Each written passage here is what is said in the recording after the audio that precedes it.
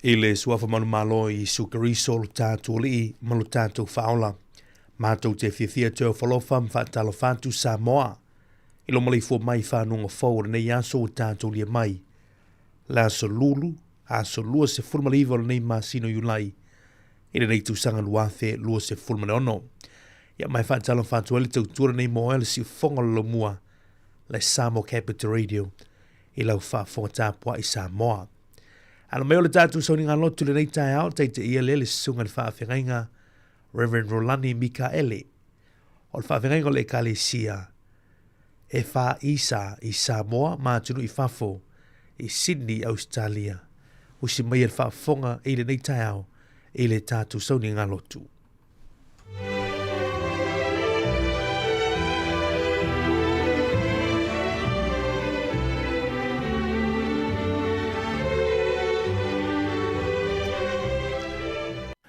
Lo mātou wali ie, lo mātou utua. O e lava e le ola, e ule pule, le mana ma le malosi o malava. Wa ala fai mailo wa tunu uma o tangata I le nei fai asafau, e whaapopo I aso fai tau o le mātou wholaunga. O mātou o atu ma le anganga whaalolo tele. Wa ala ulia anganga pa ia I nei a fio maia, e whaapa ia I le mātou sauninga nei. Fai e ono mātou wha matalalo le lei malo mātango fie. Sufi loto mā nganga o lau whātuatua.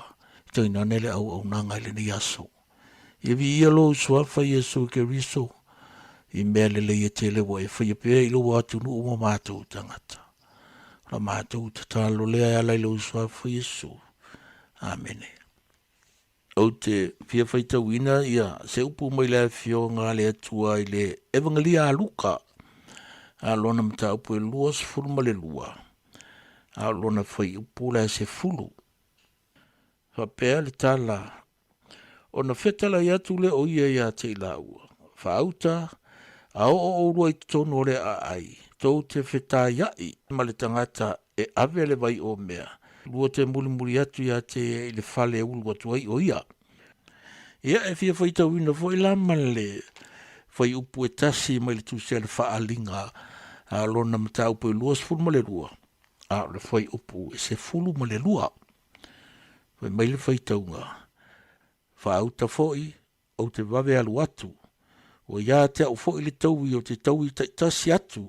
Ia tusa malana mio wa fai. Ia le faalinga na e luas fulu ma le lua. Fai upu e se fulu ma le lua. Ia ma le luka e luas fulu ma le lua. A le fai upu e se fulu e pe on fai tauina. Ia, whamaria mai le tua I whaita wina o lana a whiongo pa ia. Mō I tātou le nei tai au. Whia whamalosi, whaloto tele. Ia, ma vea whai malu I tāu mō oe mau. I le au nanga o le nei aso. Ia, le manatu whapea.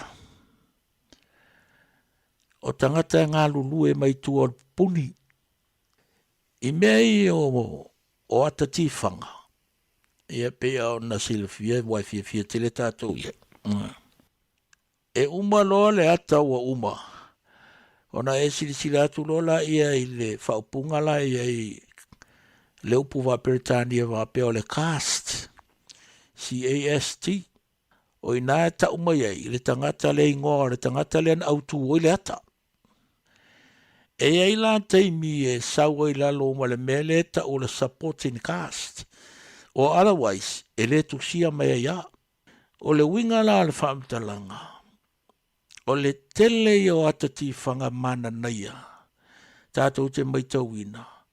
O na whailola ia me o fui o Grammy Awards, ma awards fua ia e wala uri ai tangata pese tauta ua, tangata actor tauta ua, o director, o tangata ntusiata. E wala aulia e watu e ave ei whaailonga, ona le matango fie o atati whanga na lātou whaia. Po pese fwoi na lātou whaia. Al mea la e leo vaia e tātou te leo teimi. E leo vaia e tātou se amana ia ina I whaailonga whaapitoa ia. O tangata laea, whaia spotlights. O tangata le whaia le mixa. suia leo, ma wha leo tele le microphone, o tangata lai teuteuina le stage, o tangata lai wha wasenga ina no foa, o tangata lai la ua moia lau lau, e whea vea ia me ai, ma me e tausiaila ori ia e whai ata tifanga ia. O le winga la o le tala pe o na whai tauina, le whai upule se furu. O le tusi ale vangari anuka. Wha mai le upu ale tusi. O na whetalai le o ia tila, a o rua i te tonu le ai. Tau te whetai ia i male tangata e ave le vai o mea. Muri atu ia te i le fale ulu atu wai o ia. O le tamaloa lea, na i loa i la ori i le fale, le la o e tā pena, e whai ei le tausa maanga. E whai ei le tausa maanga o le paseka lea i le pōlea, na so o ma le whaataunu ina o le maliu mo le toe tua Iesu. E le i loa e la ori i ia. Ia le mele o iai. E na mafua o na i loa, ona o le tamaloa le fe mai e lua te watu, lua tau le tamaloa le ave le vai o mea i nuna ronga ulu. Wa vaila i ele tele o le tāua o le tangata lea. Ana le se anoa le tangata lea, e le iloa e la ori i ele me le fale. E iai le teimi whapena, e le soifuanga o tātou. O tangata o malava, e te mana oa ia iloa o ilunga le States. O te mana oa ia maualau leo. Te mana oa ia iloa atu o iluma la e te tū malpito iluma lau whaipese, la e te whamatala ina mai se tala, la e te pito iluma le au siva, ma tangata whapena. Ai, o le tala le pe on whaita wina i le mata upu e lua sulua, o le tusia whaalinga whaipasuma lua. Whai mai le tala le angelu na ave a Ioane i le moto pātamu. Whaauta whai o te vave alu atu. O ia te au whai le tau i o te tau i atu, ta itasi ia tusa malana a mio ua whai. Malana a mio ua whai.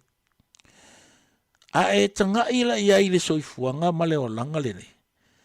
Ese le tā ua, le te leo le ao ngā, o le tangata la i tua pupuni, e le o iloa atu e mata o, e afe o tangata i e mata mata. E vai tātou i meo tālonga. E ave le whaea e i tangata la ua skoa. Tangata la e coach. A e se a tātou, a vea se whaea e i tangata la e kamo e kumarwhang vai. Tama foi e mai tua no ole lomi tuli vai ma o ngā vai ma fo ulu mo pātua o tangata le official therapist. O le mea la e vea malu i tau mo e. Tusa pe la i titi le ngā luenga e te foia. Tusa pe le ilo atu e mata e afe o le malo o le whaalapo putonga ma le e kalesia o e. Ai fai ia le rei. Aua te manatu whaatau waa i lau au nanga. Aua te wa ai maua lalo i lau aonanga, le i laia mana ia mai oe le langi.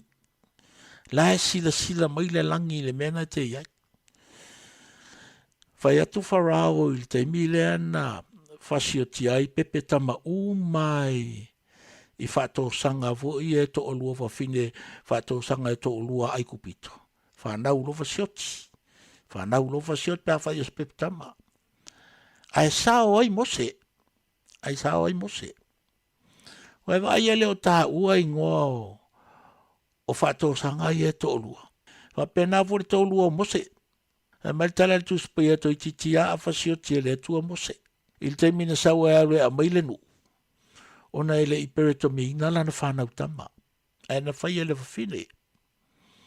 O le tele i o tangata e fōringa lai ngā lulu e mai tua puni e lo tūsia o lato i ngoa i e tātou tāwilinga, ma tātou wa o onga, ma tātou me whai.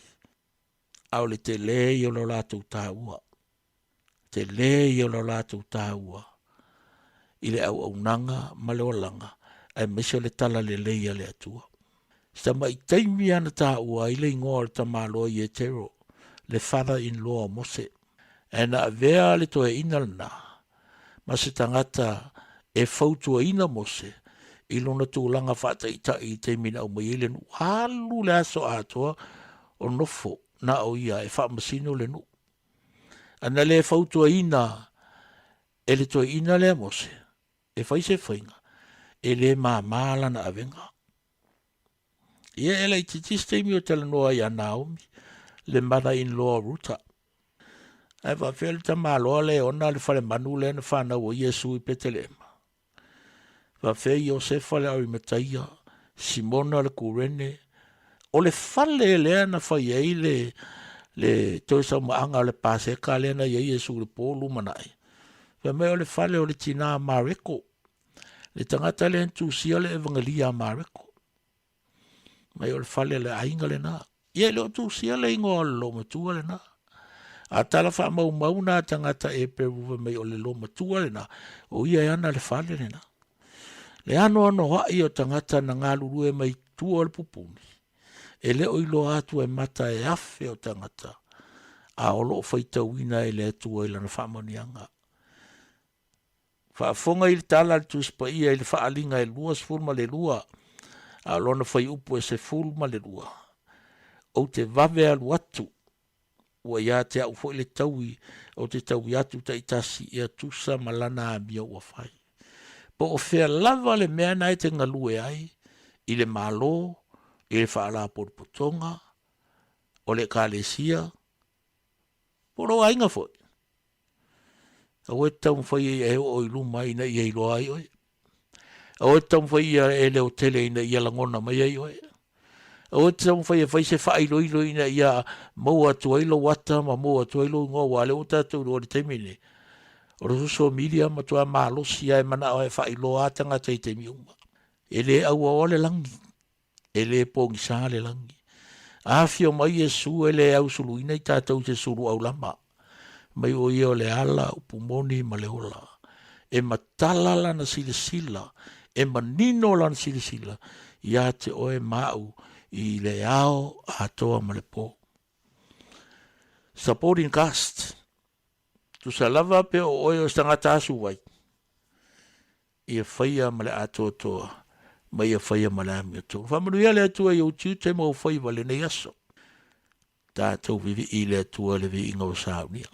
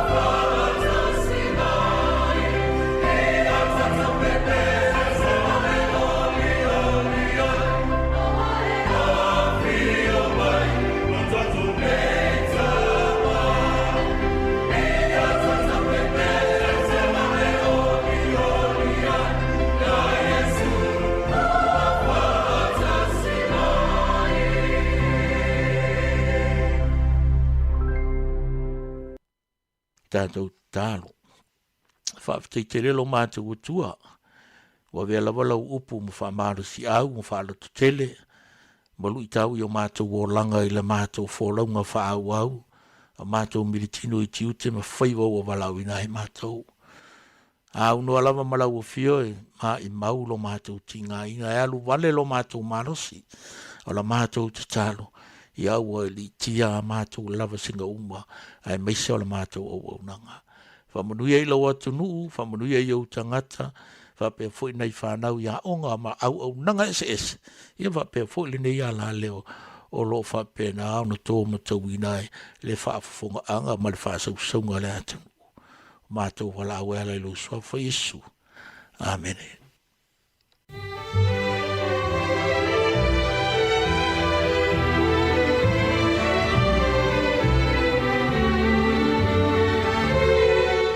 Vi ele tua sa mo le tunu pele le nei tai au na o fa fonga tatu tunu I le tatu sauninga lotu fale ainga. Na vele una le tula sunga le fa firenga Reverend Rolani Mikaele. O tatu o staulanga le nei tai au. Moli le nganga whaaftai lau sunga le whaafengainga, mai se le kalesia e wha isa, ia po le kalesia whaaputonga Yesu Samoa, mātunu I whaafo mai Sydney, Australia.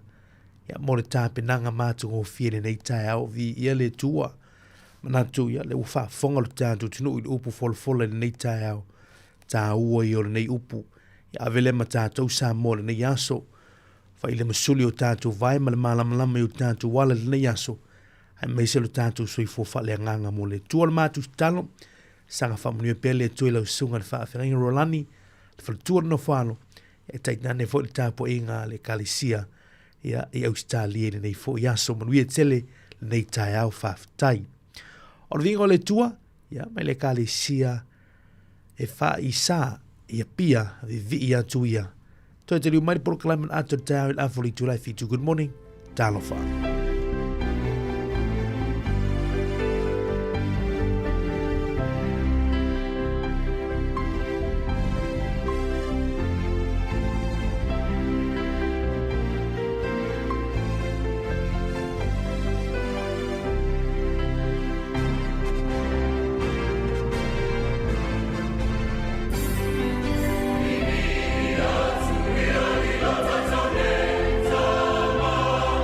What's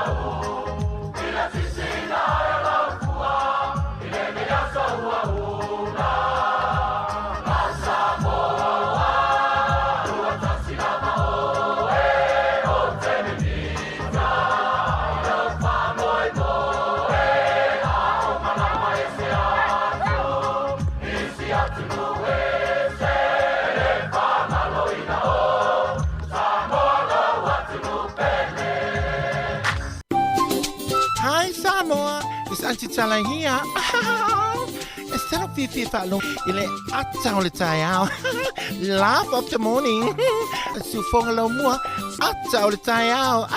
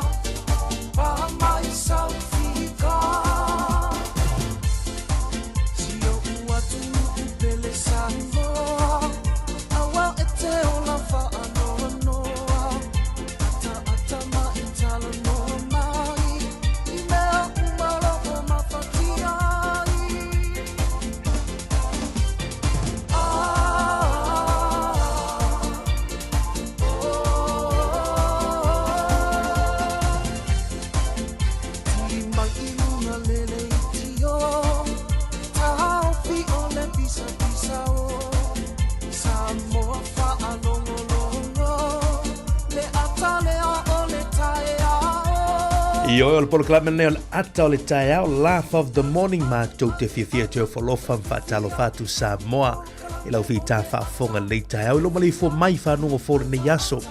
Pi ele lofa malanga leo le tū moli mai lau tau si fōma so mātou nei ola. O tātou lia mai le nei tae au le aso lulu. Le aso lua se fulmaliva le nei masino yulai. E le tātou fō longo le nei tau sanga luafe lua se fulmale ono. Mātou tu atu lima le whaatalofa ia i le whaafonga tā poe mea lu tātou tunu. O le tau tuala nea le siu whonga le lau mua le Samoa Capital Radio. Tau whalofa whaatalofa atu ai i le nei tae au. Le whakaroi na whaatalofa ina i o tātou tua asina sino te mam tina mātou tua tā poe me mauta malau le nei tae au. Po le whala maula muli la tā poe i fwoi whai matute. Alo whai velu tātou tino ni aso whaatalofa atu i tātou matua tausi i le nei tae au. Le pa io lau whai ngaluanga tofe le tua lo whawhale malu i le whata whaitaulanga ma le whata whaitaulanga. A whea te whois whaatalofa le nei tae au. Ia tau maa lole te talo. No noni manua wansi manua sio tātou tinu. Maa lole whois taulanga i le tua. Ia e ale lona fina ngalo. Ia i whea lavas whata whaitaulanga o lo whai ona ngā lue ai. A wala fina ngalo le tua. Maa lole si kumunuia. A talo whātua tātou polo takalame le fwoi tae au. Tupolanga talavaulu malo se le atunu, good morning. Ia, whaatalo whati tātou paanga i le aso. I lunga le tātou apio fōlinga, lunga le tātou alanto le YouTube, lunga fo le tātou website www.samoacapitalradio.co.nz. Ia whelava se unanga lo mwhene whaanga ina mai ni tai au te mafuta mai ei. Ia polonga fo le tasi ono te simatasi whaamo, mātou te whaatalo whatu. Ia malea nganga whaanoalo i le nei tai au. Maluru! Malulu le tai au. Ia u te lofo nei malulu me nei te iai. Ia whaolete au mautono au te roni usila. Ia u tātou langona uma. Ia le tau malulu le nei te ni. Ia amu ia u tau lo i nisio atunu. Piu nei le atu Pasifika le nei tai au. Hawaii. Ia me se fwysio tātou tunu i Samoa. Ia o tutuilo manua ma nei ma fan au tau. Ia mātou le nei whaitulangi. Ia ua langona malulu le nei tau. Ia. Sa wai fo tātou talia uma me lei uma malulu ya pe vela fo ma fan ya e mana ya ma se ki me uma atalo ma le tai wo pa anga tātou wala leo tātou ma fute le ya tai alo nga tonu o neva yaso ya la suru ne tātou yai la o to ona ne marmi to finga fa valu tātou fatasi se teimi le mau ya ma fatasi foi le ma to fini ya ana fa solo te tolo ina lu to pa ia ma lu to malu. Ia e rei tau le proclaman atu tau. Ala tātou tanu wha solo. Talo tai swing on tupe. Am no whamneanga o si fo maasa whanau. Ia ma tātou wha longa fo i mena tupu nei aso re tala wha soro pito lau langi. Tale lu tu lai valu. Tātou tala mai sa mo ma tātou tala fo amata. Ia ole nei aso ruru le tau tumu ori si whonga lau mwe wani tone. Ia ma le proclaman atu tau. Ia tātou amata le peset nei. Ia panga mali au whai valu. Ia me si whani tamai tai ia lau mata mea lofa. Pipi i mau pele wa. Pipi mau pele va alfa tanga e manuia i me uma ai pipi e va ale o Yesu Kristo e manuia fa yo metu te liaso pi mau va tala tu proclaim good morning talfa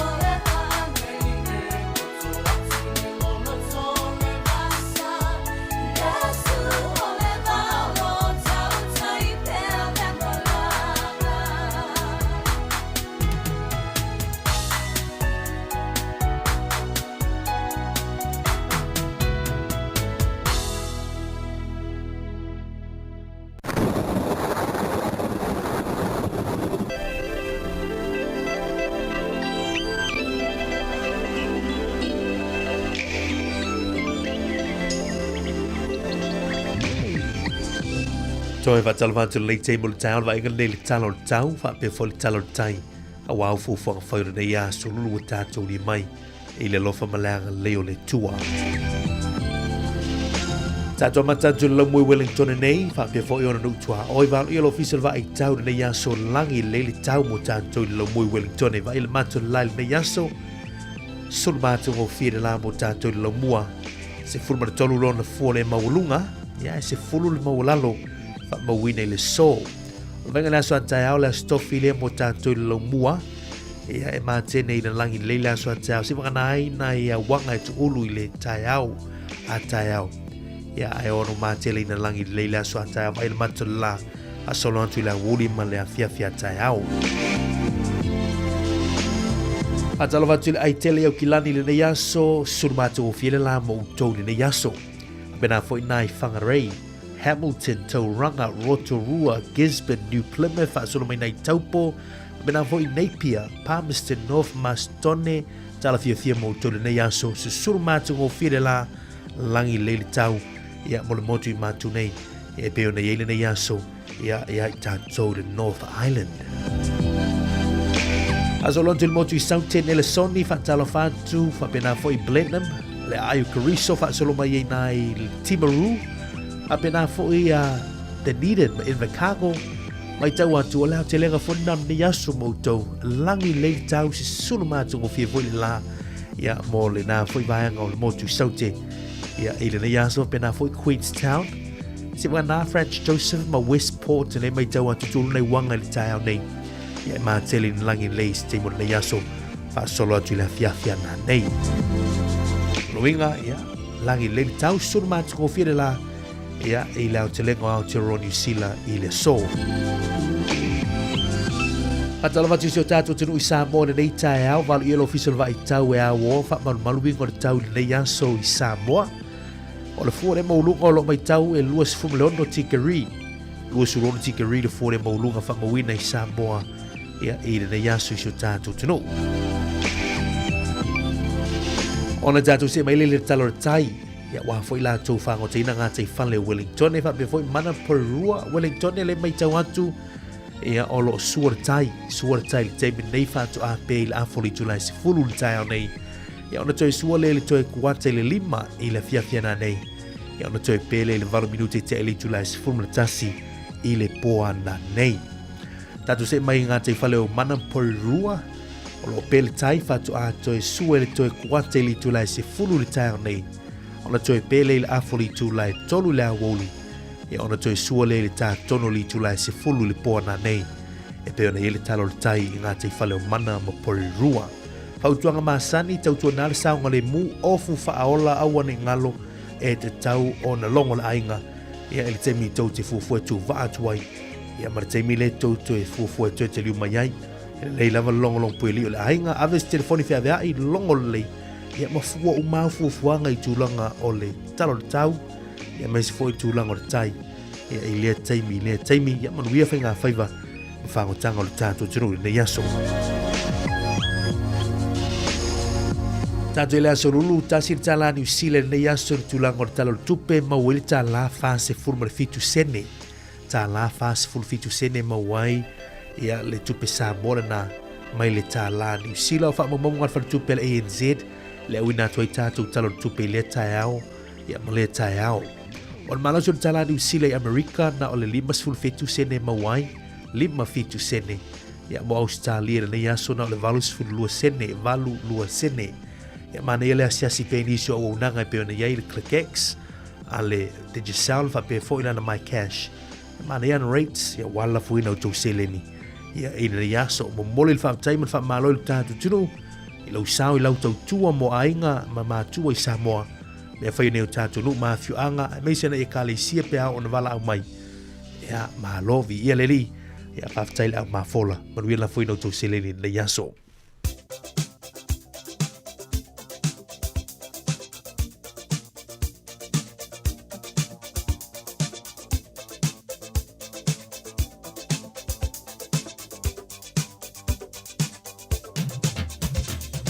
o le avano whamneanga si foma so whanau, mana tuan tātu i meli le nā so whanau at samoacapitalradio.co.nz e mwhaina tu mai sau whamlianga e tōla loina atu I lunga o tātou polo kalame.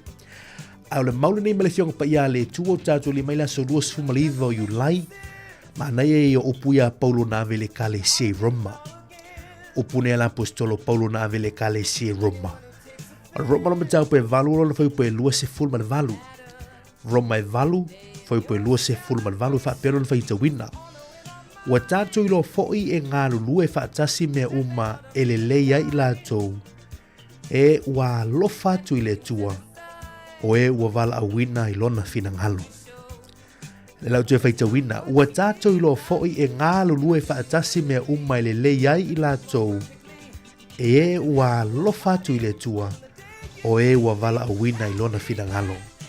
Mana I o le maure ne yaso. Fe mai e ngalu lue me uma.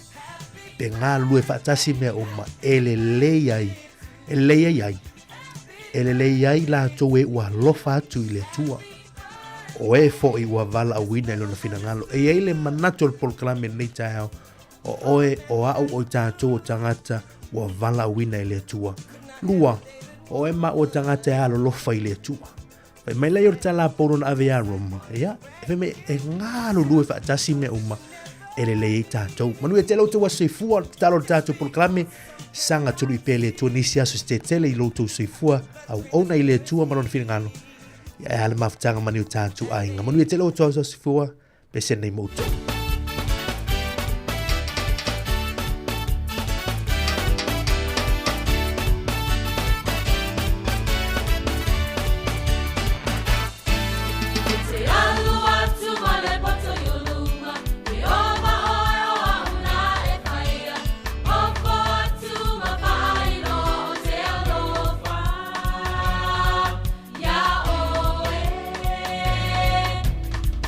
Lele,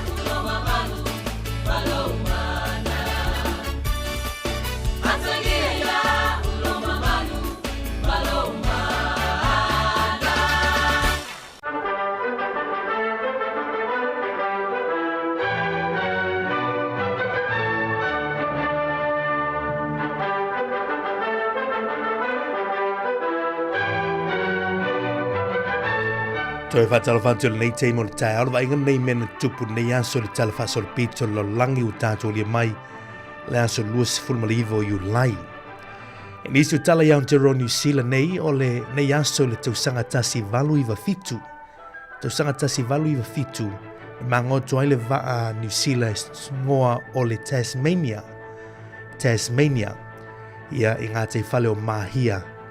Ia na mango toi manisio ato o mamoli mai tu langa fo i ia o vanga fo i o auro ia o siliva ia o mea tau loa fo i e taunga tā angono fie fo i lea na mamoli mai ai na i Napier ia ngai mai fuafua mo Littleton ia ngai atu i Dunedin ia i le tausanga tasi valu i wafitu i le aso nei a pea ma le sifuma le tasi le po a pea lao le po ana nei le sifuma le tasi ia ai fitu ai lo le vaal na Tasmania ia manisi fo i po le au le mai tau atu ia ile ulo kapiteni ia le ngai mai na i le valea o Napier ngai mai Wellington i Littleton ia o le Cape Mahia la na le Mahia Peninsula ia le na ngoto i lo le vaal le Tasmania i le sori tu sanga tasi valu i wafitu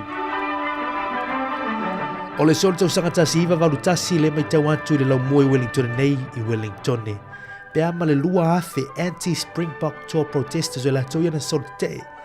Ea i le teimilea na malanga mai ei le au fo i le Afrika i saute le Springboks e ta alo malawa New Zealand All Blacks. Ea o le teimilea i le teimil whailonga lanu ea i tutono New Zealand na wha sa i te leo na i ta ngata Maori fo i e ta alo ea i tutono le au a New Zealand na vai tau. Ea me se fo i la tau mai Afrika i saute i ele lātou manatu whailonga lanu na teimina o le sola le tau sanga tasi iwa valu tasi ea a lena mai tau atua i na whaonga i na i e lima tamai tai malo le malo mai ango baton fo i ea ngai tangata i o lau Springbok tour protesters i lena sola te i nai Molesworth Street ea i le teimina o no fo i ai e le kone sulo le malo Afrika i saute i New Zealand le na fo i no fuanga ia na whaatino ina le aso nei tu sanga tasi viva valu tasi. E niso tala i sa mo le so le tu sanga tasi iwa tasi iwa se lau. Ia le whaatu i nai man tala i nalo i ai. Ia le maa whamanatu le naolo i ai nai mulinu. Ia e whamanatu ai ia fita a Peritania malamalo telo Amerika. Ia le na maa le liu. Ia e le taua lea i le tasi valu iwa o le Second Samoan Civil War i le rāta imu le pūlenga Peritania ia mei se fo i vanga au Amerika na ia i lango o le sola ni tausanga tasi iwa se lau le mai tau atu en whaatuina ma tala inalo i ai ia le maa whamanatu nao leo o mai le teimi ne mwaina ewa ai ia pea e sa vale atu ngā te whale ia o songi ia i nai Mulinu Peninsula na i le maa whamanatu le nā. Ia maritala muli nei tae ao o le so le tausanga tasi iwa valu se fulu. Ia na wa ilfa fo tupu le suafa le asa pai Robert Muldoon o le sa aven palemia ia ale malo New Zealand na vai tau. Ia le ana fai ele nofo le suafa matai le asa pai. Ia pea o li tu malo si umu. Ia pea e ana le suafa nei. Ia le na a fotu ai foi ia pe tapai le ipu ale sunga il parmia ia Robert Muldoon ia i le nā teimi ia awalo tuilana feilo inga ia pola nasi singa i Samoa ia pe ama le ono aso na malanga tuai le sola le tausanga tasi iwa valu se fulu na mau ai le suafa matai ia lea sapai Robert Muldoon il parmia a New Zealand i le nā teimi. Ia sina mea tupu nei aso le tala faso le pito lo langi to Moses whapoponga te masani le aso atai au whawhitai.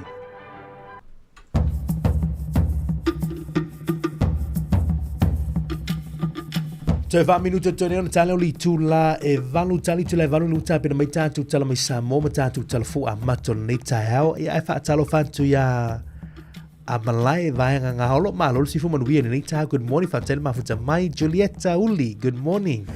Atalo fatu fo ia i le sunga le ria wao tama ia tula epa malo fo matau tia atalo fatu ia tole tama malo si fu manuia nei tai au.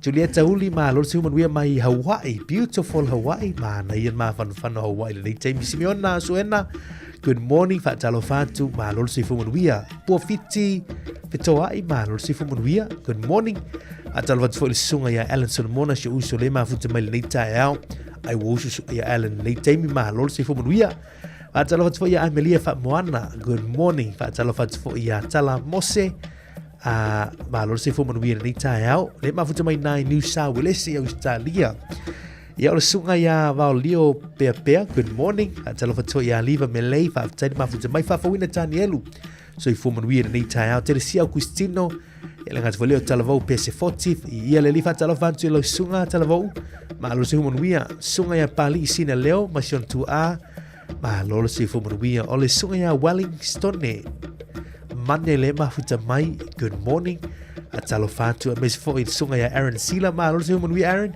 manuia tele nei taeao le o te tolu minuto tale o li tu la e valu manatu nei whanau le wa lau sua foi te au maha ngā lue ngon nei aso ia ila tu le ngā lue nei whanau universite ia a whanau fo ia ngā ia o ngon nei aso ia o pese nei ulo fatu e tatu proklame mo uto malama tama lei tene lei e usita il fa ia onga faisau fesili pa ele malama ismtaupu ia ele se fesili tu lo e whavalvalea there's no such thing as a stupid question I ta uolo fesili after ya mom and dad I love you mom and dad thank you for my lunch after mo ta pinino lunch nei yaso mo we tele nei yaso ya onga fa na pese nei moto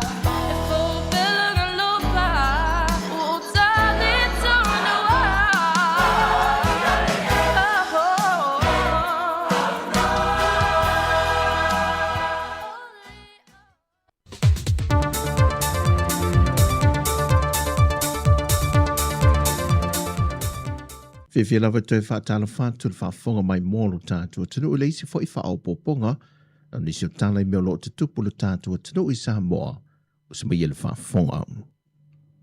O lea ua sui mai le isi komseno le malo Amerika i Samoa i a Jadno Valley e peo na whailoa e atuai le whionga le ministan tanga luenga wa onga le whionga ai ono Dr. Alec Ekeroma e whaamautu wele whaawau pea o le whasoota inga o whainga pa anga malo e lua e pe ona so soani fa awa e per malo Amerika i le malo Samoa le una ia lo le tutau ia o onga e le fa le leo tulanga le si o manga mo fa na wa onga ya le potu ma fa le ha onga fa tasi malana vaenga o pisko e malanga mai pe tausanga uma e tautu e au noma se taui wa le ngata le tutau ia o onga au fa pena fo inisi o tausanga e so soani tuai o nisi o lantu sui Anga i le soifua maloloina, ma le whaalapapatonga suenga whaasai nisi le Ross. E le lifa tele if so swani le malo Amerika mo Samoa, e le aoa oina le leile o alo ma whanau la Haiti, o se lumana i le leifo i le mo Samoa. Wa mai a fo e ona whaino i atu le whionga le sui pandemia, le whionga muripola ana rosa ade mōri o, e aloa ia i le whaau ina pēr, o le whainga pa a ngā tunu e lua. O le iai o le presidente o le whalitupe o hatina e le malo a sia i Samoa, o ni whaatara noanga mō aso e lua, au lei toi tu vae se atumaran au malanga i le so, e toi va ai e masa ili ni awala, e fausia ai le tūlanga o le hatina e o Samoa, e mawhai ei ona wha au sofia o tātu tangata o au mau yatunu i fafo, e toi fo i mai i ngā rurua i tutonu, ma toi fisoa swania i le whaatupula i alo tātu ta maua hinga. O le aunga au tua le nei whailua inga, e fia sida sila i le presidente o le whalitupe o atina e Asia, e ni tāpenanga Samoa wa iai e fausia ai i ni atina e rei e tala whea ngai le lei matu tu unga mai inga, o loo wha amatu wai fisoa swania le whalitupe o Asia i le Pasifika, leo no o hao fia i ma Samoa, ina ia whaatupula ia lona ta mau inga, e ni atina e maua ngā ruenga ai tangata lo tātu o tunu, e le ngata e atina e nai ainga, ai whapena foi i lo tātu ta mau inga. O le whai unga o le masina fau lea ua tu inatu le whaamasinonga, e ni tua inga e se fulmariva o lo whaasanga le tamaita i a Lise Marie Schmidt. E ala i se tusina i a tu sia ma tu inatu le kopi le au mamalo le malo, tu i maleli whanu wa le toso alo vi le lua, ma leisi kopi i le sa avea ma komisino ni tanga renga o leo leo, a wapa aunongo i tino Filippo, o se tusia lo ta ua ini maua le tamaita i a Lise Marie, na tua i ai le sa avea ma pale mi o le atunu ofia me Naomi mata afa, e te lelo na sootanga i le mali mai o le tamaita i profesa i a Sinawa Iana Capet, o le wala au le mata aupo le nei le so, o le tu inatu le talo sanga le tua leo leo, pe ono talia le whaamisinonga le mōle mautus tu sia a le ua maliu, e a papali sia whikel. Pe tai wa talia ina nei le whaamisinonga whaai tu malo, ma o whaatunui nai le tua leo leo, ina ia o atu le aso e wala a waile mata aupo le nei le whaai unga le maasina fau, wa iei nisi a lato mau e langolango ai, a tuai ma le whaonga aina o le mōle mautus tu sia. O le tausanga umawai na tu sia i Lise Marie le tu sile nei, na amata whai eisu esu e ngā leo leo, ma wha ama wina i a lato mōrianga e whaasanga i le tamai tai. Wa tali mai le malo e ala se pepo wha amtalanga o whaasala lau wha alawa i tele, e tali atuai fwoi atunga lunga lau whai wha atu anga o le hani i tutonu le atunu, e le sala lau solo i le lalolangi le tau fia lea, le toi whata wina leo whango ia o loa i lunga o whata i so se whale o loa. Talu ai se wha amai o loo whea avea ia e lango meli nisi o atunu o le lalolangi. O le popo lenga i leo whai wha atu anga hani le atunu, e ono sao mai tutono sa mua lea wha amai, e a wana mai whango o loa i o loo wha wina mai atunu o i whafo, mai ua wha mahalo sia e neil wha se langa mai i le mahalo. Mo pisi nisi ma whale o loa uma po supermarketi tutono le atunu o, wa wha maluina le tapu o le toi wha awhina mai o ia o loa i a lantou oka i atunu o i whafo, se ia iai se aso. O lo whatawina lava tātou hani mai a tātou whaiwha atu anga i Samoa nei, e le ngata upolu nei, ai alo motu tele i sa la whaile o lo to tele e ila to lo ngao sia le ati nae, mai o lo whatawina hai le whangu hani, i le sais o le whangu pitolai tito le peanut butter, i le ono se furuta la. Maltala whai umaita alonga, i le aumasia Samoa le taamile sanga, o malo le taupulenga o lo whaanga solo nei Glasgow, o le suia Samoa ta alonga si o mea mamafa i a John Tuffy, o le urua i pene lea le awa Samoa, e le wafa amania ina na tamo whainga le pine si liva, ma ia whaatu wina i se mata te la na aupanga i le si i malo lo. E se lau fast fulma le lua kilo kalama le mamafa o lana si i malele, e se lau fitu se fulma le lua kilo kalama i le si i malo lo. E ui ele i manuil tamo whainga le tama ita ia anoni whaumui, o lana tau vanga whaavau malo mua nei talu o na iai te tonu le asosi si o mea mamafa le atunu. E na mata ina lana tau mawhainga, ma whaatūlanga mai iai i le tūlanga valu, fuatu i atunu te tele no lātou tau vā. E mai le vaenga o whaipelenga o lo fisosoani ai le alo Samoa, ia whaumui nāto o le tai David Tua, ua sawa tua i le quarter final le lii a Marian Autong le au panga le fitu se furu kilo kalama, mai o a whanga solo ta alonga o sa mo le wele tūlanga se furu male lima o atu no o ua maua lātou pene. O tāla fowia, manuia tele lava nei aso, whasoi foia.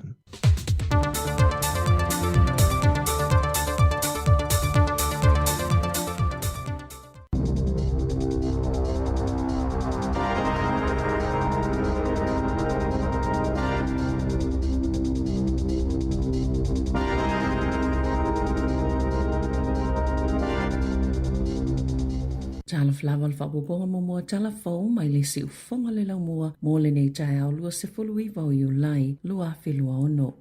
Na sauno le minister fe malanga inga Erica Stanford o suwingo le awhai le polo kalame o ngā luenga wha awai taimi o le awha awhai ngōwhie ma manino o na wha o ngā ina ai pui pui ai fo i tangata whai ngā luenga e tu samale se fulfitu awhe tangata whai ngā luenga wha awai taimi i tau sanga te tasi. E mawhaiona au mai ai New Zealand i lalo le polo kalame mai Asia ma atu moto le Pasifika ma whai ngā luenga ai i le tu samale lua se lau o whale whai ngā luenga na sauno Stanford e manuia tele le polo kalame peita ai o whainga tā tele ma ua avea fo i ma avenga mamafa o whaia le matanga luenga ni suinga e ao ngā ma mawhai o na whaatino e wha awhai ngōwhi e tu unga ma ia wha alelei ai fo i le tūlanga manino le polo kalame ai le ngata i lea e wha malosi ati le le pui puinga o tangata whai ngā luenga. Na ofi ai i nei suinga se whainga wha solo solo po se polo kalame wha maonia ma amana ia i tangata e ana ngā luenga o lewa o na leleia lātou wha maumaunga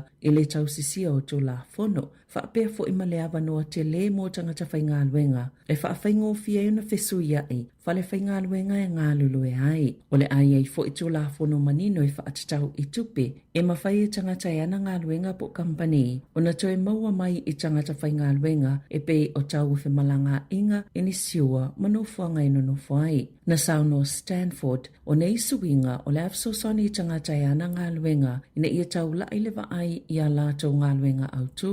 Wha mausali le tūlanga mauti noa i tangata whai ngā luenga ma tangata e ana ngā luenga. Ma wha atu mawina pui puinga e mauti noa ai e ave pea le wha mumu i tangata New Zealand mo awanua whai ngā luenga o lo o maua. Na tā ua fo i le minister o lo ngā lulu ele malo wha atasi ma le au whai pisinisi ma pā anga mai le Pasifika e toi wha afoutu langa ua wha ata atia mo no whangai no whaitanga ta whai ngā luenga o le polo kalame o le RSE wha apea ma le wha malosia au nanga lango ma le tau singa mo i la tau. O nei suinga o le wha mausalia i foi o lo o saunia i tangata e ana ngā luenga wha vai taimi le avano e wha o ngai le interneti mo tangata whai ngā luenga na sauno Stanford. Ua wha moe e mawale i unga le wha i unga o September ai wha atinoina i suinga i le amatanga le tau sanga lua whelua fito ma wha awau pea se ia o atu i le lua whelua iwa.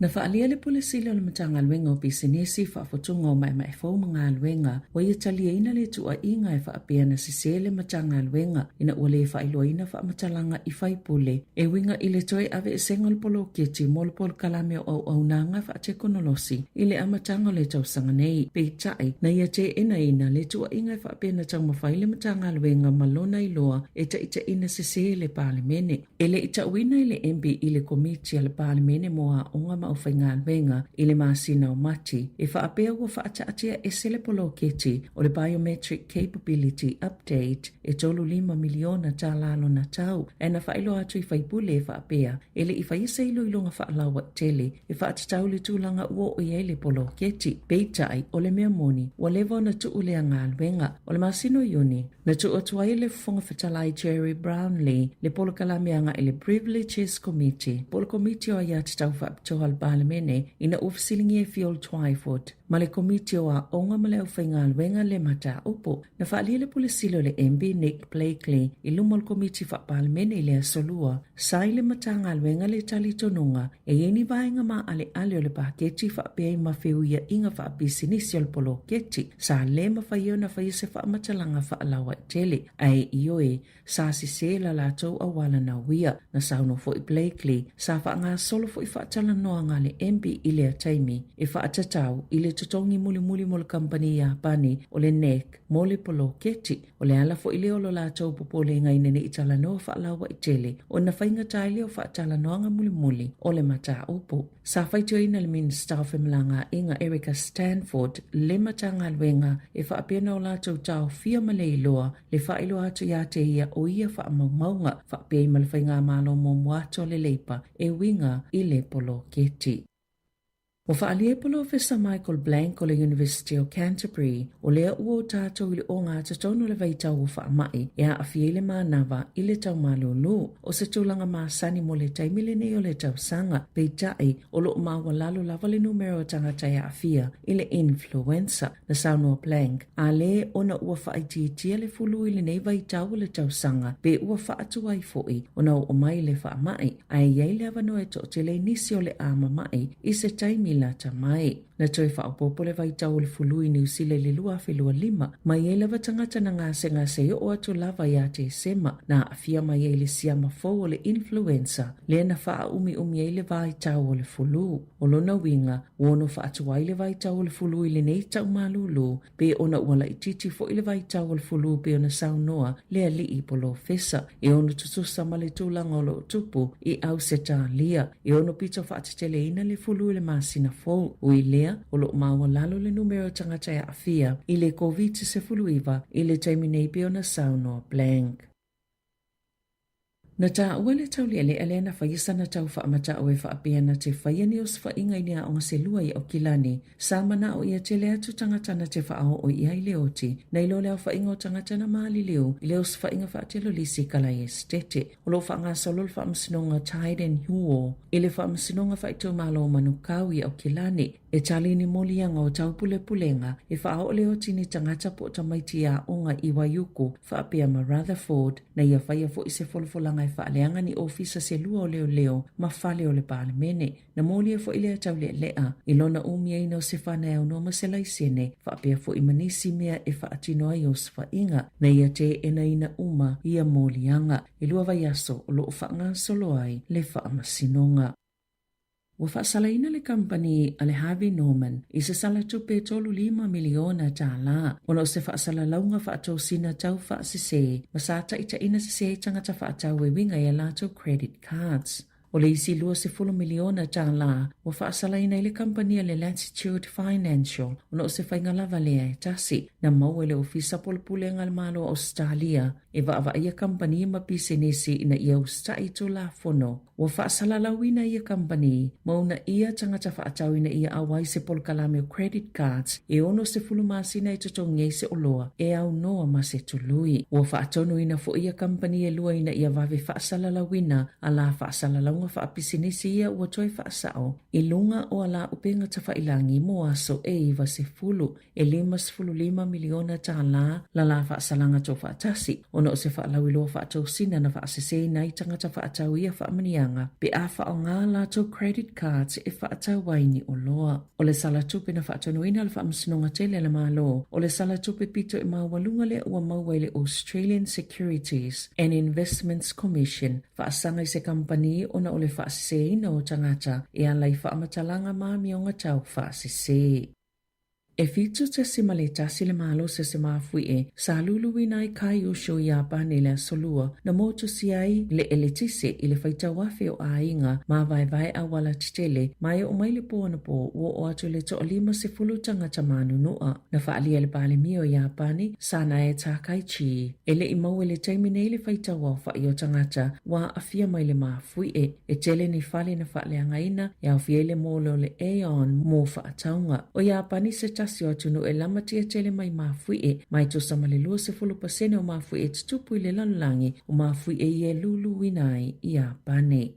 I ta alonga, Wa toi whaau popo i sipine mo atu moto le Pasifika i ta alonga malo le tau pulenga, na maua e sa mo le pine si liva i le si isi iu o mea mamafa alii i le fitu tasi kilo kalama, na si e chaon lau tafi, le se lau faa se fululua kilo kalama i le si i malele, ma faa leo ngaina i se matati au ia ta alonga sa iai, o le se lau fitu lua kilo kalama i le si i mamalo lo, ma tu la i maiai i le tulanga lua, le ali i o lau tafi, na tulanga tolu Ezekiel Moses o Nauru, ai manu malo e Didion Joseph Umofia e tolu se lau se fululima kilo kalama leo fa ingo kilo na ia siina. Na ausia Marion Atong o Samoa le quarter finals o le taalonga faipile le fitu se fulu kilo kalama le tae o le solua ina ua malo ia Tavita Kauma o Kiribati. E le isa tangata Pasifika na silia tusona tūlanga mai taalonga o Heats ili se lau mita o tau fitulinga. O lo tūlanga mumua pia Australia mai le asoana nafi e lua sifulu ono auro sifulu tolu siliva ma le lua sifulu apa me mea. Lona lua Engelani, tolu Kanata, fa Nigeria, 5 Skotilani, ono Afrika Isaute, fitu Malaysia, malu Initia, iwa Jamaica, ai numero sifulu New Zealand, o Samoa lo tūlanga sifulu 5 e tasi le siliva. Tala fau ia ma le si ufongo le laumua mo le nei vaenga o le tae ao.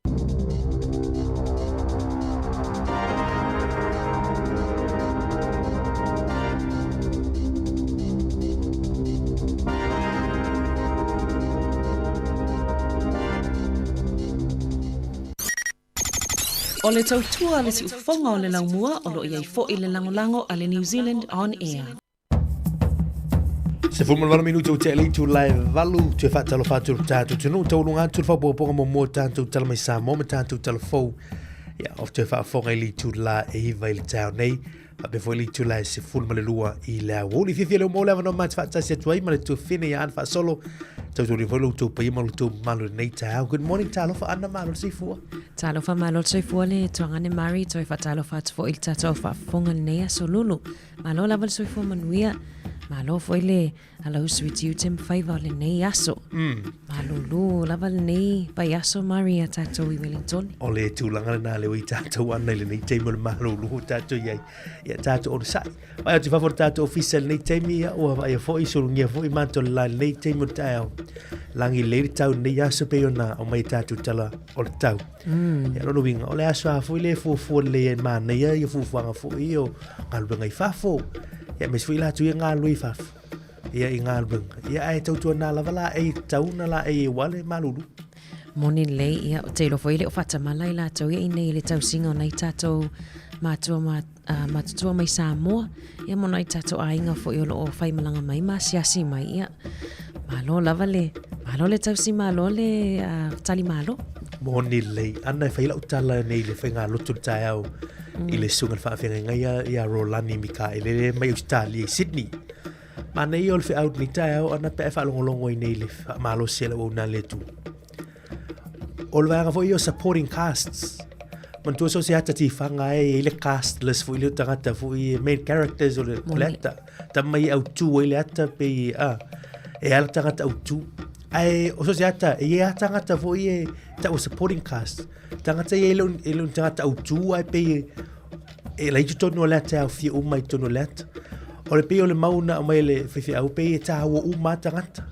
pe te main cast pe te supporting cast e ta ua o e le masi tu langa fuile e tu sa uma e le mana tu fuile ngā luenga o ainga o fa la putonga fuile pe mana tu malis tanga te ia pe va le asa ua nga o ia na supporting cast ele pe la wanga la pe o to e main mai la le fi au ni ta fa ma ni pe o ele pogi sale langi ele a wo fo le langi lau tu langa na te fa tino ina po anga luenga po atu langa fo I o atale man to tatu tala fo la fulipu man e la wa tato le to fulipu ia we na a po le ale pete pe toro nga luenga I le fa kale sia pe o te alo se kingo fo ma vacuum ma pe ta ma tato pe ma ne fa ni aso so mana ia tele awa e sa le Maria bai to telefone tato tangata I tono e kalesia o la to wa ia le mta fa yo le o le umkuka tolo ia pe o ina mesela vale mato I tu pa Mari pe na lava e o la to ta pena mai li puti ia ai pe mana to ma mai time ia isele ta awa ale ai tangata ia it tu ai lunga ta le felo I puti tu lunga e fulu I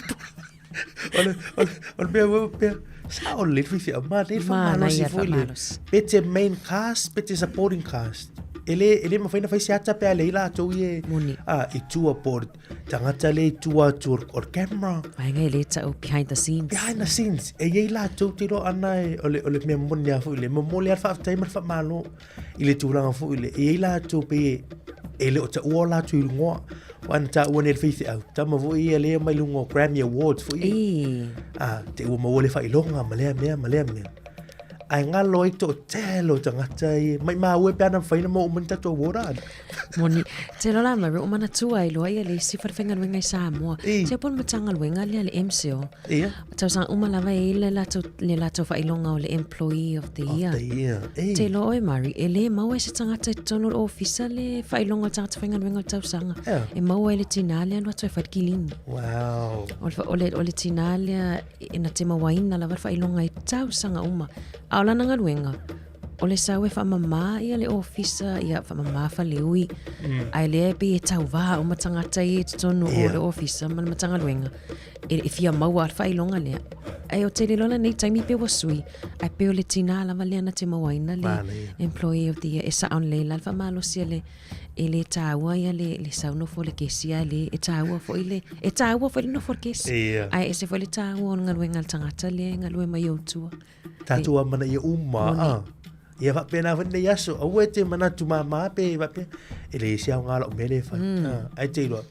Ele po ole langi ele po isa vo langi. E tau I fo ele tu tangata fa mauli pe oi a fa ia salu o salu ngol I tono fa sa po da vacuum po da. Ele ora fo fa sa tono al ainga fo ele situ langa fo ele. Ale a mana ia mai o sa ol ainga. Tautua o e ale te bitinu ai lau tautua. Monili. Ana ia. Se le whamanuia le stoina. Whamanuia e si ona tali ile tau le ai Samoa le o toia onga. Ile tau le ai whamanuia toina. Ia mausau tene pālang. Ia mausau tene pālang. Te lola mari. Na mawal tau lo pālang ila wai whafo. Ia tau le ale o whailuna to o lua malan whanau. E awane I tatou manato mamafo I whamanuia toina. Ina man o matatuai. I ne yaso. E maua lau tene pālang. Maua lau tene pālang. Mane si vamos no ya. Allora si vamos il tato tino nei tai Anna.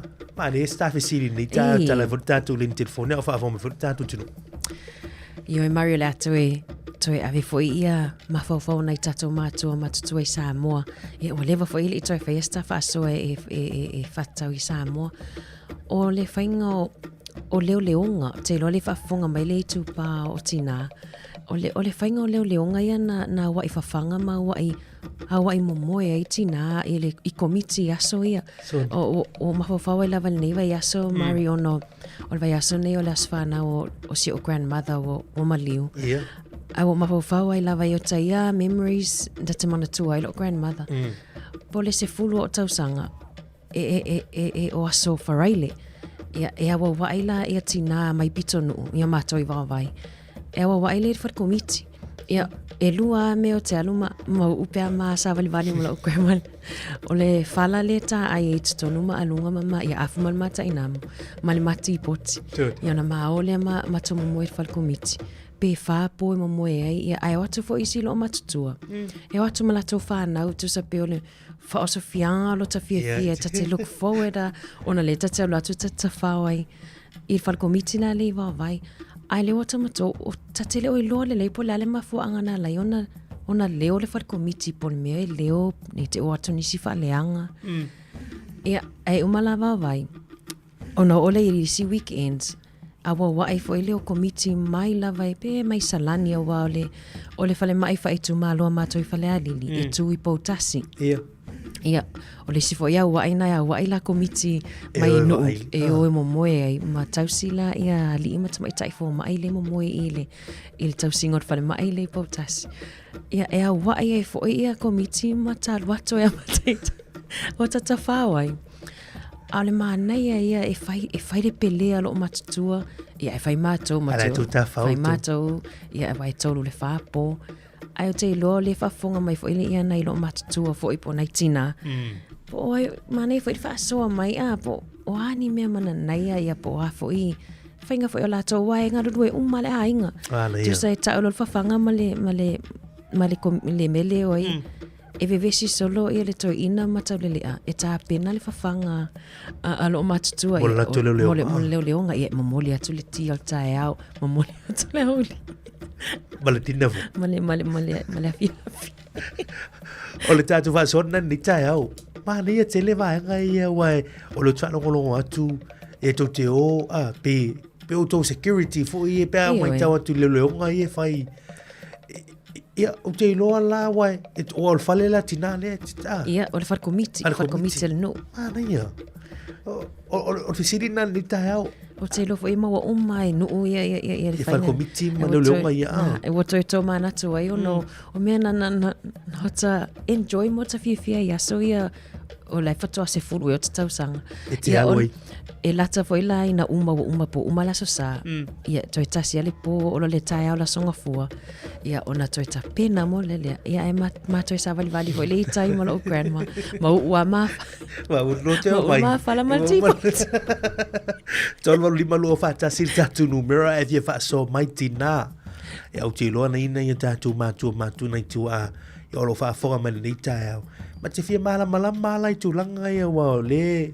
E mai tau atu. O leo ngai a tina i tolu o le nuu mala fio anga. Fui leo i le whalo komiti e tina. I mwhaila tu langa lea. Tolu i whaa po le mai tau atu. Ia le mane ungar te mina to telo tau whanau iti fu i le a tu ta whao. Ai po faila val taimi nei. Ia ta te le. O whamamalu pea i miso. Malu pe taimi nei.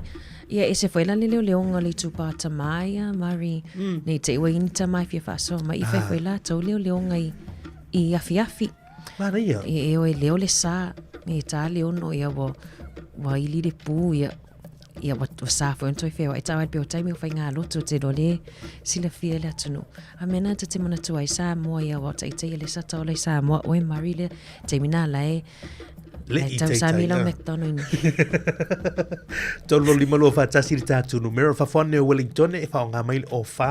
Tolu lima lua whaatasi. Pea fia whaaso manu tā pune nei tae au. Mane e tātu te fo i sā mo i leo.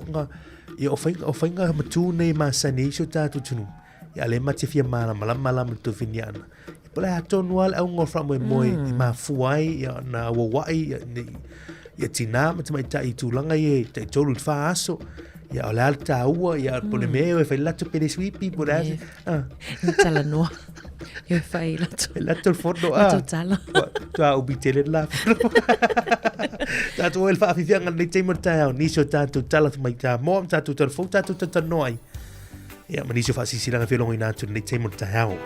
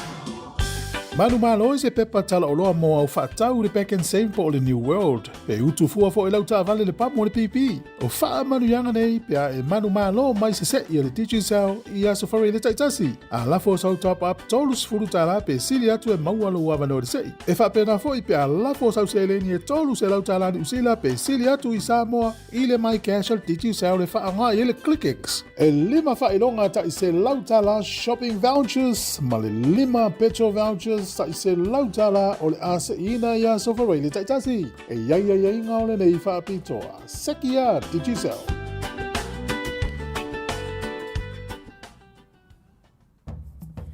O le whaasirisilanga mo le ainga fast i Wellingtone.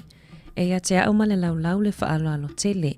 E toi fia whaaleo atu ai le anganga whaafetai tele i si o tātou ainga fast i Wellingtone i le mamalu i tupu matamaalii whale tua matausi ai mai se le loa si o tātou ainga o nola o tautau pati whaatamaalii e langolango ina si o tātou whaamoemoe ina sa mawai atu nei. Vi ia le atua i lo o tau soifua whaopopo ma le whai mafutanga le lei. Ai ua toi la ngā se whaamanatu ono si o tātou tau sala o le awhatan uina lava i le aso ma le taimi ua tā ua. Whai ele le aso o nai o le aso valu au kuso o le nofuangai whai ai o le Hall a St. Anne's i Newtown to atu si luas fululua Emmett Newtown i Wellingtone. Amatai le sfulutasi i le tae au. Matu te wala au lia whaaloalo atu fo ilo o taupa ia ma le mamalu i tupu matamaalii wo ma a inga uma i Wellingtone. Susu mai, a fio mai, maliu mai, tala mai a au. Tātou langolango si o tātou wha moe moe i le aso. Wha manatu si o tātou a inga tu langa mafuafuanga ua mai ona pasia ina mo le fafonga tau mawhai le aso. Alofange le atua mo moli atu lo o tau soifua i le manuia i le aso ua atawhaina mo lo tātou wha moe moe tu sia male wha alo tele sainia i le taitaifono ma le laulau a le fast a inga i Wellingtone. Whaftai. Malo whaftaile si tātou whaasirisi langa nei whamanatu atu le tau sala a le Victoria University of Wellington Samoa Student Association ia po le vusa. Ia whai le stofi nei le aso tolu se furu le aso atai au i le ono i le fiafi whai ana i le Victoria University of Wellington Calman Campus ia po le Tahab. Whai ana i le Tahab. E mwhai ora paka on campus ia o sina fisosoani mo le soa sosi e whai le motu i saute i le masina fau. Whaftai mo lau langolango sai nia le whaasisilanga e le vusa. Ana ia mana ia i vahanga ia pe ona mai te watu mo alum whanau o le Tātou University i Wellingtone. Ia o le lātou soo, ia o te whalongo mene o soo. Ia hape o le whai tātou soo le a Wellingtone. Ia maloloi o tako i le Tātou University o Otago University. Ia le lai pe masi ia matalu sanga ina i fo le malo le aturu mātua. Ia sira fiso soani mo nei whanau. Moni. Ia e masi ia tu wale lātou wha moe moe lea. Ia wae o soo nei ana o whaafifianga o tūlanga fui o sivo o itema. Ia e whaatino i fo le tūlanga fui le whaaleanga nuu fui le. Moni. Ia halom whanau lo au tau ina university. Ia ma mawari so tanga le wawavala tei wao university rua. A me se lava fo i le vao Tamaiti Pasifika. Nā tonu. So te la fo i nei tātou walum whanau o lo tonu o le whalapatapatonga. Ia po le fo i le lo fo i o tako to te le whioro lo fo i nei tātou walum whanau na wai ei. Vai ama le whanono ana i le vai asolen tēnei uti lo le moli mawina fo i to te lo tātou tunu tātou university a wao i sa moi. Tūlanga o fusuanga ma tūlanga fo i o tūlanga le manuia le whaasala mai lungo o Facebook. Te lo ele o e masi so tātou si wakanatanga te lisa na Facebook. Tūlol whama mora tātou tunu. Ele o moli mawina mei o lo tupu mai so tātou tunu i le university a wao. Ia ma mea hane o vesinga a tupulanga nei vai tau. Ia te le o vaianga fo i le tātou mai tau oi. Ia pe le tatano i so o matulanga a onga me vesti le tā uo nei mea mo o ino alon whanau. Ia tu lai me lo tūlanga whapea. Ia e te visiringi al tūlanga o tupe, o le taimi, le alu waia o ngā mawa noa. E moua wala o tau ino whanau. Moni luma lai manui. Moni le whanau noa e vai atoi fo i nā, he fusuanga ia. E pe o sa tele lava ina whai e kolisi i alvaenga lea Mario le o le tau i fusu. Ia e vai atu le university ia o O lea onga o leo lo o taula ai mai le ai le tupulanga la lava o ai fianga ai. Ia e pes fata ita inga i le te le lea mo alom whanau. Talo sia fo i o te lo fo i le o mama fo i le matanga loenga leo ia le fo i whawhitau lipo o le mata o puntula i mai le vai aso nei.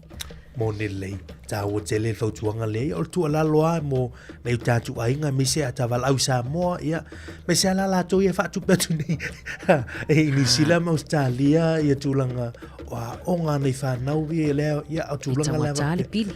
Le fai ngofi, o loi mai tau tuni so tala mai fu i sa moa, lo fa atali pea nei whanau, ia mo whamunianga fu ia tau skorsipi mai a fonu wha vai, fu ia ini so nu mafio anga, ia talo sia ia vanoni, ia no nisi nei o polo keti o lo wha mua. Ia mai tawan wha matu seleni, ia wahalon whanau o lo o tawina, ia mo investia, a mesi fo iso tatu o tinu. Moni lei tau al vaenga lea ia o telefoi nei tatu wahalon whanau le amanuia i lea tūlanga. Ai Maria o talia in tavala au ia pefa pia na e alu i leo leonga le komiti aso ia pe oi fo tamalia sa e alua e solo e su e mai le moe ave whawhanga no matua. Ia, vili mai tato nom, tato whasoa. O lena mai nei talafoa Savelina ia ni suinga i o le awhai ai le porkalame o le RSE po ngā luenga whawai taimi. Mari lena, tomo mai talafoa. O le wawai atu ia o le tele o suinga i o le anga i mo e whapea mai ia mo ngā luenga kampani ia pēno i tavala au Mari. Talo fa malo soi fo maluia.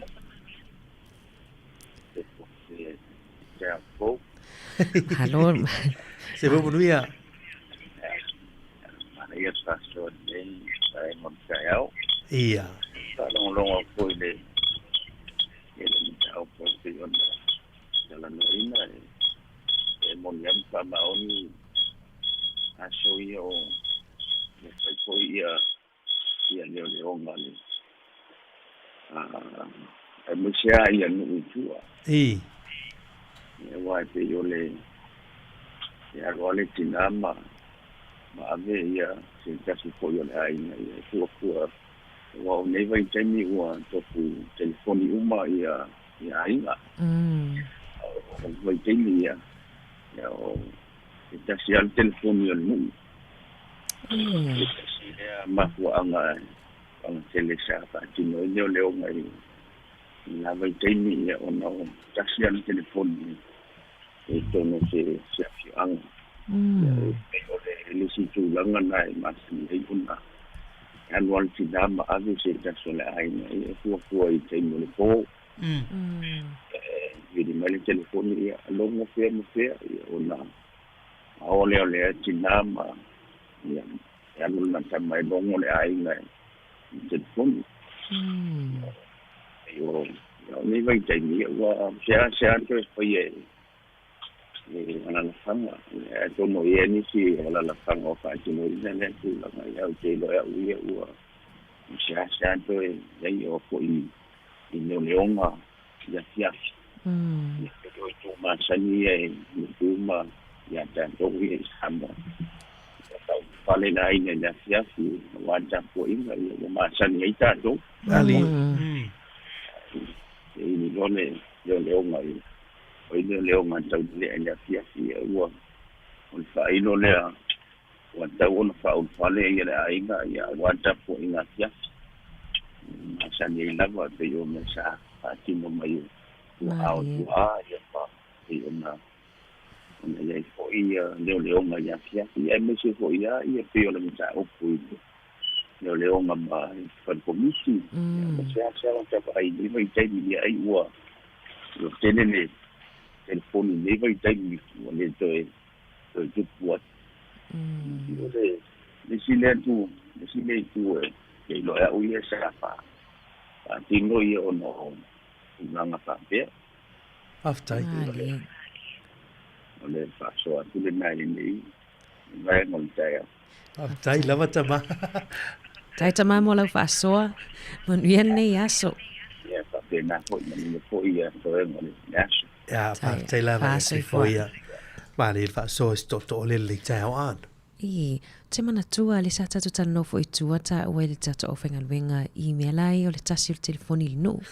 Le ala ua whaasoa mai le tama, ia o le whapea mai o le isi le mafuanga na lai ona whaile o le onga o le alu, ia e tuli le tama lo matua e longo le hainga. I fe au le au mai le telefoni. Le wili statu falau so I fomanuia whaptailo on sai mai. Talo falau? Ia, so I fomanuia. E tolu fatua. Sai fomanuia. Ia lua sunga. Malo, lava. Ia vai foi se ne foi na kirkiro wa kai ke mo kai lo yas ku sa ka wa ana. Ia lua luma kua ia so ia leo nga komiki ma va foi a makaika ia poisio ka ke la iki foi o e fai fale moe. Ia nala vai kai ni. O le kingara lo ka mai ia ile vaenga le ala ko le waluma. Mako e kolu ia vaenga fai leo nga fa komiki.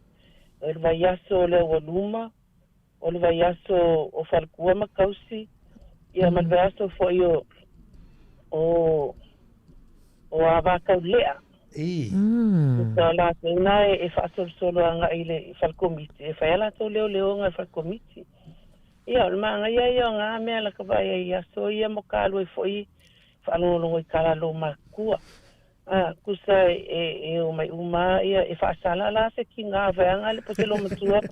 Ale ia. Pote kinga le wa luma ele au wai de po vai aso leonga. So e fa malo sia ai o le meta o le vanga. On mastanga man fa ma popo inga o le ma popo ai o komisi po vaenga ia kama ka yo le ma kinga le bu. Ia. Say ia Malaysia nga e sa ile si tamana na umak. O le leo nga fa komiki wala I telefon yan ngu. Usala sa kasi a telefon nga vai kai mi telefon e ko ika ia ai ngai fafo. Ia momoli lolo se au ia se po ai la vili mai sa we le ia pe fai mai kanga kali fa ko vili mai po se afai kula po se kula e fuan mama o fale o le kanga kali vili e kuia ia alu ole se alu o pe kulika kenki la iki o la waluma se au le kanga kai sa o laua le kol mai fa fole sa ia sa le fa kali ko vili e kulua pe isimeanga o ime e ma poponga ma popo ia me tono no e ma popo ia o luma kala ngo inga ni me veanga le aki nga e kongo ngo e tala no ala o luma ia ala to ati na e fai ma fai nga luenga fa komiti fa mama fa ngo o fa komiti ia o fa ngo ia ma iskaimi e fai kong se kia ala waluma. Nga me va pe nga tala noa yaso ia lo matua ma ken tala vo ia fai kala ngo pola se la ko pe o la ko fundraising ia so fai la ko mali fai la ko kala mali e ve ia me mali ki aka ia po kala ma ku e fai nga po fai la kala mali o kala lei ma kala leanga ala ma ole tau ole ma poponga le nu ole ma popo ayo vaenga le waluma ma popo ia mataima ia va akaulea ia ma popo ia perkua makausi la tua ia pitola awa ele ku fakasia ia ia vangala pai se fongo ale komiki akwa yang ngam ma ko patas uma maina ia leo vaenga na tolu kai o waluma ma va taule ai ikalngo ingo se like a project angale ia ikalngo pai tonu ole no ia vaenga na o ka lai fe kai ke sa o ka lu ko mo e fe kasia ia kanyala ka kia o nga ia ko mo ko lo fainga lu nga ta kele ko mo ia ka ke au wai ai during the day vangai meeting ma fa ne fa ia waluma ia ma ngai o se me ma na ia na so na va ngai I me ia e tala no ina I kongo waluma ba leonga ia me se fo yo ka ngo ko me fe yo fo ma ia Koi ngu. Malia. E ku pai kuinga. E akula ia ku sa pe fa awala ngai komiti ia menga o tuinga ma ia tanoi foi la ia lele. O ang fufu ngai kali ai. E tau sen. La pe o lako o leo nga ala kala ngoi na ini por kala me tonu. Ma le fa ma poponga o vaenga tasi o tinama. Ma tuma isa ia le nu. Malia. Malo whaftai. Ia to mi loanga ia so ia ke mi ngola ka ki. Mana ia whaftai lava mo lau whaasoa tina. Okay. Ia lo whātu. Tai lava tama rene yaso, se fuia. Whāsoi fua. Place fasi fua. Mana ia whaasoa tina le ana. Mana ia. Tu se tonu komitia. Tu se tas komitia ai tonu vaenga. O le voluma. O awa o tau le. O tau lea ia mamatai. Whaitua matau si. Mana ia. O le mana ia whaasoa tina lea Marie le. O le vaenga whaile o le telefoni alona winga. E whaarongolongo o mahatangata i. Mea nau ata ia nei. Ano koe a se talo wala fumena le tupe. I lo ubala ia tina le tupe lo maua i lai. Sa alo whala lau whafteron sai mai. Talofa Mari. Sai fo manuia ia tole tina ilinga noa. Faltua ya ana. Ya, sai fo manuia. O te fia whaasoa te fo i mane fo le whaarongolongo atu. I te tato wai inu fo i o Samoa. Ma leo leonga. Ia, mana ia. E, o se matunu. E le matau le e le vai tau mawhai i le matunu. A le vai lana. E a fo e o i leo leonga a fo i a whalitua matau. E, i le vai. E a wai ai. Ia e te arula te asu wai. E te alu malo i e pai pai. E. Suru le i e pai pai. E sana e alu tono le vaile ma se sia se la e foi le pule o le i pai pa o le si foi me e te alu e a te i alu di tono e tu lo la volta e te alu e foi e fulu mo e te alu mo e fulu vai o le alta fa o le vai i pa fu fa to e alu le te tono i o le vai na e puna foile e te alu mala wip mala pakete te alu e te tonu e asu ela waina o le bai ai se vai o leva tonu matonu o le rua mga tuai le tau tala tuai e lalo la le vai i o mela na e wa i e fa tu matas e a fo i le vai i o ma na i fo ala tu ala longo tu e alu fo le tama fa wa o se o fo tina mata ma i o te alva tu e fo i ma i o i leo leonga na ia a mana ia mta upu to fa tu fu mana tu fo nei vai tai mi mo o fa solo fo ia na ma tu le ola ia mal ia auto man tu me sa tu pula sama i to no no mala fanga me se ne vai tau ma foi no ia o fa so atu na mo ta mta upu nei tai a manu ia tele la vale por cola me fia ngai ma o lua tai la tina se fo ia manu ia wale tau tu ai no le fonga angal tata watu tai au maso uma ngalu ai ia ai lava lo fa tai lava bien ia so se fuia tai mana ia fa tai stinale o mai ia vala una tina fa tai ma lo ma ia le ole vai ole no le awa i leo fui e se foi a te lo tofu lava foi no ma fio anga ma me o leo o le tulanga foi lele an le mana e foi le alona twist tasi foi to oren mai atu nei foi o le poponga i le o no mafio anga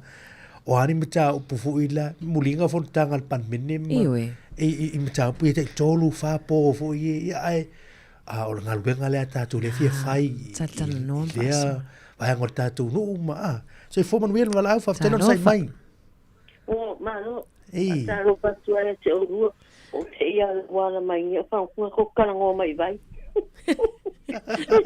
leo ngai o leo nga fo ia tinama ai na ia fo oi le tu la o fa no aku ai o fa no aku lo fa pe we me o vai ne ia kala ngo mai sa mo e sa ma ai o me nga ko ma ku ia sola ke ma ku fo isma ko fo ingu e fo ma ko vai al vai fo e la le vai nga e pe me le vai pukele ala e se longa whaanga la le vainga. Ei. O le vainga e kusa o la roa kuma i le vai e le vainga i stangaka. E ma vainga i stangaka mauroro le vai. Ai kusa si maa a kua o maale, a kasa a kua ma le mera i le vai. A wakura kanga kai e asunga le vai. O ula eu makua eu spoki ala sunga vai. Kusa ia ala wipu ai, whai no ipu a penga ipu asu ava. No ipu kele a me popo. Kusa umanga salu umane tingo amma pe ala ipu salu ava. Ngalai kele la poko. E asu mai lunga le vai. Ia e kuela malanga afanga wa uma ko ingi samile. Ia ngale wakua e ku kongi lo ilano ngale kongi kua sau asumainunga e whakumura pakeki au amonga mai e anu spani. O le whaanganga ngale vai e mako. Ia o inanga pisi. Kia luaku loa. O waku lai kumu. Ia o whakakarere o kaunga mai loa. Ia o luakua uia kongi lano la uipu asumai o pakeke vai. O whapenga o mai ngai alanga ia mako vai ngā. Le vai ngā. Ale vai ingu. Ai le faina na le sanga kai la lo langa maololo ale vai ai pusa ole ngo kanga ka vai ole kunga ngai ai la lo le vai nga ngai le kunga ai la lo ngai le vai nga ai ele kai la o yese se so ngai wala maololo le vai ai asu mai la lu ai menga le vai ole mai nga la ai le vai Malo. Nai awai tina ini leo ngai fat komiti i aso ia. Mo ke ora ia nga wa ko yo nga mako ngai se ki nga ya leo nga.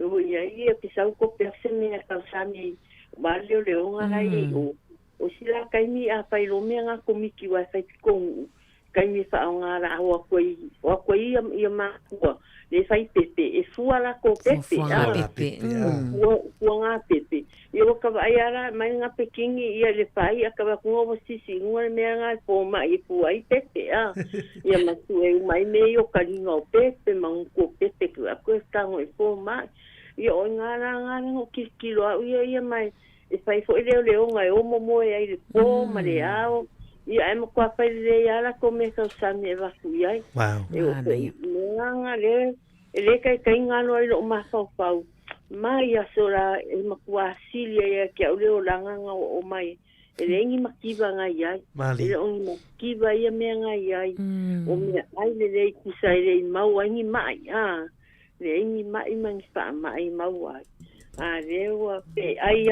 ka kurunga pasi pa ai ala e se no via ma ho fa taitina mo lau fa soa Manuia tele nei aso. Tai lava tina. Tai lava. Bless. Ya, so foi fa nuele tua. Mana ia fa so. Mana ia ole foi le vai la toa fio anga. Ia ole foi ia wai foi. Leonga foi. Fuanga pepe. Wai tau atu foi la le tulanga foi e tau o farkomiti ma fono ia nei a tina me mai tai o farto me tau si o avao tau le ama e tau e lei mas tulanga foi lele a pe mana tu foi lele a ngari tulanga funtanga ia ma pe ngi to ngala o pinga foi e kepa ia ma so foi listina ia le tafao ia we vai ona le tele mtafa yo tono le ainga ia ese mai foi ia tu la tama wale la tu tama e moli atu le ia ma tu lo ko sa mo le ma le fa tu tina nei swa vai ma lo tama ta lo fa valau ta lo fa tu ale fa ngai ma vi e foi le fa tu ia ma lo la manuia ma lo le se fo manuia ia tono le la fa ia tu ia usina ina va la chiquilla lo por calame. Ya, mali. Es el por calame. Ya, saupu. Ya, saupo ya, tama. Ya luma. Ma ana fa mole. Se fa mole la po ina il to ofisa. Se numela sa campani le avea la tu avea container samo. Ya, e maua tama. E ma whaina te wala mai tua po le te o le iwa i tātou telefou ia na tu atu lea whaman mole lava. ia o ki lei. Whamalmole lava. Whawhitai lava. Ia, whawhitai ta mā. Ia, Te ia, walau mai ia. whamole te Manuel riva. Bukarame. Ia, Tai. whawhitai lava. E mau atu, Se whamalmole. Hawhitai atu sto tō lea. Ana leu te tolu minute. Ia, e mana ia nei whaasoi wa mau li te mi au. Io e mana ia te la foi toi te pai tua e me se la foi o nisi foi o tiutim fai o ma faiva o mata fai oi le tu party na I fafo me la ainga. Na e mau wala ana le mele. Ana sawa e. Leo sol E wala ai, au e te lola o te o te mire O ele te telefone. ele o te le vai se telefone. O ele ia ila se ia o te lopo ma te atua ia o te mire o telefoni a inga Mario wala se furo tau sanga ia o tofu telefoni uma ele I tofu telefoni uma a inga wai o te mana tua la vai sa ele mata o telefoni fe ave ai Mari e awa e o atutanga tan mata o fale e ona e to tongi minu te I lo grandfather ai fe pe e lunga e wa mata tu ai le connection Ia. Mari e fa atu le ape fai So, ona fe pe ele lungo apol matou fale ai ona e kilia ele laina e au tele e la telefoni fal komiti na telefoni matou fale ai pe tas fia pe o tangata Mario White e mau leva nota te ele ape fai wa fa sa to ina na fe pe e lungo apol fale ai pe o telefoni o fenga ta fo ole mau ole kilia o laina I laso ia nei taimi ia mata lua tai toru telefoni a tangata I toa tasi Wow, sa ai, soli. Ma nei a pēr te mua ia wano, fo ia wai. Ia, te reo po te whatau no ina lei te mi e tūlanga nei. Ia wala ufa ia whono ma a whelo ai whelai te Zoom. whono. Na uno fo mai ati nai whale ma whai atu ratu whono te mi nei. Anna ono tātou te mi. Leo tali tu lai musi men whawhona tātou te rui tātou telefon tala mai sa moa.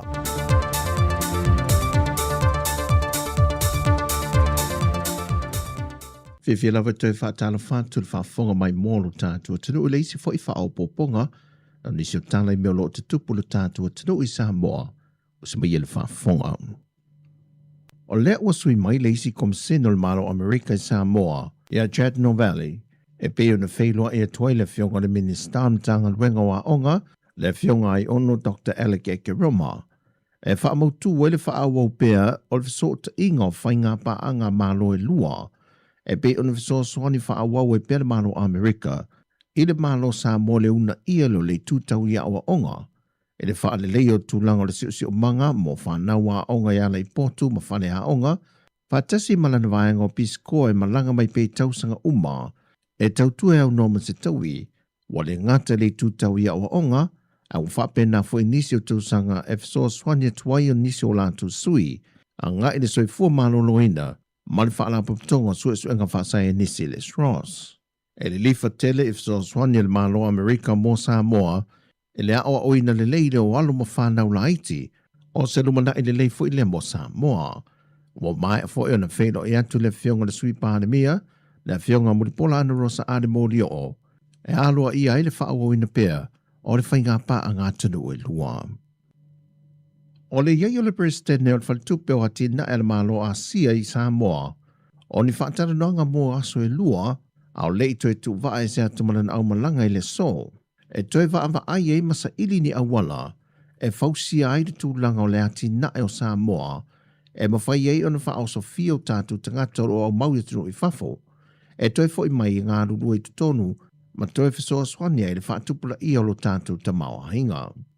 O le aunga au tua le nei whiloa inga, e fia sila I le presidente o le whalitupe o atina e Asia, e ni tāpenanga Samoa wa iai e fausia ai I ni atina e rei e tala whea ngai le lei matu unga mai inga, o lo wha amatu wai fisoa swania le whalitupe o Asia I le Pasifika, leo no o hao fia I ma Samoa, ina ia whaatupula ia lona tamau a inga, e ni atina e maua ngā ruenga ai tangata lo tātu o tunu, e le ngata e atina e nai ainga, ai whapena foi I lo tātou tamau ainga.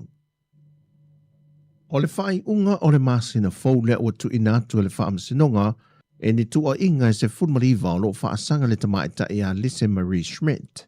E ala I se tusina ia tu sia ma tu inatu le kopi le au mamalo le malo, tu maleli whanu wa le toso alo vi le lua, ma leisi kopi I le sa avea ma komisino mtanga luenga o leo leo, a wapa aunongo I tino Filippo, o se tusi lo ta uaini maua le tamaita e a Lisa Marie, na tua ia ai le sa ave mapale mi o le atunu ofia me Naomi mata afa e te lelo na sootanga e le mali mai o le tamaitai profesa i a sinawa iana Capet o le wala au le mata aupo le nei le so o le tui nato le talo sanga le tua leo leo pe ono talia le whaamisinonga le mōle mautus tu sia a le ua maliu e a papali sia whikau pe tai wa talia ina nei le whaamisinonga whaai tu malo ma o whaatunui nai le tua leo leo ina ia o atu le aso e wala a waile mata aupo le nei le whaai ungo le maasina fau wa iei nisi a lato mau e langolango ai a tuai ma le whaonga ina o le mōle mautus tu sia. O le tausanga o mawai na tu sia e Lisa Marie le tu sile nei na amata whai eisu esu e ngā leo leo ma wha ama wina i a lato mōrianga e whaasanga i le tamai tai. O tali mai le malo e ala se pepo wha amtalanga o whaasala lau wha alawa i tele e tali atuai fo i atunga lunga lau whai wha atu anga o le hani i tutonu le atunu e le sala lau solo i le lalolangi le tau fia lea le toi whaata wina leo whango ia o loa i lunga o whata i so o se whale o loa. Taluai se wha mai o lo fe avea ia e lango meli nisi o atunu o le lalolangi o le popo lenga i leo whai wha atu anga hani le atunu e ono sao mai tutono sa mua lea wha mai e a wala mai whango o loa i o lo whaata wina mai atunu o i whafo mai ua wha mahalo sia e nedi wha se langa mai i le mahalo. Mo pisi nisi ma whale o loa uma po supermarketi te tono le atunu o, wa wha maluina le tapu o le toi wha awhina mai o ia o loa i a lantou oka i atunu o i whafo, se ia iai se aso. O lo wha tawina lava tātou hani mai a tātou whaiwha atu anga i Samoa nei, e le ngata o polu nei, ai o lo motu tele i sa la whaile o lo to tele e ila to lo ngao sia le ati nae, mai o lo wha tawina hai le whangu hani, i le sais o le whangu pitolai titi o le peanut butter, i le ono se furuta la. Maltala whai umai kirukalama i le si i malo lo. E ui ele manuil te mo whaingal te maita ia anoni whaumui o lana tau vanga whaavau malo mua muone nei talu o na iai te tonu le asosi si o mea mamawhale atunu. E na mata ina lana tau mo whainga, ma whaatulanga mai ai i le tūlanga valu, fuatu i atunu te tele no lato tau vaa. Ai mai le vaenga o whaipelenga o lo fisoswani ai le alo Samoa e a whaumui nanto o le tai David Tua wa sawa tua i le quarter final le lii a Marian Autong le au pango le fitu se furu kirukalama mai o a whanga solo ta alonga o Samoa le wele tūlanga se furu male lima o atunu o ua maua lato pine. O tala fawia, manuia tele lavade ne yaso, fasoi foia.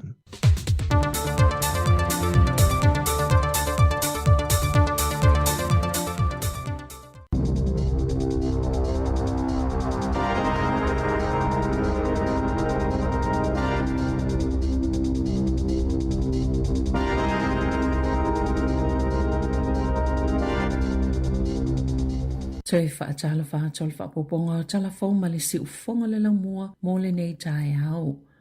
Watu ina atu le Animals Aotearoa pol whala putupatonga fisosoani mo mea ola i tutono New Zealand se talo sanga e saini e tangata ina ia langolango ina se tapo o se sa i le iai o ni kampani e whaafailele i fee i tutono le atunuu na sauno le whaatono sili le whala putupatonga Marianne McDonald. E ma eu fo i tu aingo mea ola i le fee e ta i tolo lato fatu e lanu moana o lato toto e mawhai fo i o lato mawhauwhau o na whaia ni miti, mai mawhai fo i o na lato whaia ni paso, o atutu whaatasi le Animals Aotearoa. Mani wha la putuputonga se lau se fulu male fitu mai atunu e fitu lima, e wha o atu se tusi i vaenga wha upwhai umai tutono New Zealand, e talo sanga i ai, ina ia langlango ina se tapu, i le wha whaile le ngau fe e le atunu, e le i se whainga wha ape ua tupu le taimine i New Zealand pe tae. Ua nau le wha la putuputonga ina ia wha ngai o i se tapu a o le i whaia, o le tau sanga lua a lua, na tu atua i le malo se tasi miliona tala i le University o Kilani, e whai se so e ngai lea wha atupu manatu, ua wha ilo le Green, Labour, ma le Animal Justice, la lato lango i la lato talo sanga, e o lu wha atalipia mo isi vaenga wha upwhai, piona sauno McDonald.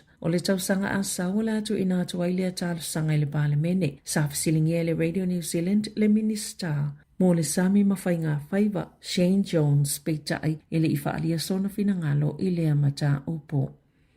I whaamomonga whawala ofisa whai numero whaamomawina, wa tele vave atul si ti o le tau o le soifuanga nei lo le fua whaatatau o le si itanga o tau o loa ma au nanga po le inflation. E whaatesi ma le 5% le tau o le soifuanga mo tangata pensiona, ai whaatesi ma le 3% mo tangata e maua la lalo tupe maua. E whaatesi ma le 10% na si ti le tau wha le tau sanga o loa e o mai i a yoni. O tangata e te leo la tau tutongi po tupe maua, e tu sa ma le 10% ma le 2% le si itanga o loa na whiangai mai la tau. Ai mo le tele o ainga e tu sa ma le 3.2%. Na a fia tangata umai le tau le penisini pe tai o le tele o ainga na whaamanu ia ina uma o na le pa ua pasene tului. Na ta uai whaamaumaunga na tele vave tele le si iti o tau o loa mo tangata pensiona po o tangata e mau le supa whaapia ma tangata e mau la lalo tupe maua. Na sauno le so upa le Stats New Zealand mo tau o loa mo soifuanga Nicola Crowden.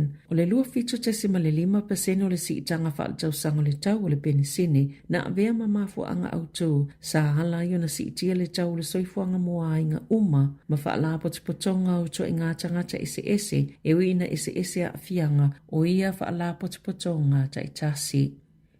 Na saunole Minister fe malanga inga Erica Stanford o suwinga o le awhai le polo kalame o ngā luenga whaawai taimi o le awhai ngōwhie ma manino o na whaongaina ai pui ai fo i tangata whai ngā luenga e to samale sifulfitu afe tangata whai ngā luenga whaawai taimi i tau sanga te itase. E mawhaiona au mai ai New Zealand i lalo le polo kalame mai Asia ma atu moto le Pasifika ma whai ngā luenga ai i le to samale lua se lau o whale whai ngā luenga. Na sauno Stanford e manuia tele le polo kalame peitai o whainga tā tele ma ua avea fo i ma avenga mamafa o whaia le matanga luenga ni suinga e ao ngā ma mawhai o na whaatino e whaawhai ngōwhi tu unga ma ia whaalelei ai fo i le tūlanga manino le polo kalame ai le ngata i lea e whaamalosi ati lea i le puipuinga o tangata whai ngā luenga. Na ofi ai i nei suinga se whainga wha solo po se polo kalame wha maonia ma amana ia i tangata e ana ngā luenga o lewa o na leleia la tau wha maumaunga i le tau sisia o tō la fono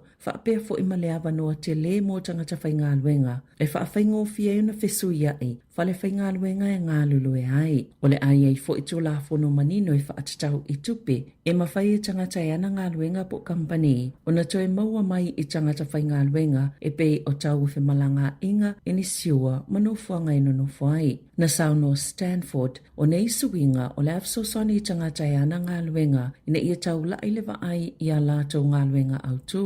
Wha mausali le tūlanga mauti noa i tangata whai ngā luenga ma tangata e ana ngā luenga. Ma wha atu mawina puipuinga e mauti noa ai e ave pea le wha amumua i tangata New Zealand mo awanua whai ngā luenga o lo o maua.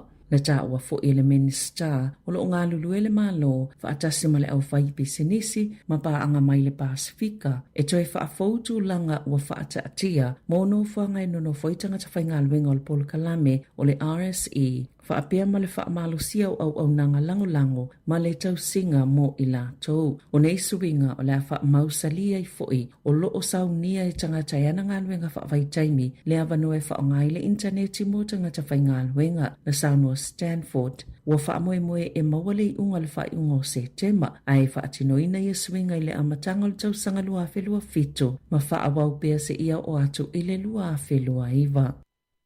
O whaalia Professor Michael Blank o le University of Canterbury o lea ua o tātou i le o ngā tatono le waitau o whaamai e a awhie le mānawa i le tau malolo o se tūlanga māsani mo le taimile nei o le tau sanga peitai o lo māua lalo lava le numero o tangata e a awhia i le influenza na sauno Blank a le ona ua whaititia le fulu i le nei waitau o le tau sanga pe ua whaatu ai foi o na o mai le whaamai a iei le avano e to te le nisi o le ama mai i se taimile la tamai. Na toi whaopopo le waitau le fului New Zealand le lua whelua 5 mai e lewa tangata na ngase o atu lava i a te sema na awhia mai e le siama fau o le influenza le na wha umi e le waitau o le fulu. O lona winga, wono wha atuai le waitau o le fulu i le nei tau malulu pe ona uala i titi fo i le waitau o le fulu pe ona saunoa le ali i polo fesa e ono tutusa ma le tūlanga o lo tupu i au seta lia e ono pito wha atatele ina le fulu le masina fau o i lea o lo maua lalo le numero tangata e awhia i le COVID-19 i le taiminei pe ona saunoa Blank. Na ta ua le tau le alena whaisa na tau wha amata o e wha apia na te whaia ni o se wha inga ni a onga se lua i au kilani. Sa mana o ia te lea tu tangata na te wha ao o ia i leoti. Na ilo leo wha inga o tangata na maali leo. I leo se wha inga wha atelo lisi kala e stete. O lo wha ngā solo le wha amsinonga Taiden Huo. I le wha amsinonga wha ito malo o manu kau i au kilani. E tali ni molianga o tau pule pulenga. E wha ao leo tini tangata po tamaiti a onga i Waiuku. Wha apia ma Rutherford. Na ia whaia fo i se folfolanga e whaaleanga ni ofisa se lua o leo ma whale o le pāle mene. Na mōlia fo i lea tau lea. I lona umia ina o se whanea o noma se laisene. Whaapea fo i manisi mea e whaatinoa i o se whainga. Na ia te ena ina uma ia mōlianga. I lua vai aso o loo whaanga solo ai le whaamasinonga. Ua whaasalaina le company a le Harvey Norman i se sala tupe tolu 5 miliona tā la. Ona o se whaasala launga whaatau sina tau whaasese. Masata ita ina se tangata whaatau e winga i a lato credit cards. O le isi lua se 10 miliona tā la. Ua whaasalaina i le company a le Latitude Financial. Ona o se whainga lava lea e tasi. Na mau e le ofisa polpulenga le malo Australia. E wa ia company ma pisenesi ina ia ustai to la fono. Ua whaasala lawina ia company. Mauna ia tangata whaatau ina ia awai se polkalame o credit cards. E ono se fulumasina i totongi se oloa. E au noa ma se tului. Ua whaatonu ina fo ia company e lua ina ia vave whaasala lawina. Ala whaasala launga whaapisenesi ia ua toi whaasao. I lunga o ala upenga tawhailangi mo aso e iwa se fulu. E 5 miliona tā la la whaasalanga to whaatasi. Ona o se whaalau iloa whaatau sina na whaasese nai tangata whaatau ia whaamanianga. Pe a whaao ngā lato credit cards e whaatau waini o loa. O le sala tupe na whaatanu ina le whaamsinonga tele le malo. O le sala tupe pito e mawalunga le ua mauai le Australian Securities and Investments Commission. Whaasanga i se company ona o le whaasese ina o tangata e alai whaamatalanga maami o ngatau whaasese. E fitu te simale tasi le malo se mafui e, sa lulu ina i kai o show ya pane le solua, na moto si ai le eletise i le faita wafe o ainga, ma vai a wala titele, mai o mai le po na po, o atu le to olima se fulutanga tamanu noa, na faalia le pale mio ya pane, sana e takai chi, ele i mau le taimine le faita wafa i o tangata, wa afia mai le mafui e tele ni fale na faale angaina, ya ofiele molo le eon mo faataunga, o ya pane se si o tunu e lamatia tele mai mafui e mai to samalelua se 10% o mafui e tutupu i le lalangi o mafui e ie lulu winai i a pane.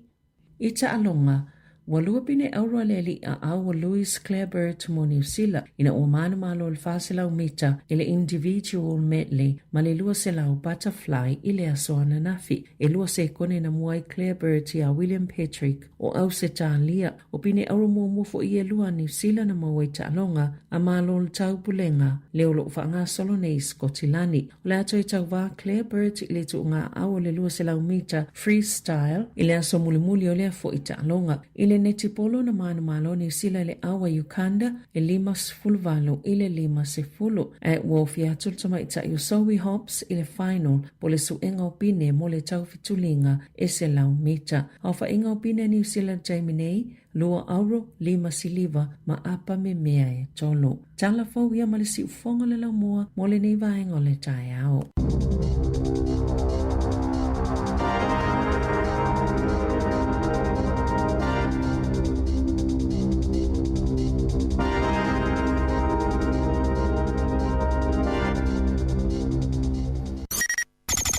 O le tautua le si ufonga o le laumua o lo iai fo i le langolango a le New Zealand On Air. Se forma 20 minuti o te ele tu la iva le te mo le tae au na uturu ngatu fa poponga lo lua tanto telefon tala mai sa moto e mo le fa poponga lo lua a tolu ya ele tu la forma lua la wuri nei. To fine anna o ele tata fa sisilanga na matu mo mua ai na le fa sa o tu fa mo mole ya o le tu langa o le no fuanga fa ia o le Antonio Hola Moni. Ya tato nei porungo hole a to elau. Ya le nei Cannons Creek o ina lai fatuna ina il fa moe ale ai ngal fast e Wellington. Ya e le astona nei e winga le la tutu sala. Ya te fa sa atu fa mo tato tiro le New Town la. Ya e faia ina il motel ato New Hall e por rua le fa moe morena o le tau sala ala inga fast e Wellington.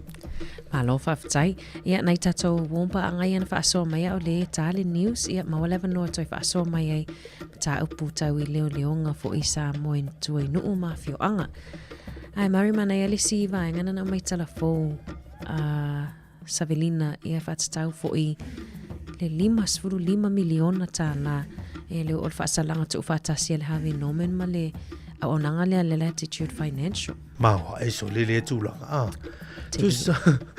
O le tūlanga fo I le whaasala ino I lātou. Ia, tolu suru 5 miliona le whaasalanga so. Ia, o se tūlanga te tau. Ia wa ai ma fau fau fo le tūlanga o whaato sina fo I o whaasala longa whaato sina tau whaasese. Ia, ma le tūlanga fo I le o teina se o tangata fo I le whaatau ia lātou credit cards. O le mantua lele leila vo le tūlanga. Mai tau atu fo le tūlanga fo I le ma nei e vai tangata wa pe. Ia, e fiere I le titi tupele alu I. Tongi vai aso. A le ilo atu ilo atu tuur tele o vanga fo I o fees o interest rates o vanga fo I ia o vanga nei. Tai ia lo I ni o nanga o lo lātou matek tu wina company nei. Pe tua ia e o ana faisu su enga le la o mawaifu. Ia, sa warpili tolu le miliona tau ngele Harvey Norman male Latitude Finance. Lo binga le mele sa mo fa mo tatu tu ai lo tu fa tau fale le Harvey Norman. Ia, va vengo poni no foa, po ani va o telefoni, o se TV, o mea fale fui. Ia, tele ala pe o nanga la le Latitude Finance la tu te pe o le latu company la le tau finance. Fai una tongi a veia mea fale nei. A lelo I loa tu tua te lo vanga ne o fees ma pena. O le tai ina se to te lo tangata te binni. Moni lei Mario te rofo ili whafonga me latunu ui telefo ina hanga I whaatawi I whaleia. Vaenga fo ile Mario le o le whaonga anga o porkalame o credit cards ia po e manto e telefo I tu a inga credit cards pe lo atu nei Harvey Norman. E o foma ia oe ia o le gem card, o le Q card, o le tele o ito ai ngā cards. E mawhai ona ai tā lafu ia oloa. Ai a mai le peimeni whapea ia e mawhai ona tutongi tsfuru whata la pe luas futa la vai aso. Ia ai a vesa o pusa aisa o ni au seki no foa. E peila o whaingana le to sina I tangata. Ia o li sifu whaingana le ua e ta se ina I whaasala launga whaatou sina tau whaase. Leo whaasala ina. Taurus fu 5 miliona whaasala Harvey Norman. 2 miliona tāla whaasala le Latitude Financial. Whaftai mana ia tūlanga le wa amata mai Australia. Ia rono winga o company nei e au nei Australia o mai lanto o nanga nei a tātou New Zealand. Ia ona lewa wa lata tātou iso tanga e le mamau ia o nanga nei. Tele fo ia tūlanga o tangata o e whaatau po customers ale Latitude mal Harvey Norman. Le maua tu nei New Zealand. Ia, tā ua tele lea tūlanga o mai tawatu. Ia, ili nei teimi. Aolo lomar whenga whiriwhiri kon nei tūsanga ana le mai nei tātou telefon. Se tasi o vaianga pe ona tua ia e le whainga mālolo tu il fo le teimi nei. Ia, officials fo ia tangata whainga le wenga le MP. Le na whaapea le maua le minister leo. Le malanga inga po le immigration ia Erica Stanford. Ina matanga nei tūsanga. Ua tai se ina ia le matanga le wenga. Ia pe ili whaapea ili avatua ia te ia whamamonga uma po whamatalanga uma. E winga il poloketi lea e pea ma le tolu se lau 5 miliona, tolu su 5 miliona. Ia lena whaapea e whai ili tūlanga fo ilo o una whaatikonosi. Ia mo le whaonga e whaifingo whino fo ilo tūlanga o whamalanga inga ili immigration. Ia le mai tau atu. Le na tua ia e whaapea na tau whaile matanga luenga ma lona iloa e taita ina se sel pāre mene. Ia ale au mai ele MP le neita te enal puresili le MP. Ia le tūlanga le whapea e le whaaseina il parlemene. Ia winga le poloketi lea.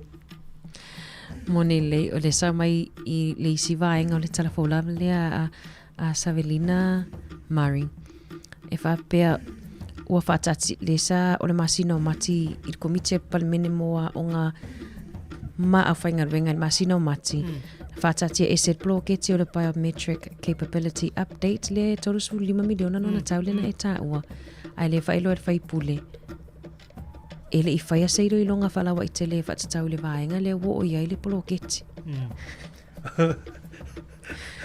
Le lo po sa o lo vai ngai. Te lo tupe nei a tatano nei to suli miliona o le to ti ja pe o tupe le wo tonge el havi no men ma el ngala o tupe Australia au tupe New Zealand tatano a pe ya po o isa o po isa si ya lo tu wai u mana tanga te fenga luanga malo le uta to val au se fo manuia fa tele on sai mai ya se fo manuia lo tu war fa fenga ya kai ngene kai o le fan le makua u por se fo manuia le lua le tai hau kusa Ari Mori so isi ka mo ngai a se au ala se mai ai o ia tu ai ja vai nga tai milo te ola mai wa telefoni matono fe ia te for fe i voi ana soi fuang o ke fong fe mea nā de te whanongonongo kuai. Me sia ke rea e aku ka mi ke whailako ke hongi e pe ai runga rea pa.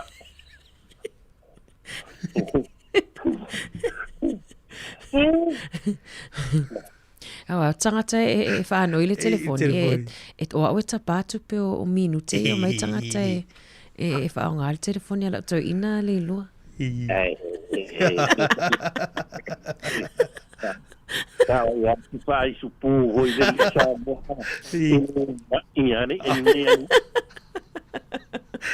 Ia te loa ina na e alu foi e ta pena le fanga lo matua ia soia. Te tau? Mo se far comic.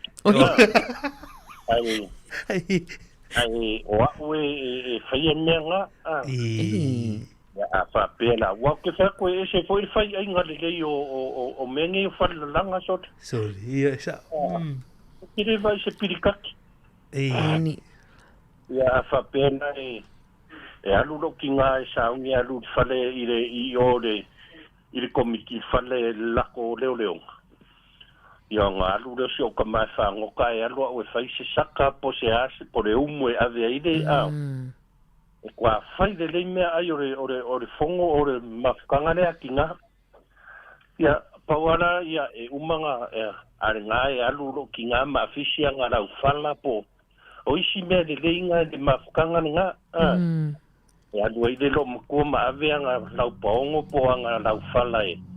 E whao ngā ila fiasi re fai e karangoa ngai o ingi aire i e konga ia po se whala li. Ang pula me o leo nga e moangi nga wa fa sala wo ye sala mo wai e fai leo nga I fa sanga limulo masisia mo wai nga o lan mo sala me wo le fai nga for ku la le la ku ya berbela nga sa oi Peo ingale ngo foanga o telefonia isi ngu. Fa kai la fa peo fa kai inga. Ia ingale official far comic. Ia a o lunga I de farsa po pese kuroro ka ule. Ia. Dei ma o le official fa le ai. Ia. Ia o ingala kuri ide on me foi nga le o isi no ba ko ma la ko fanga. Ia. Ia. Udi ba dei o mai fa kan ke fong. Mau peng fa peo ngai vai kai me keler ka vale nga o so ka vale. Alu. Belanga sa o isi kinanga nga video. Ia fai ia ko vidi mai por a fai ku ia por ku ba ko. Ia le ma ba vale. Ia, mani. Ia o menga sa fai la so menga no ka vai.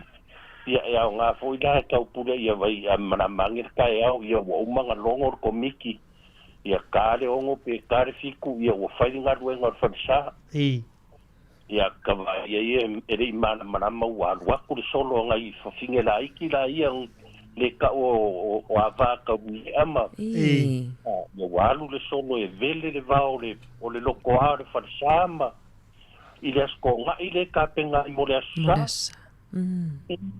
Ia, pio menga ia fai foi la ko singa ai ke la ren fai la ko singa menga o la fala o la ie o la pongo Malai. O la ko menga ke ringa fai i o ke ungo o re ai ia ai longo ko fai ngai vai kan o ke la longa ya o re ko yengi me sei vanga nga ngi si ngai ngu ku o la ko fai ngai kan a ko ngai ia langa u makua ma losi la vale de albo ke fongi kan mingi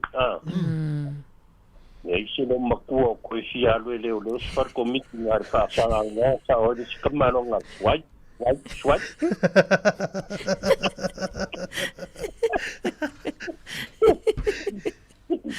o tele foi que fale comiti wai cameras le toi mo miana leo ia nga ia wa o wi ngai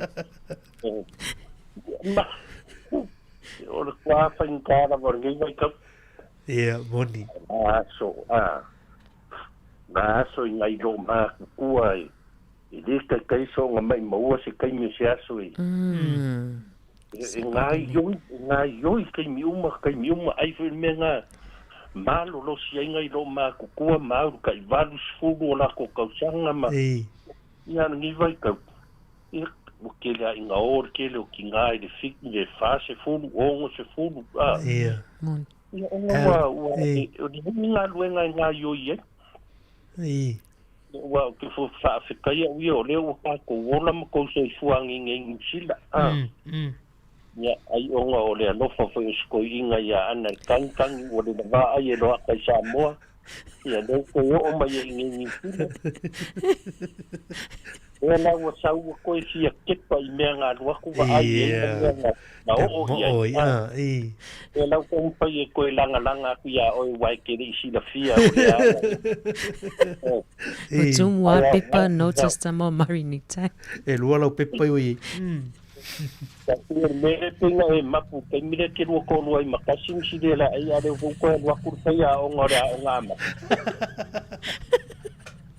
e na wa la ko fa oso e se me kwa sa e wa ku me ya tata wai ma a mai e a ngo ka ko ke ko te pai ko so i fuanga ta ko wolang ye Maria o me funa e se lo fifa no e fa pe me ko sa ngwa ya lo mfanga u ye ku pwange ngai amu ia la ko kele avango akele ya me la ko ke mo a pare con me kolisi le au de inveske ale kele yo isi me ye mo wa ya o ngai ko ya o la ko so fu man la ko wala au ale ya o ma ko ya so ya la sunga fa se au ma ra o ngai de singa do ngai mo ya o ma manga marsam mali ia le ia la fai mau manga le lo fango wa pa waranga me ki ku ia ko si lo wa ingam ko si yo ma ku ya fai wa fa le ko ku langa ka wa o ya vai la ye me le ye ngi vai kan ya ko ai anga sambo ya anara ngakele mbo fo ye fa mangu yanga wo ye ni la tai popo ni ala fa poco o silia u pa ta me algo poca la mele fa ye so uma ina la wa e de o onga ya kia ta oli de o onga ya kia ulanga wa ma ku ala fanga mali deu ke vai ala ko fanga uma me o ya ku ma ko ai melanga ke va ko lo wika ya mi dia mama fanga wa so nga fai so o ka di ide ye ya o le ke lo isi me kango mai ana ya afia ai lo wa ka di ide mali ai o le o pokala me a kinyama de fai ai o lo fi ai wa lo ka sa ai lo ngai fai sa mo ma o nga ana sa mo le ku ai na pang ta monile ai ke ta ke kai de ko am mai ngi ia le ke le se swinga o ma ko fa no o ma ko fi pokala me le mali la kilo mo vai so wa ka di ide ku po ya fia ai ke le o isi me ia karango mai anam savering aftai lo o ke le sao e o nga fo i mo e o la sao nge fai a inga ya le fu ka oso ko i lo ko so i fu o ko karbo ai al fin na do le dia e mo ni fanga ya le o i da o nga ka ku ke va ai ta o tele mali fa kai ana so nga fa kai Ai lava le lua. Pena mata mana. Ia fa so le lua a mata tau ai mai umai le ile. Tai lava le lua. Maluel le yaso. Lo fionga. Foi lo sa tanto pokala. No foi ka ko foi nga wenga pa ponga sa mon ngai kurada. Ya, se fuia la lua. Ya, fa si fua. Ah, so fua. Mal mani oli. To lungoli. Fa so ale lu le tao. That's me. Amata mai ilo pea malau. Malau te painole. Ai moni le va so ale lu le tao.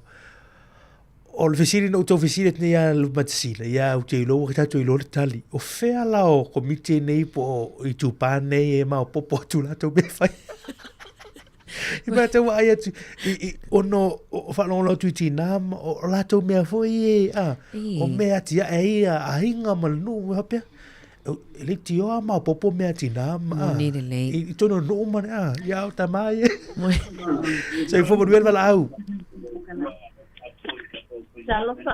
Talo fa mole lava tina tu lalo fa mole ate e faiana tu i titi lalo leo la au fa mole lava ele vai ya tai lava all over noa ya tai lava va ai fa mole ola o la cafe sali la vai le il telefone po ina le o fa no to ile to stana sai me abe samo ya le la fa sa la watu pa o matatu pa e fa mol e fa ya wal poli ya pena ya that's all I want love you ya fa tai lava complex tai lava ela tu ela su men numero le ya ona tu at foi le lunga tanto por camitao nei Yo e mari mana ia te le fa so ale tamaya le lua ia mai sia tato to ia o le tele vainga foi le i le tu pa foi tama ia male i tu pa tau le ela to foi mata fai ina fai i a o tina e o i leo leonga.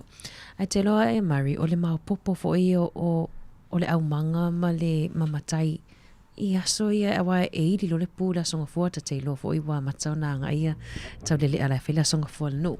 Au na tato wala au?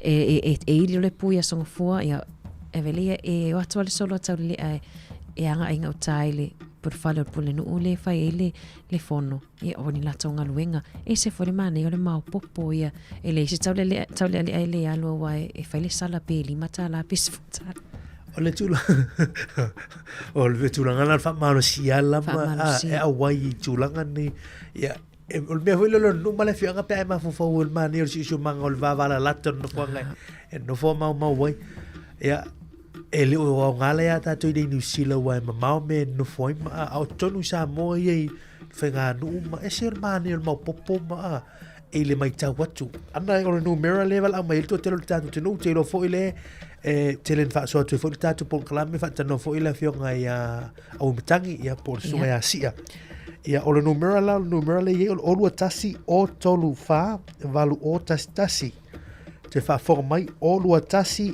o tolu fa valu o tasi o lua tasi o tolu fa valu o tasi ya o le Javen Global Freight Limited na ya tato ni lo moi Wellington le ma san fata no tu sunga tu fue ya le fionga ya sia ya po le sunga umtangi I lungo tatu por clame ya lo tatu val aule to fai mai an talo fa malol soi fua Good morning. Good morning. Sei foi muito bem, tau. Eu ngalo kau. Umi o vai ser um algo que ele pode ir. Olungia. Ia. Eu sui melo si fonga nei tai. Ai o malanga urgi. Na malanga stemini, tarwini. Eu o fa eni o acho que o ko foi mai. Vai lai. Maloa lengai. Fala con o mai sa mo e lupo kala me oi te. Me tiri no fa no mo si u fonga sa ka ma.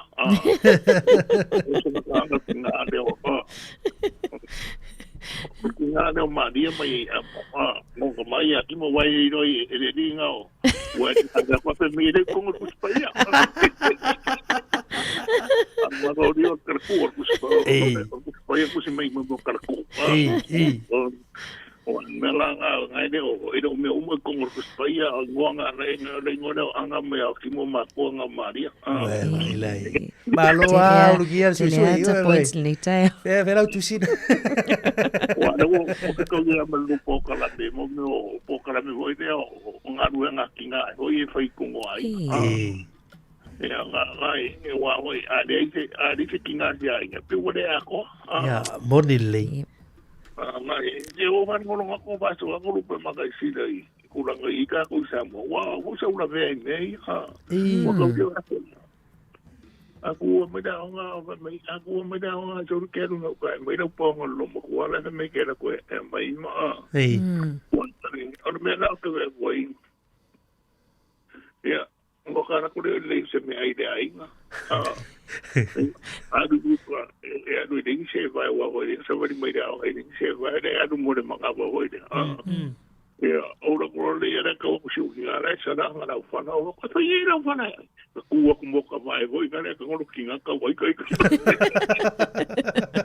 e o mo no na ka fa ye to ya mo ko le la e o nga ni o ka ra ko ki ki se ni ko ke e sa ka ni wo de ka ri ko ma ka wa o ma sa umarong ai sa ruang mo may parang wala e pia na ke sa ai e ki kri la u de ai ko mai mo o de winga la mo ko de i se ve fa de la ngalo ma ko i so ya moni na na sa mo ko de la so ai ki ko ye sa ko mo me la ka ko ba so de fe mi me ai lo ma ko la ai me vo ka ya e la ki lo bo e mo ko de o ka sa ai de nga kifa kwa ko ide ne ari ro ko fi ai o ide ko ba aka ko na me ai ngai do ma ko me o e lengi o me o mo o fong se o me o mo so ya sa mi da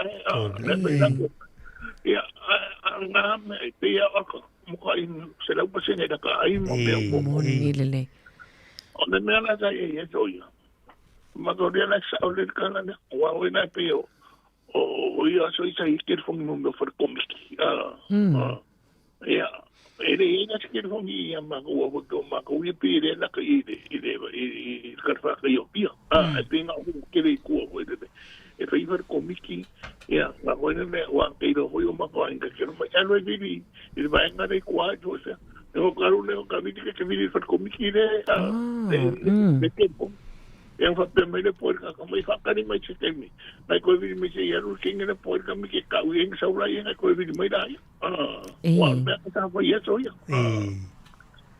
wa ora o ina le me cha ve wo ka no me ane vi di va ngani se pe vi di va ngani so wa yang ka ro ko vi for komik ara ya a foi mai ko fa mo kala ya mo ko de wa mari ma na ya sa ringa ko ke fongi ho de ka ke o mal post office ya so ya mali foi mai de ko na foi mai si la bosca mo ko de que era con la fe ki ya la ko sa mai poku ma ko ya wa e faro mo me ka ka ya ka na ye ko ba o de no po na ko nga musu wa i o de ya ro me ora me la po che ko po pe tv ai o ko ide mo se me fa di ro pa pe fa ko nga ko nga me va pe iya ide o nga sa ka ko mali ide o nga fa ku sa o nga pera fa ku sa ko me na ka ko ni vai ke ko fo ko ai no pera me da ke no ma ko era la ipuki o ra ko fo no me la o ide nem sal lo que no mo fa no ko o me se yo le se ku po un día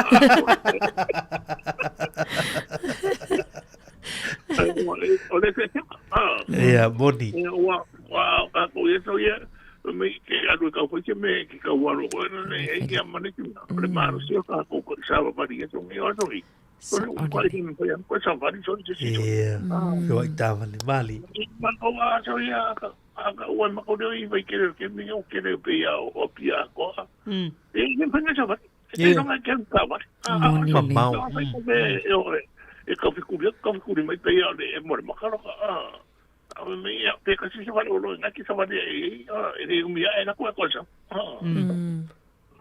so ngai mo ko e ko nga se ru ma ri wa de mo wa ku ma e o nga de ko ai tau ni mai kua moro ngā kongo mai kele, a tongi, ene mai ki tau war kawa.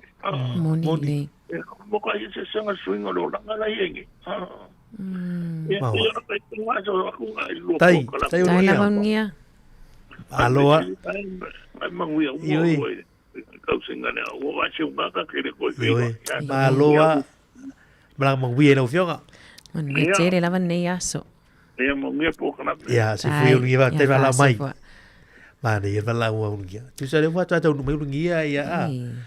Baby ma tu vai aso ia e te wana o matai voi lele ai mai la hinga la watu a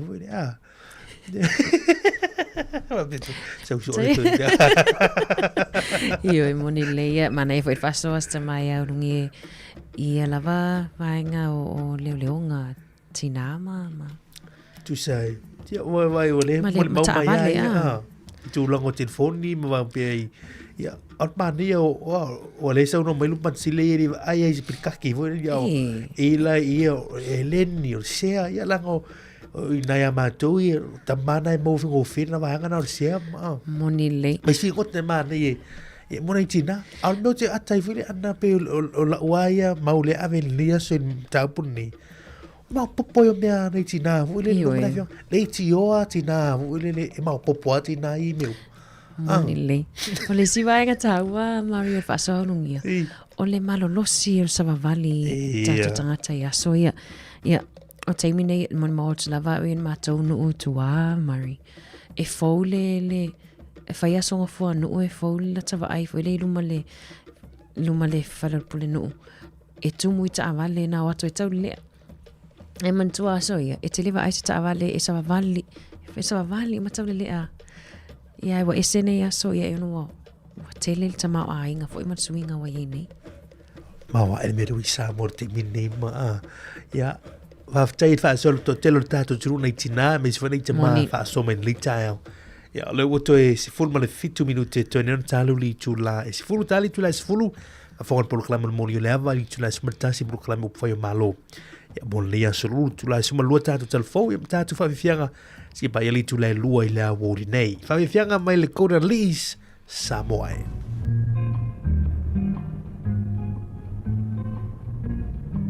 Samoa watu vele ina no toe. E mita la uanganga ya che oe. O vai tafele mu malisami e ina. Vea sumuia maia le masina O atu manga paa solo Tuma foi o na paulo I vai tu luto O fulau lau ai mo ulangi langi pese Mau palunga I leto sangi o mano le Samoa Hotel of Delay Emita la uanga iate A fight if you to fall to solo pau They used to say la my single mama Elegi o moli mau mai le tasili I va O samo te gata fola le vasa Samoa o gelo fatele ia te o Emita la uanga ia te o Tingana o malanga ia tinu o papanangi Le ngalo mai Samoa I lana masani E maua fua tala maha I una nau ki mapala sami Masina I hina I ai O tangata uma e te alofani E alofa fua e so o se tasi Ele tio amoli mau mai le tasi dusitana O samo la penina o le nei vasa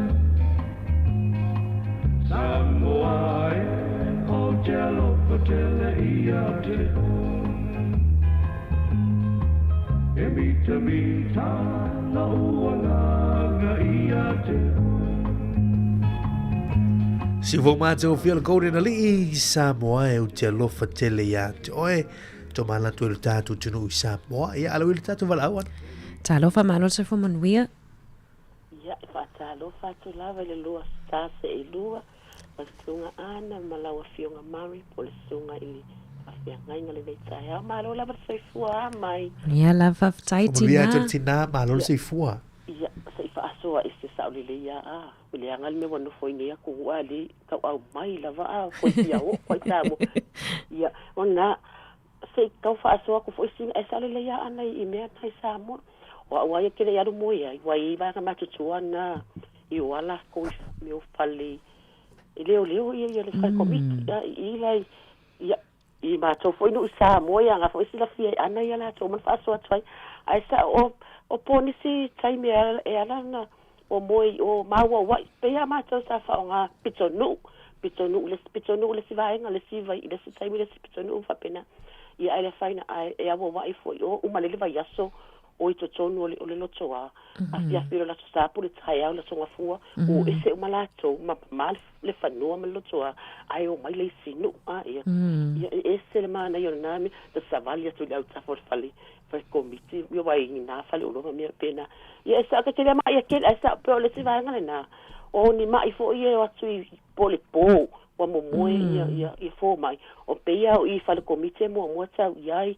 ia na ola I o naitina ia o fafso tai fo mai me pena ai o le leo nga lava ia sa ai mo le tau singa o au sunga ia li mtama tai fo mai ba ai le loto a I tangata I o atu tonu ma mai fo ia wa tili atu I se vai ngole po ma me pena ai sa malu fo ia ia leo nga na tina ma far komiti na ai me se vol telefoni sa fa vai pato telefoni na ya na ia na te me mo ia fa tala pe alongo ai ele ka tai anga le se fa foni tala le telefoni ele ai mani me pe mama me uma lava na te o ala vani me pe it's like ole aso uma o nga luenga o fe au o me uma waso uma na vai tau ma le olanga sa ia vole tu se ma le nei tai mi le ta si lava tala e ia ole le ilunga ia ele fine me ana fa aso atua ia o ka semana ia te apa tu lava itu ai ile olanga sa ia ai fa ngo fie me ta te limita tu de savala va tu fa mas sa anti po de tina se bato ai isa va tu lo fasi me ai me voi me fasi sa ole le ia o le umana mana ia lava fa aso malo lava mo le ngaluenga le nei aso ia do sunga ia lo fatele aso mania lava le aso tai lava tina fa tu vele tu ia tu tina si fu mruia ia fa pena foi sai foi ia tai tina mana I fa so a sa ole tina le mo fa si me ai mai vele ni Samoa Maria Fania to ana ai au lotu I Galicia ma ai mantua lai mo muata sami matai ma lo matuam to in e te le lava ta te loa I staimi ele o maona ia siota grandmother po siota grandfather ai umai tilo mai ai wa ai mai po fele me lai mo te fia ai atu ai ia ona ngingo mai lo matua lo atu ia tala tu saufa ai fa umar pisu por lo matua te mina ia utu te matua ai fa sila solo por me tu mai tu foi le ia ona tu la foi le ma le lava I tau o me le uma foi le mai tu mau ai ia le pensa no matasila le mulina foi to na ai foi ia matau singa o nei fono a nei far komiti tina mata mai tai ia ma ni wa ngal te fa so ni tai o pe ni vai so e ma foi anaile ina na foi vai taimi ia ma nei foi ia mai o per te mo na tai mi au te lo mo ni ele sa no nga to ni tai au o telefone swing ai sa mo e tu longo o fio te inga i mo wai lo telefoni ia e ma ele me no te mi ana wai en tatu vai e to te mi ko viti o fai zoom mai fono ia te mi ne te lo i wa lo pena o fai messenger por zoom ia telefone tanga nei nu ma fio anga ia ai to telefoni ni so no o fa malu pe atu ia ma sani moni le ia o swinga lava le olanga ia me se teknolosi wa tato ia nei ia ua sau fo ilu malama male ata mamai nei taimi. Ia ono tatou taimi Mario te lo tatou wala muli fo ile na mai atu. Ai onisi o tale talonga tatou walunga toi fo i mai le na mai nei tarfo Savelina. Ia le pine siliva sa moa le ana maua le tai au la solua. Mala ia. Le o toi fa popo ia la tau pine o le tama le o John Lautafi. Le ana mawala na pine i le si ima lele. Fa leo ngai nai fo ile matatia o ia ta alonga sai ai i le salau fitulua kilo kalama i le si ima lolo. Mala ia sole. Ia tula imi tula ngalua. O le mai tau atu lungo le TV tasi nei taimi le utu mo le sipini aroa a New Zealand le se lau mita. Ta mai tai leo Zoe Hobbs. Ia le mai tau atu ia o ni sina o tūrango le mai tau atu. Ai tasi le pini sa mo le wha mautu ina e le pini siliva i le sunga lau tafi. Ia mana ia maa lo. E le whengo fie ia whaangata ma ana il mai tau atu. Ia i le newa iasu o le vai aso fau le tau lunga ia le Commonwealth Games o le nifu tu sanga lua whilu ono lo whai e Skotilani e Glasgow. Mana ia o le atalo sia fo ia tama whainga nei tatou alom whanau Pasifika. Ia me se lama tatou i Samoa. O le na au sia e Marion Atong o Samoa le quarterfinals o le taanonga whai pile. Ia o te loa le a tuli fo ila ia le taanonga le tamaitai. O le atunu ule mai tau antu tele o lato pine le teimi le Australia ana le tūlanga mua. Ia e le whaitau ko lato pine. Auro. Ia tauru si furu lima pine auro, si furu valu pine si liva, lu suru fitu pine apa mea. Ia valu si furu lato pine iai. Valu si furu. O New Zealand le tūlanga se fulu. Au Samoa o tūlanga se fulu lima tasil si liva. O te lole a tele fo intatou tala e winga fo i whaatulanganga o pine. Talonga malo tau pulenga neva yaso. Tau tele ia Samoa e o tatu proklame nan ata tau la fatu tu fine ia tau lunga man tatu proklame. E le nei tai hau. Io e malo whaftail tuangane Mari e whaftaila fo e la tau na mawala wano e whaasoa mai le tatum ta upu. Ia ma tatum ta upu nei tai hau wha maangalo ma ua nei. Peo e se upu a sasi lau whaafonga. Ai mafuta mai peo o proklame o le moli o le awa toi whaafonga mai le tu lai sifulu. Ia whaasolo toi lava proklame al si ufonga lau mua whaftai.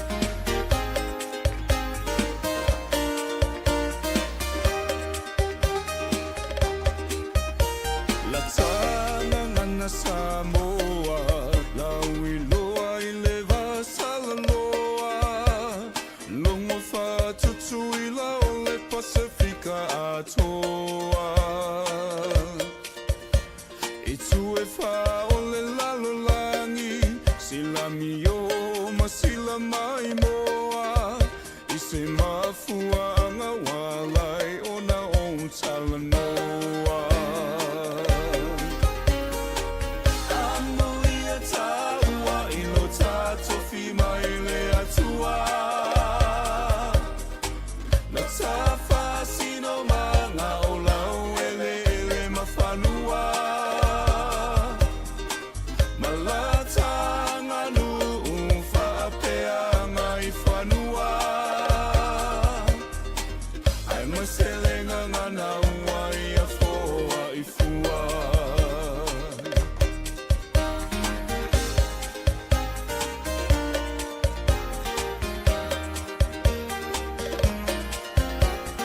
Whai mau ungi tamitanga Bea talanoa ila unga ngana E a whele whaalo alo ni saunoanga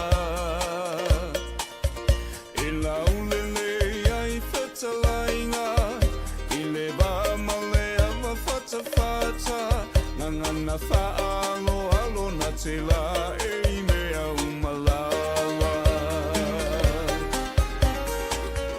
Amoia taua ilo tato fima ile atua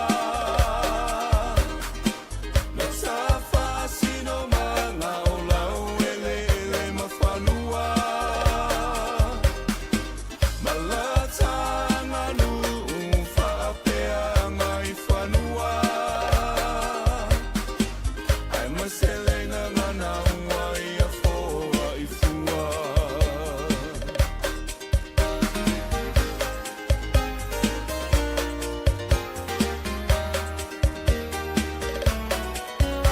Alitai o ne nu e a taunu mai se malanga Tua o le maro pe whae foi ni suafa Ona mau tua leo lenga ngana Tula whalela na whau tautanga O whae longa na o leta mau a inga o launga ngana Amoia taua ilo tato fima ile atua Na tafa sino manga o lau ele mafanua Malata nganu whapea ngai whanua Ai maselenga ngana uai a foa i fua Amoia taua ilo tato fima ile atua Na tafa sino manga o lau ele mafanua Malata nganu whapea ngai whanua Ai maselenga ngana uai a foa i fua Ai maselenga ngana uai a foa i fua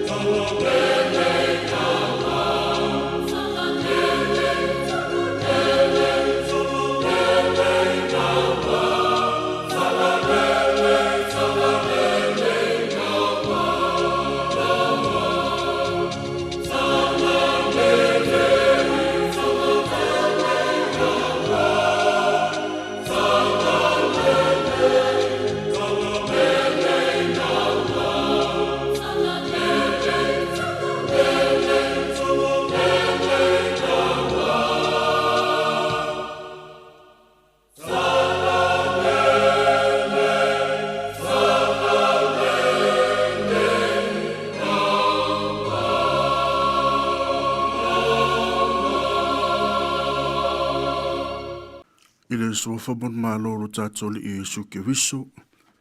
E tau le avatele, fa loalo. E fa feilo i mo fo lofatu. Le usi fa fo mai sa mola tunu pele de ne tau. Fea lavo e maua mai le nei pur kalame. Tutono lo mauta. E nei ta mama nei tina mātutua. Tonu fo wharinga ruenga. Ya malo le ngā rurue. Talo fatu fo i le sua i lau whenga ruenga pa ia le tua. Sunga le sea, sunga patele, sunga to ina. Sunga whawhenga mtau si mtanga ruenga. Ma lore soifua, whawhelo i whatalo whawhatoa atu fo. I wo ma mai ma paanga o le tātou por kalame o le mori o le awa. Talo wha mo whalo whatu le tātou por kalame pe a whai o e whawhau mai. Wharongo mai tonu whare mai. To tonu o to ese, ma lore ona sa. Ma lore tari ti ngā, ma lo fo i roto tele. Ma lo whatalo whatu. La tau e meso atu nuu e malama le tātou ngangana. La tau e o whaafongfong mai, i lunga o penga ta whailangi so se atu nuu. Ma so se vaenga. Talo whalawa, ma lo le soi whomunuia ma langi maa. Ma lo te talo, ma lo ta puai. Ma lo fo tau pati fe au mga ruenga. O whenga iei e meso le tātou malanga le ne te usanga. Talo whatu foi, au sunga ria wao ya tu fue. Ia o mawhatasi e por kalambere ni tai au. Ia e o maia. O le au ta ia tātou si te talo. Ia o nā mata i leo le tātou por kalambere ma le tātou whasoa. Ia tātou te talo. Jehovo a ue. Le tua si ese. Le tua o le mātou tupu mo le mātou wali. Le te funga ma le mātou isau o mea uma. O le tua malosi ma le matautia. O le tua poto ma le alofa muti vale. Whaaftai o mātou maua na yaso ma le manuia i lau o fionga. Whaaftai o manuia sa moa ma i mātou umalava ma i maunga te tele o. Le mātou whanau. Whaaftai o manuia tāpua inga te tai ka le sia ke usian uma. Lau a whainga ruenga ngā rue. Manuia nei o mātou ta mā, mo mātou tina mātou tua. E lau tele so mātou atu nuu mai mātou uma i lo wanga rei. Whaafitai tele lo mātou wali. Ia whaafitai le mālosi mo le ola. Tai o lau tuspa ia, ua whailea ma whaavai o lo mātou ola. Ia lele ie, whaamangalo ia te mātou, ia mātou wanga sala. Mangalo o mātou soli au tu la fono ma lau fina ngalo. Mole wha mangalo maia. Mātou e ala toto Yesu ke wisoro mātou whaola. Alo wha maia le ali ie. Whafotu maia o manu le aso fau. O wina maia lawanganga pa ia. Se i whaapapula ma wha maala malama. Mātou loto e ala. E ala na mātou wha soa o le a whaira ni aso. Awawana o lo mana lava. Mātou te whaalango lango mo mātou wha mo iai.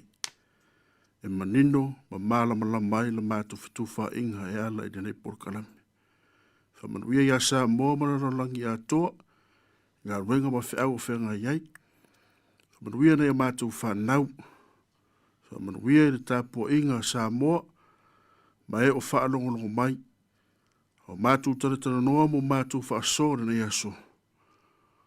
Awana o mātou tarano ai. Ai o mātou sawa vali ai. Awa o lau o fionga. E mai lea nganga lea tuai. E o ngā fo ia o ai. E whaatonu ai. Whaapoto ai fo i. Lea miltonu. Na ia ato toa ona le leiero tangata o lea tu. Ona o lau soa whapele su ke visolo mātou. Wali imara mātou whaaola. O mātou wole mo te talo tuai nei. Amen. O tātou tusi whirwhilia mo nei aso tātou te whaasoa ai, tātou mta upu. Temi o na te tala tūle o tātou leina. O le tusi perfecto Isaia, Rono mtau pa se fulu mo le tasi. I sai rono mtau pa se fulu mo le tasi. Te whaitau mai le whai pa se fulu. Se e whaangata le whai pa se fulu mo le ono. I sai rono mtau pa se fulu mo le tasi. Te whaitau mai le whai pa se fulu. Se e whaangata mai le se fulu mo le ono. Whaafonga maia. Ia o awhionga pa ia ro tātou tua. O lea so fo e tu mai ai le po ngai o yese. E whai matanga vai o nu. E sa ili ia te ia o nu ese. E matango fia fo ilo na malo longa. O lea so fo e toi tutu watu wha alua lea li. O lea so fo e toi tu watu wha alua e lea li ilo na au e la vea ina. E ua tutoi o nu. O e ua tutoi a suria. Ma e kupito. Ma pātoro, ma kusa, ma e lama, ma senara, ma a mato, a toa manu utu ma tāwhanga. E whaatu ina fo i eia le tanga vai monu ese. Ma whaapotopoto ina e ua tulia o Israelu. Ma o whai e whaata ape ape ina o iuta i tu e wha o le laulangi. O na mawai atu mai lea, o na matau o e wharaima, e wha matia foi o e wha sawa ia iuta. E le mataua e wharaima ia iuta. E le wha sawa iuta ia e wharaima. La tau te wherere atu i tau au o Filistia i sifo. La tau te vete wha atasi mea atangata o sasae. La tau te whetā ngofi ia e toma ma moapi. E wha alonga foi ia te i la tau le whanaunga a moapi.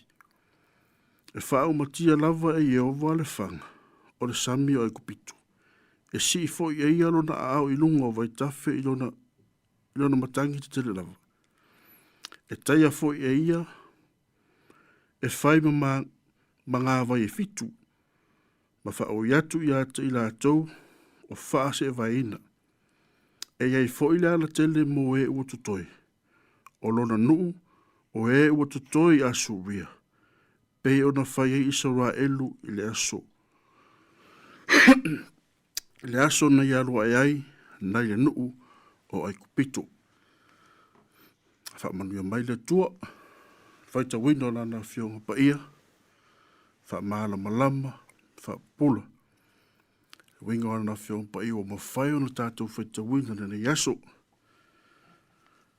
Toi wha mana tuatu o le tātou tusi whaitau o le tātou wha asore na i aso, o le Isaia, rona mta upa se fulu mo le tasi, whai upa se fulu, se ia wha angata se fulu mo le ono, pia wha o mawhoile nei le soni. O le autu o le tātou mta upa nei aso, o Yesu, o le tanga vaiola. O Yesu, o le tanga vaiola. Ia o le ata atu tātou pesa lea, ia a o whai tau lau tus pa ia. Ia, na whai atu leo le tātou whosanga, o na tala atu leo le tātou leina. Tātou whasoa, tātou te whitu wha iai, ia o lau tūre nau ta watu, o Yesu, o le tanga vaiola. Toi whamana tu atu tātou numera, tolu valu lima, valu fitu, valu tolu. Tolu valu lima, valu fitu, o fitu.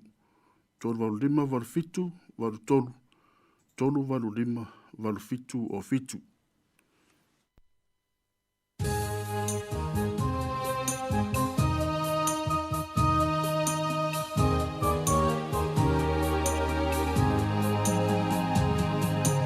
Oh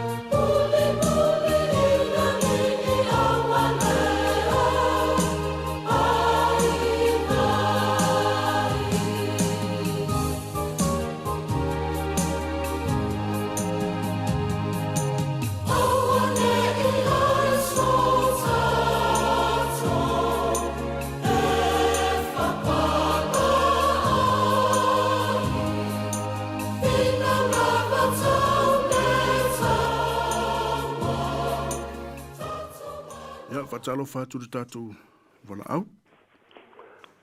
Ia te whatalo whātu lau sunga le whawhengainga. Ma lo soi fua maua i lau sunga. Alo vore soi fua maua ma langi mai te tama.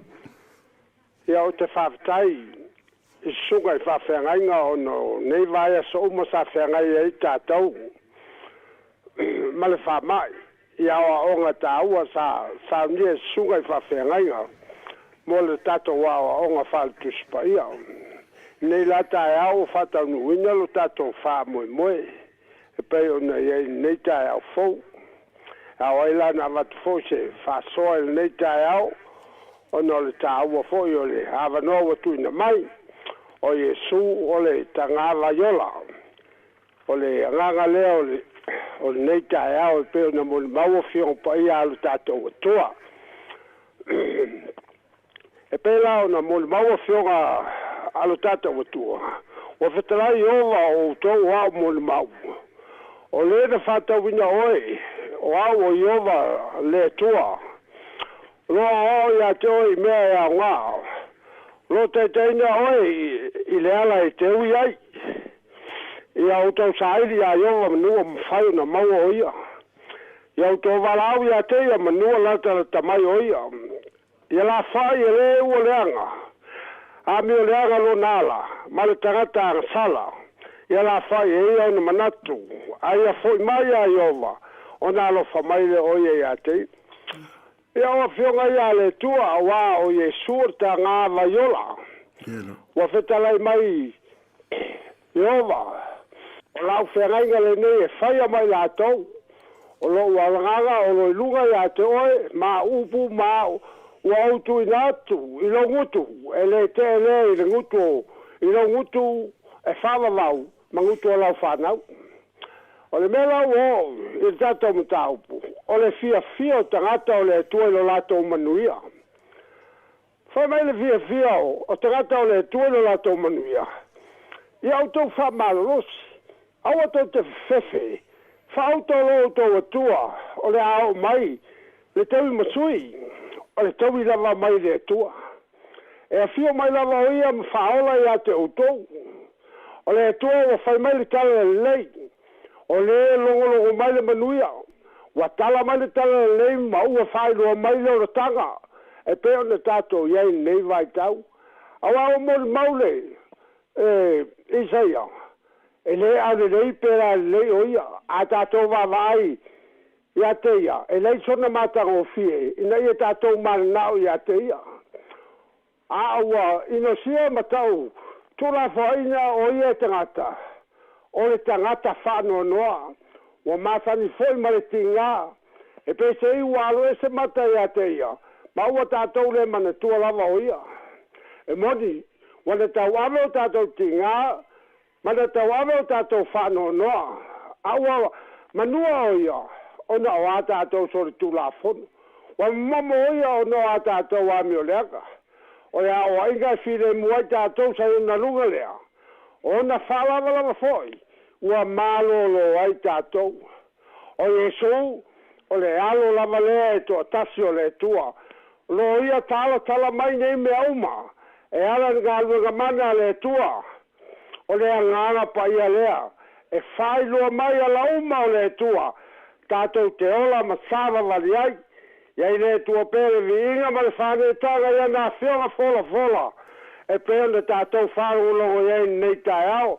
Whamanuia le tua i au sunga. Whamanuia i whāwhonga Samoa soi fua. Whāwhitai tele. Ia te ori ta māmu le whaasoma tangu fie. Whamanuia foi le tua. E lau sunga. Fe au mga ruenga o whenga iai e mese foi na yasu. Aso i fuia, whaaftai tele. E o loo te tala pere tātou laina. Pea e se fia warau mai. Ai, o le au amata mea atu. Sina wholosanga pupu. Ia te tala le tātou mta upu. Ia ai le mawhai ona.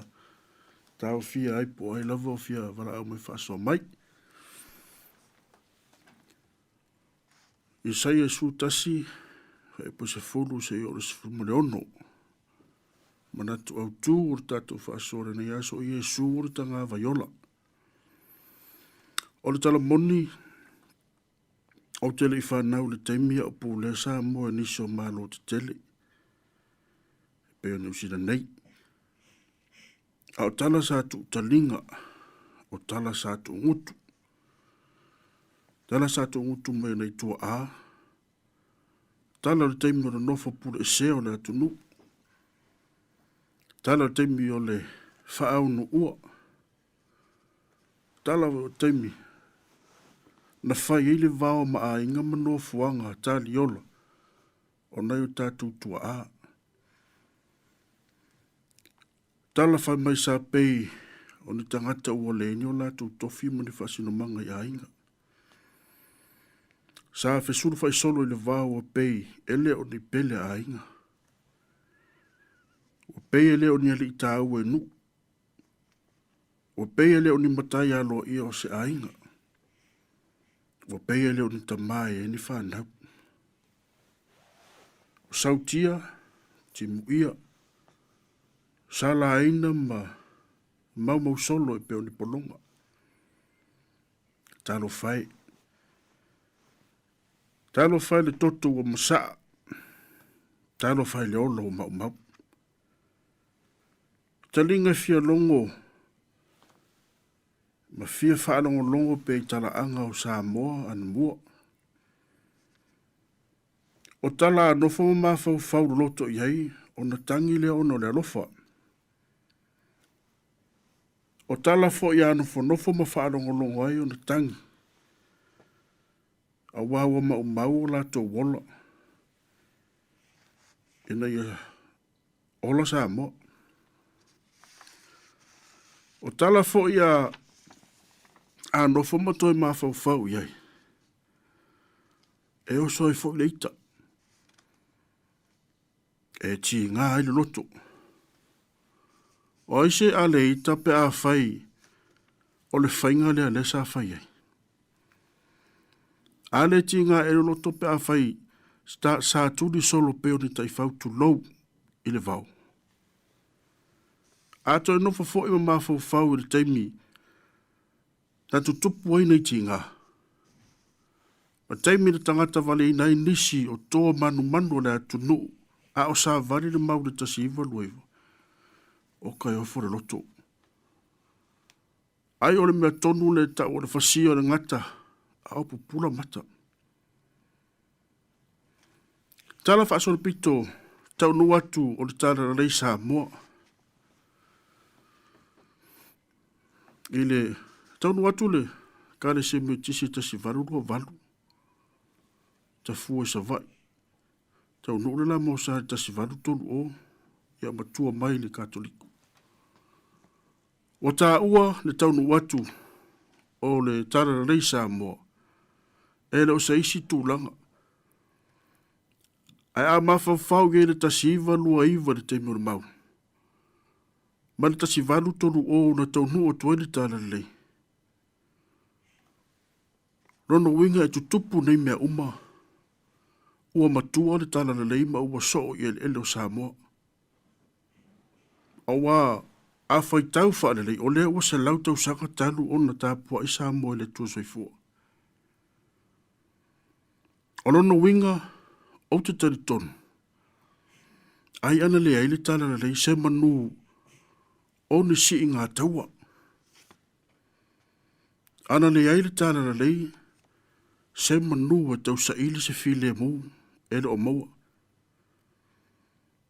Ai ana le ele tala le se manu e le eso tatu to tasi pe ona whamanatu le nefa yasu. Peitai ua tatanu uma i ele nāti ngā ma nā whaingata. Wala fua i fo inu ule ai ngā le loto ita. Awa vea ma loto wha mangalo. Wa avea maloto wha mangalo ina ua sisi a eno uta ngā vai ma ua lea i tue fia o matangi. Ta ngā vai o whailongo o sa loto. A ole nā sa o tonga o lo wha matala le pese. Sa mō sisi la fua. Le fua o whailonga le whailonga o Iesu na maliu mo Samoa. Whapena se wa ai whaale mawhau. Whapena se vai vai. Pe a mawhau ili tala sa u whaita wina. Le ua whai matatu mata upu. Ma whaau tu e tātou whaasore na yaso. Iesu o le tanga vaiola. Na ona sina pai lava ile se i wha malama lama le tusi e nei o Isaia. Ina ia manino malama lama le le wha au o le tātou whaasore. Isaia se tasi nei o to ino matua ia na tūsinga le whenga tuai. Perfecta el ve sa whainga o le whaatulangano perfecta te tele le whenga tuai. Lau loa ma ta uato ina nei o na tūsinga. O na tūsinga wha perfecta. Ele ngata ile. O na tūsinga e ala ia na valo anga e winga ile whanau mai le Mesia. A whai e sa ili ma su e tūsinga e perfecta. Ele ai se tutusa ma Isaia. Telo valo anga le whanau mai le Mesia. O le tose nei o Isaia. E tonu na vaenga o vai nai. Ma o le vaenga mua o le tose nei. E mai le mata upu mua sa ia o le mata upu tosu mraiva. O le vaenga mua la lea i eiti tātou tusi whaitau ma le tātou mata upu na nek tai au. O le vaenga mua o le tapena ina o le nuu mo le tāwhianga. O le valo anga i tangata a o le iadu le tāwhianga i pāperia. O no winga o lea tāpena le tāwhianga. Vaenga no na lua ua iai le nuu le tāwhianga. Ma le vaenga no le tonu. Ua fo ipe ua e le tāwhianga.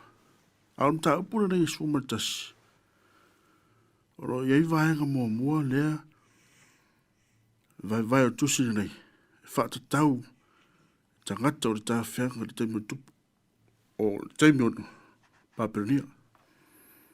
O rona winga, o le mta upu sao tātou whaita wina. O lo tana noa ai le perfecta ini upu o whaano to tele. O lo tana noa le perfecta e sana wha mano si au i tangata ronu o sau tā. Lea ua toi o seanga o na ole tāwhianga. Pei tai o to tonu nei upu whaano to tele ma nei upu wha mano si au.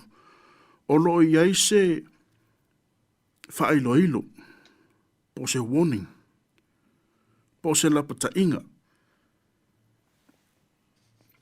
E lapata inga mona nuu au tā pena mo le tāwhianga. Rona winga, sau tā po isora e loe. A o sau ni mo le tāwhianga to te whengai mo whainga tā. E sau aina o tau. E i tangia o tau. Tau te whengai mo whainga tā ma puapuanga. Pei tai o le fatu a toa ma le wheau o loo tau ma moli e le perfecta mo le nuu o le tua. E ui o le a whata where nuu, ma whata pe a peina. Ono o lana whamasinonga. Ono o le angasara nuu. Pei tai o ta pena fo ele tua le au wala, e pei o varo anga e sai e ana le Mesia. Le Mesia lea, nati toi whapotopoto ma au mai nuu. Le Mesia, olona a au foi, na te la vea ina, e ua tutoi o ronu.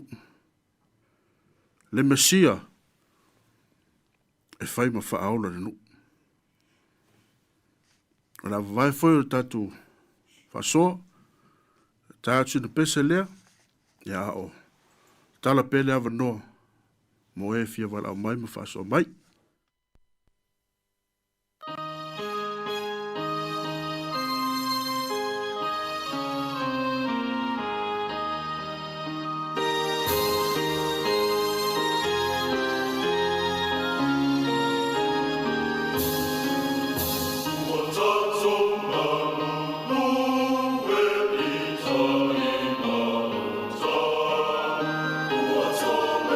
you.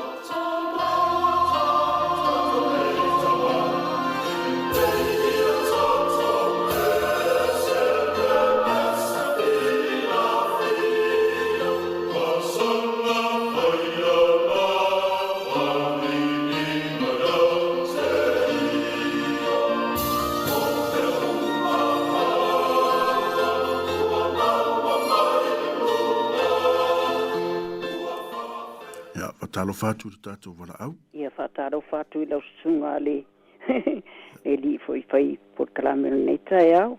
Ia po lau sunga foi le puleo awa o ngā whakesiano me tisi. Ia o le autu o le nei aso I tu o tanga vaiola. Ia o te au maia le fai upuna e spurumatasi. Whapere fai upu o lea fo I aso e toi tu o te whaalua le li ilo na au e la bea ina e wat toi o lona no.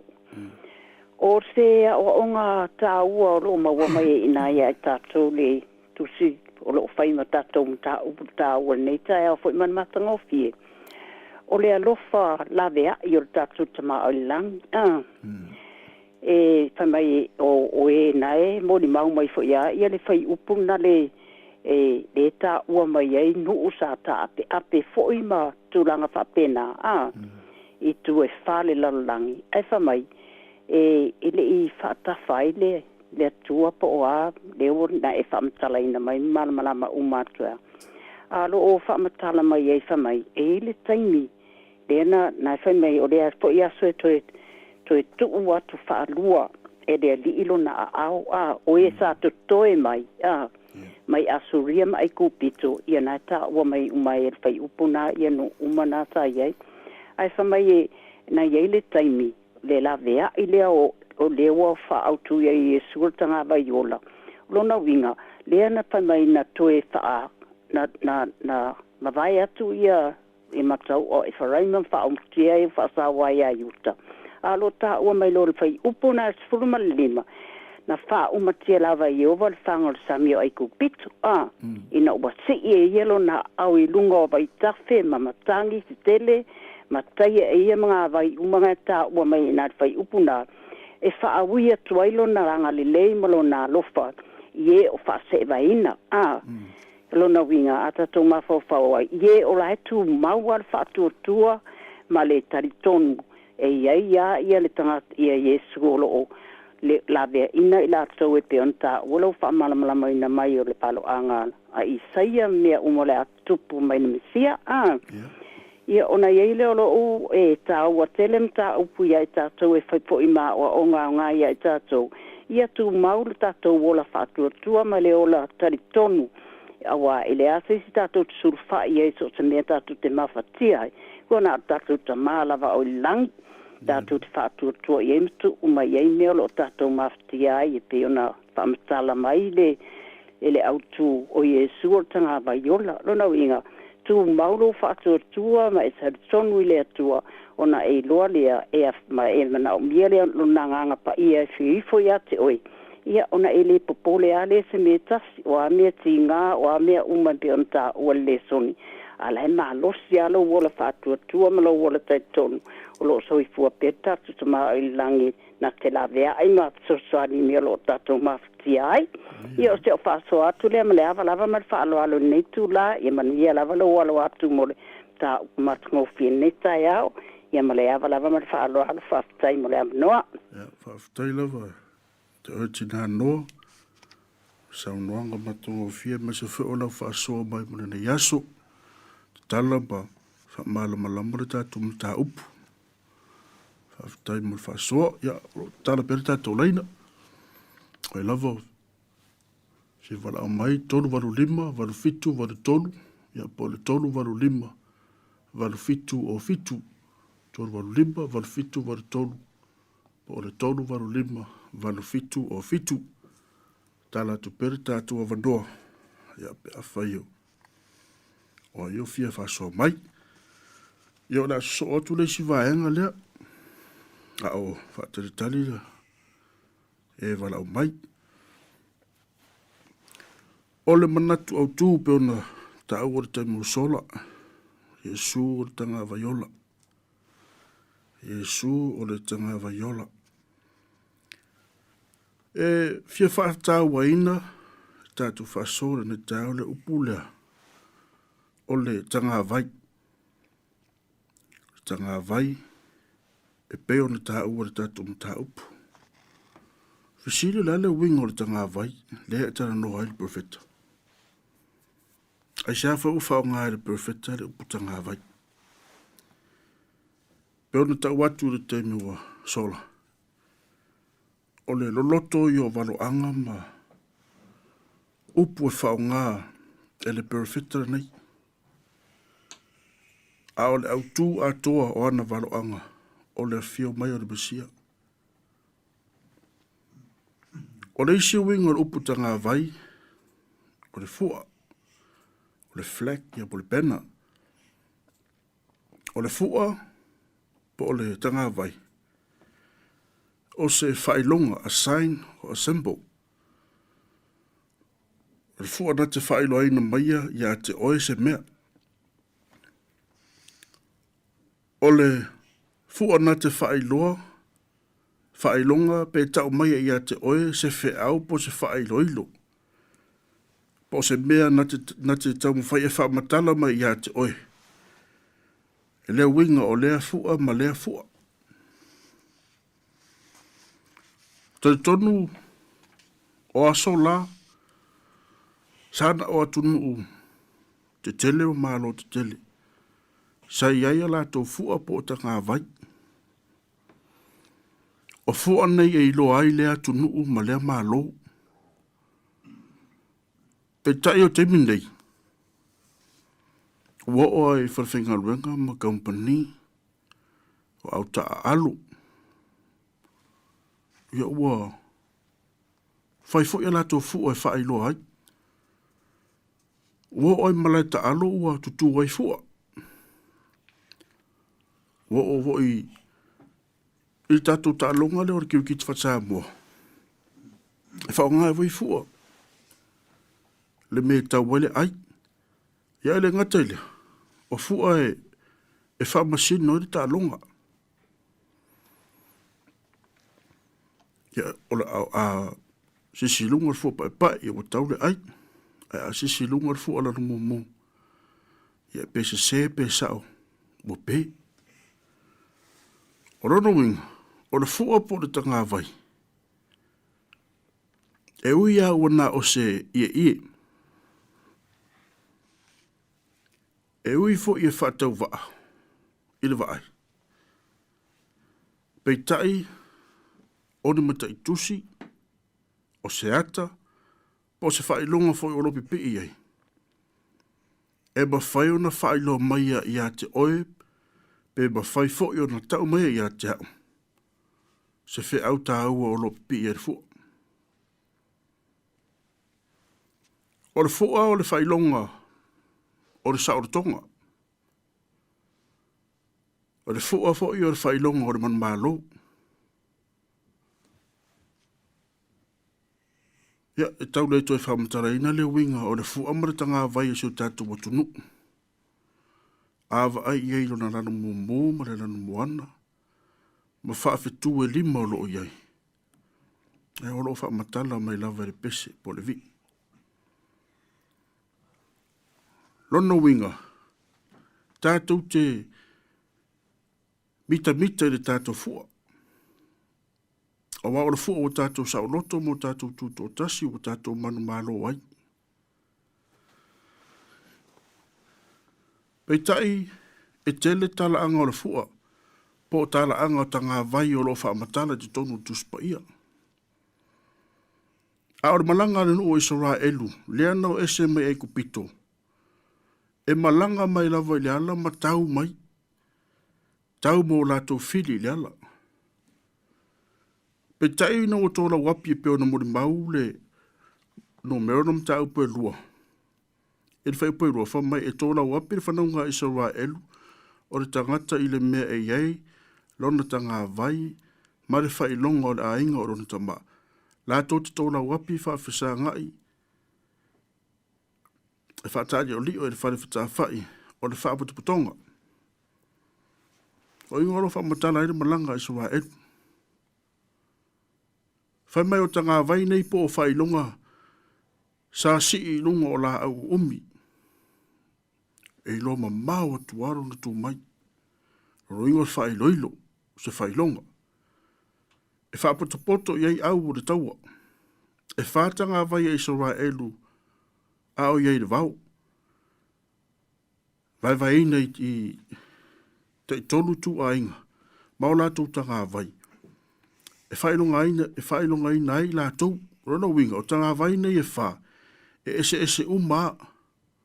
O whea lava e tū mai ere tanga vai e alu iei. E alu iei le tu ainga. Ina lātou fua pora lātou tanga vai. E pei o le taimi o taua. E tele ina whailonga ai tanga vai. E tele ina whailonga ma whaonga ai tanga vai yasola. E ilo ai le au tau ma le au tau. E peo na whaonga ai nga i tu a inga whao Israel. Ura no wing.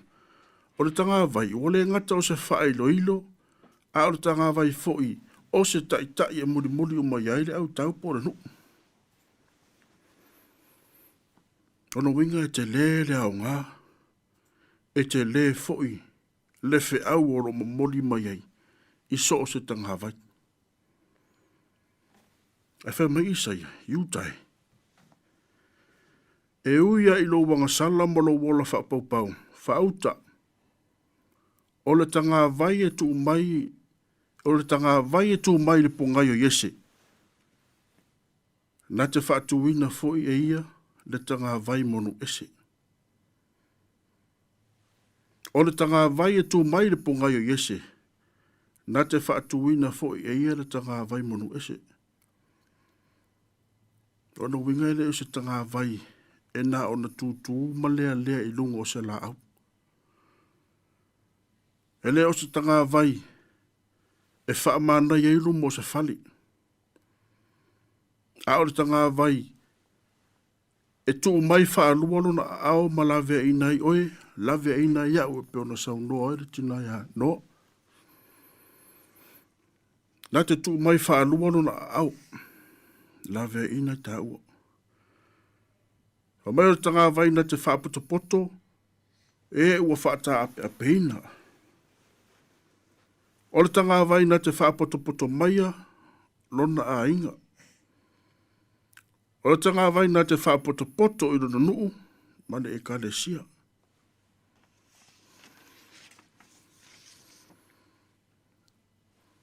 Peitai e ile pesa le au ngā saa.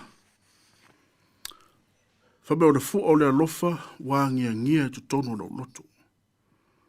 Le fu o le alofa wā ngia tu tono lo loto.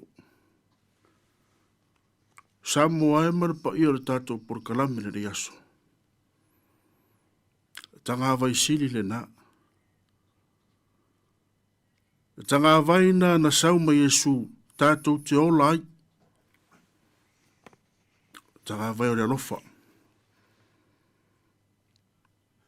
O le alofa, o tātou tua a. O le alofa o e na saini mālo mai le amatanga.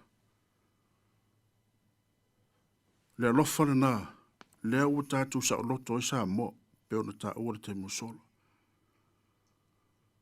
Le alofa na whawa e sa mo e le tua, o le tātanga vai le nā. Tātou te le toi tau, e di taua. Tātou te leo toi o la polonga. Tātou te leo toi ta vau. E toi sa ili ei so sa o lotonga. Tātou te leo toi tau i ne taua wha le tino. O lea ua tātou tau i taua wha le nganga. Tanga vai na valo ia le amatanga. Na te o mai ere while mu. E tanga vai na te apa atu malawea i mai. E tanga vai na ia sa ili ta ua le tangata sare i loa.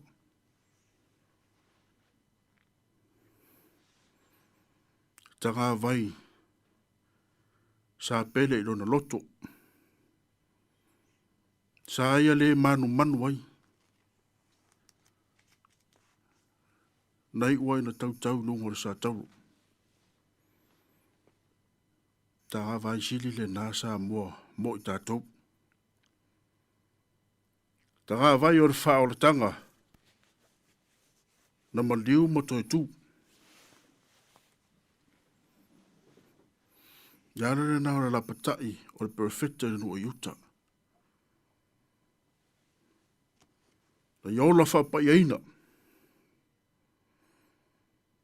Ao to tonu o nā varo anga.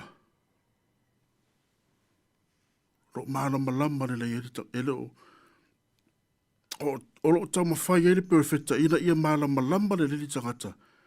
Ile nā tua o le atua ma le winga moni o nona fina ngalo. O ingo sa fe au fo ile mo tātou. Awane o tātou whai langa sala. Awane o tātou furi tua ile atua. Wa ele whaapea na avere nue whaatawhea. Ono se si tūlanga. Ana o se nuu se tai. Ana o se nuu whaalongo ile atua. Se manu ele o i pupuanga.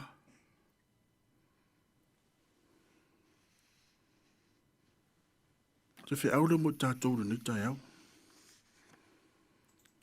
Wa o ngā o tātou iai ni whamana tuina o le tātou tūto o tasi ni tau sanga. A tonu te lese whi au i sā moa. Ua le tumu ai peo na māsani na iei. A o le teimi au ngā le lea ua nofo le iei te tangata i lona whali. Nofo le lei lona ainga. Mā fau loto. Tauti ngā o nei tua a. Sa ilingo so tātou sa uratonga. A o leo ngā foile mo tātou te nofo file mu tu tonu o tātou ainga. O mātua ma whanau. Tu aia le tuto o tasi o Samoa, ai o tātou mawhau le whaolotanga na whaia le atua mo tātou. Whaolotanga tātou te lo mativa hai. Whaolotanga na ia ave ese le o le polonga. Te tanga vai na o le alofa. Tanga vai ua tasi ai tātou i lanu mga ngana. Tanga vai na whaia le whaoletanga. Mo oe, maha. Tātou por kalamire nā na yaso sa mua whaaftai tele. Ta maa mara tina, ta mai iu lai.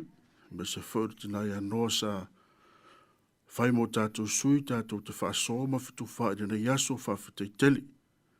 Whaaftai mo roto o wanoa whaaftai fo ia sa whaanongo longo mo whaafungo fo mai. Tātou talo mtu ile. Ngāru e mana le ngā pa ia. Nā te wha maala malama ma wha lau tele so tātou whātau wā. Tātou wha soa ere na yaso. Wala o whai wina tātou pukalame se te talo. O oe lava o lo mātou tangāwai sili le li e. Na e whaia re whaoratanga mo i mātou. Na e whaia mea le lei mo i mātou e te le tu ua lava se me tasi. E o ai lo wola le li. Na e maliui na ia ola ma sao loto le tangata. Awa oe whanai whatalai. A le se me mātou te no fwai te sa ili lava. Whaafitai tere no mātou tua. O mātou taratara noa, o mātou whaasoha, o mātou fitu whai. O mātou whe moli mawa i fo i to tono o mātou a inga o ngā luenga. O mātou wala wina ma mea umalawa o mātou iai. Mātou te moli maua i lo walofa malofa mauni. Fo i lo vi inga i a te oe matu mau i a te oe nei se ia o i whaavau. Alofa mai ane nei aso whe au mga luenga. Whenga iei lo watunu. Whanau ia o onga. O ai oma o mia oe lo mātou wali ie. Whaola le tua. O ai o sai tia pe i whainga le ti Apollo. Te tala ma whaasa o loto le li. Aga le lei ie o ngase ma mamai. Le ato o toa le malosi. O e fo i o whea ngai ma ngā luenga le nei aso. Tau ma whai tineia le nei wha mai ua. Whai ma tau wha whewhe le nei larangi. Le li i. Ia ielo file mu moro wanga lei ate i la tōro mātou li. Tātou ma oere na iaso lo mātou tua. Wha mangalo i mātou le totolo o le pele su ke wiso. Tō mau o mātou lunga. Manuia ma le file mo oele tuare tama. E lofa maranga lei ois lo mātua li i mo mātua whaola. Amen. Amen.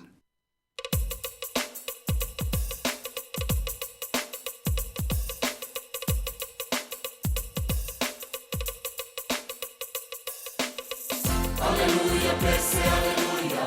Alleluia, pese, alleluia. Alleluia, pese, alleluia. Alleluia, pese, alleluia. Alleluia, pese, alleluia. Alleluia, pese, alleluia. Alleluia, pese, alleluia. Alleluia, pese, alleluia. Profeta ile atua. E na tato tupua. Ina ona lofa fua. Ya tentata umane. Ia pepe se, ia pepe se. Alleluia, profetai. Ia pepe se, ia pepe se. Alleluia, profetai. Alleluia, pese, alleluia. Alleluia, pese, alleluia. Alleluia, pese, alleluia. Alleluia, pese, alleluia. Alleluia, pese, alleluia. Alleluia, pese, alleluia. Alleluia, pese, alleluia. Alleluia, pese, alleluia. Profeta ilonano. Nena afio mai lunga. Eo vai mapapa ono. Ai le pua puanga. Ia pepe se, ia pepe se. Alleluia, profetai. Ia pepe se, ia pepe se. Alleluia, profetai. Profetai me ama.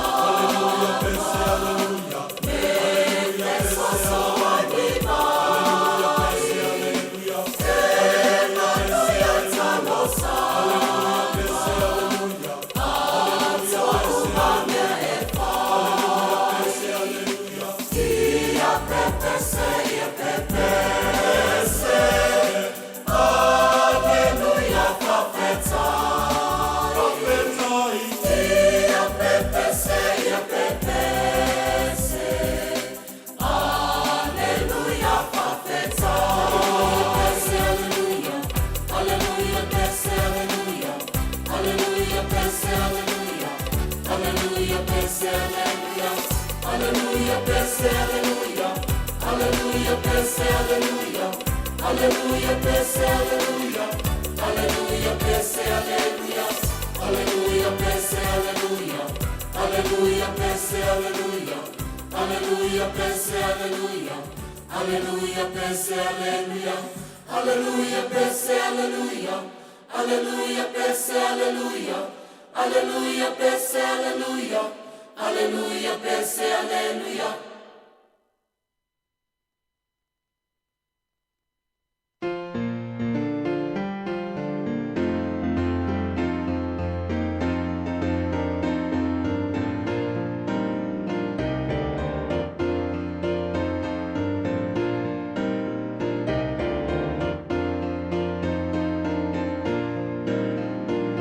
Emmanuel,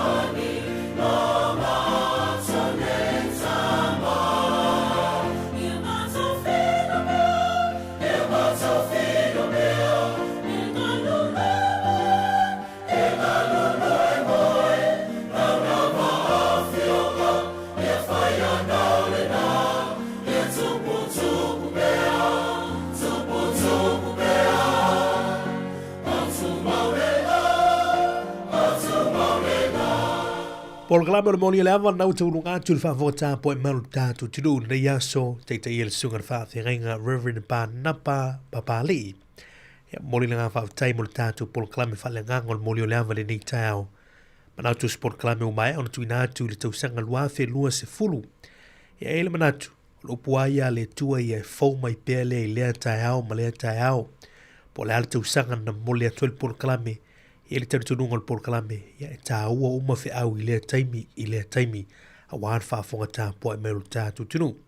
Ia le por kalame whale nganga na le moli o leava ni nei fui wa yaso tu maoni si whapoponga le lava yaso mua.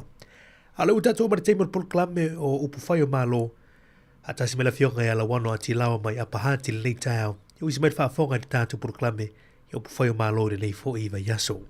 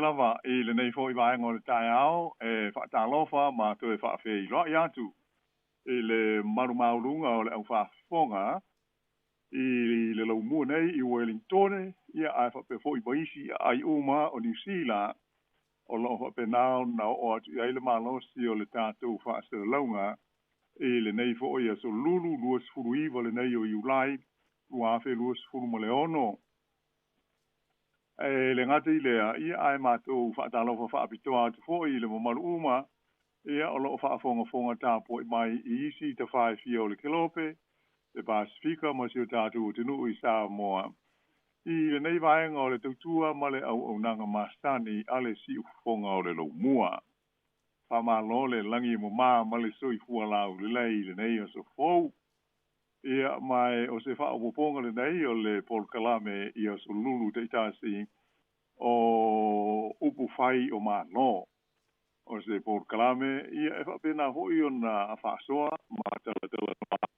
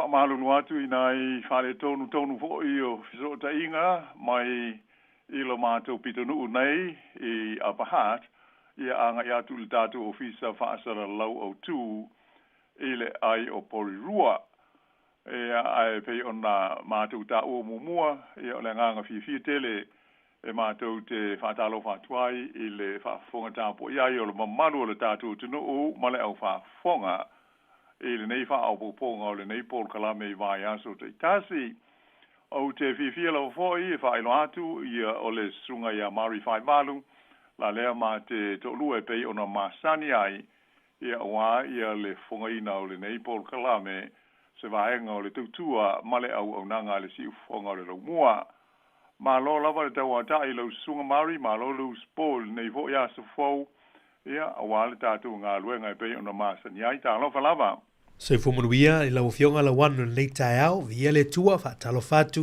manato manuia nai tu I Apahat, e mai suel fa forma le tātou tunu. Ma lo io e o lo o matua mātango fia ale susuru o le la ia mātou I le nei taimi o le tae au le mai tau matu I whafo, ia tālu sia o le ave ai, ia awa o lo o valo ia mai le wha ale tonu pe o le tau, e mai se ale tūlanga o le maru lu, ia ai o winga na lo iai le tau I le nei vaenga fo I o Wellington ia talo sia o fa pena ia isi vaenga umo le lumua ia ma se vaenga tele o New Zealand nei o le fa ponga o le tatu Paul Kalame le nei vaenga so ia tele nai me fo isa mai to wina le ali mai ele ngata I tonu o New Zealand ia ai o isi fo I tulangi o le kelope ia whaape nao na iai ni a fianga mō tātou I New Zealand ia mai se o tūlanga wha le malo. Mari fia amata ia le tālu noanga fo ima le wha soil nei vai aso I le lipoti a tonu ua sila o mai mo iai le manu fo I o le tunu u wha asara launga I le TV ia mai se fo I lunga o feso ta inga tele vavave lipotia mai ai le vai so nei ia ma sila fo ia iata ma lipoti mai fafo ia le tau fia ai ma le lokaina le leo o le malo o Lucia o se ali ua papeo na whaia ia ni tu o inga e whapea o le nei tangata o se si pai mo le malo o New Zealand Ea mai pe ona moli mawina ia tama fa sa la longa fa la waitele mai le malo Lucia le nei vai aso sa puai nai mata fia le nei li a o savali lungo le wala ele vai ngo le fita fa pe ai ma le le pui nga ale malo o Lucia o le nei tu ai ngo mata upu e sea na tātou mori mawina I le tele o taimi o le tātou soifuanga. O te tonu o le toa tele lava o tātou. Peina o tusi whaitau ia tātou te whaitau ia I tala e winga I ngā ruenga ma ngai o inga whaasipai a sui o malo.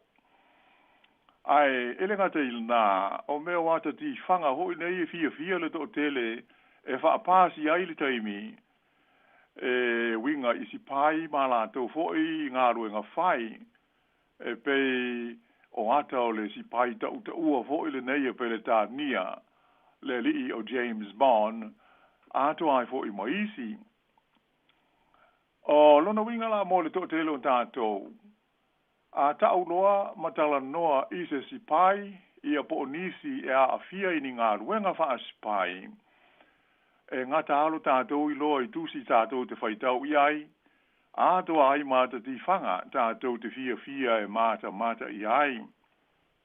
Ona, e le o se tūlanga tātou te masani ai I lo tātou so I whanga I so uma le whaafonga, ia po o le tau fia malama foi I lea I tu a inga o matata, o seisi e ave iai le whaapunga ia po la na ia lea ngā ruenga, o le whaia o ngā ruenga whaasi pai.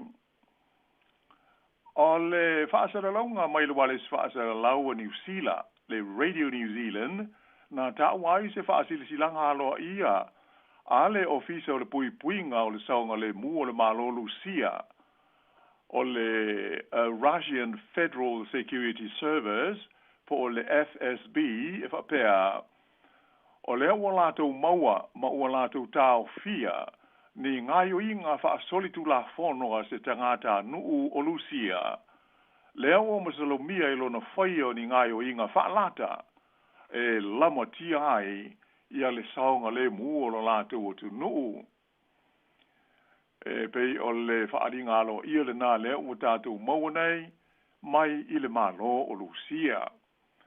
Na mawhainai i lea whaasilanga le FSB e whapea wailoa i suenga o le tangata lo a fia i le nei ngā iuinga o se li i mai le nuu e ngoa o Gabrovosk sa soifua mai o ia le teusanga tasi iwa fitu tasi mai o mauti noa lei male vāvala lata ona sotanga male ofisa o whaamtalanga tau le puipuinga ale malo New Zealand. Le ta uele ngana Peritania o le New Zealand Security Intelligence Service po o le ANZSIS. Na whadia mai ai le ampasa o le malo Lucia i tonu o Wellingtone o le li iswafa ia Stanislav Kranz i se whaatalanoanga ma le Radio New Zealand i le aso lua nafi. E whapea o le tangata ua tāo fiai nei i Lucia. Sa ia tuina mai ia ni whainga whaalilo lilo i le NZSIS ia whaamatalanga tā ua ma whaamatalanga patino e a fiai le saunga le mu o Lucia malona malo maona tangata. Ia mai whapela ua tu ua ia le nei tangata i lona whaia o se solitu la fono mamafa e whaasanga tau ai i le malo o Lucia. Na whaalia manino ai e le li ampasa ia Stanislav Kranz o ia whaamtalanga e mawhaia na whaao ngā ina e whaasanga tau ai i le puipuinga o le saunga le mu o le malo Lucia. Mai o se mata upu ua whaia ne iai ia suenga alo ia ale malo o Lucia. I se whaamtalanga alo ia mai se sui o le mtanga luenga le nei a New Zealand le NZSIS sa tui na mai mo le lipoti le nei a le Radio New Zealand na ia taua ia whapea e le mawhai o na whaalia se manatu o le ofisa le nei mo whaamtalanga tau le puipuinga a le malo New Zealand po o le NZSIS i tu ainga o mata upu whape nei ona e le o mauti noa pe o se mata upu tau ngā ruenga pe le ai. Ai pe ono silo fia o le au nanga le nei tau whaamatalanga mo le puipuinga o le saunga le mu o le malo New Zealand.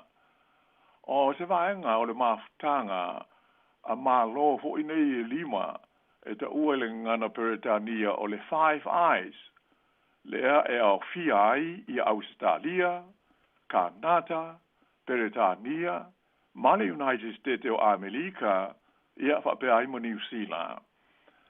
O lea nganga o lea mafutanga, le Five Eyes, e whapea o na whetu wha iai a lātou whaamatalanga, ma whaamau maunga, i mata upu tau le puipuinga, ma le saonga le mu o lātou tunu uma o lātou whainga mālo.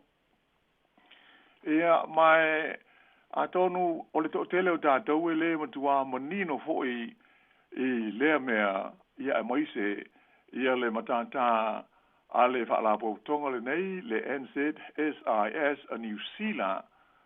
Ia ai atonu e tā ua pēr ma tātou maua i nisi taimi i meo whaasara launga ia po o lipoti fo i o mea tutupu e maasani o na tā uai e iai le whaalapo tonga whaasi pai a le malo o New Zealand.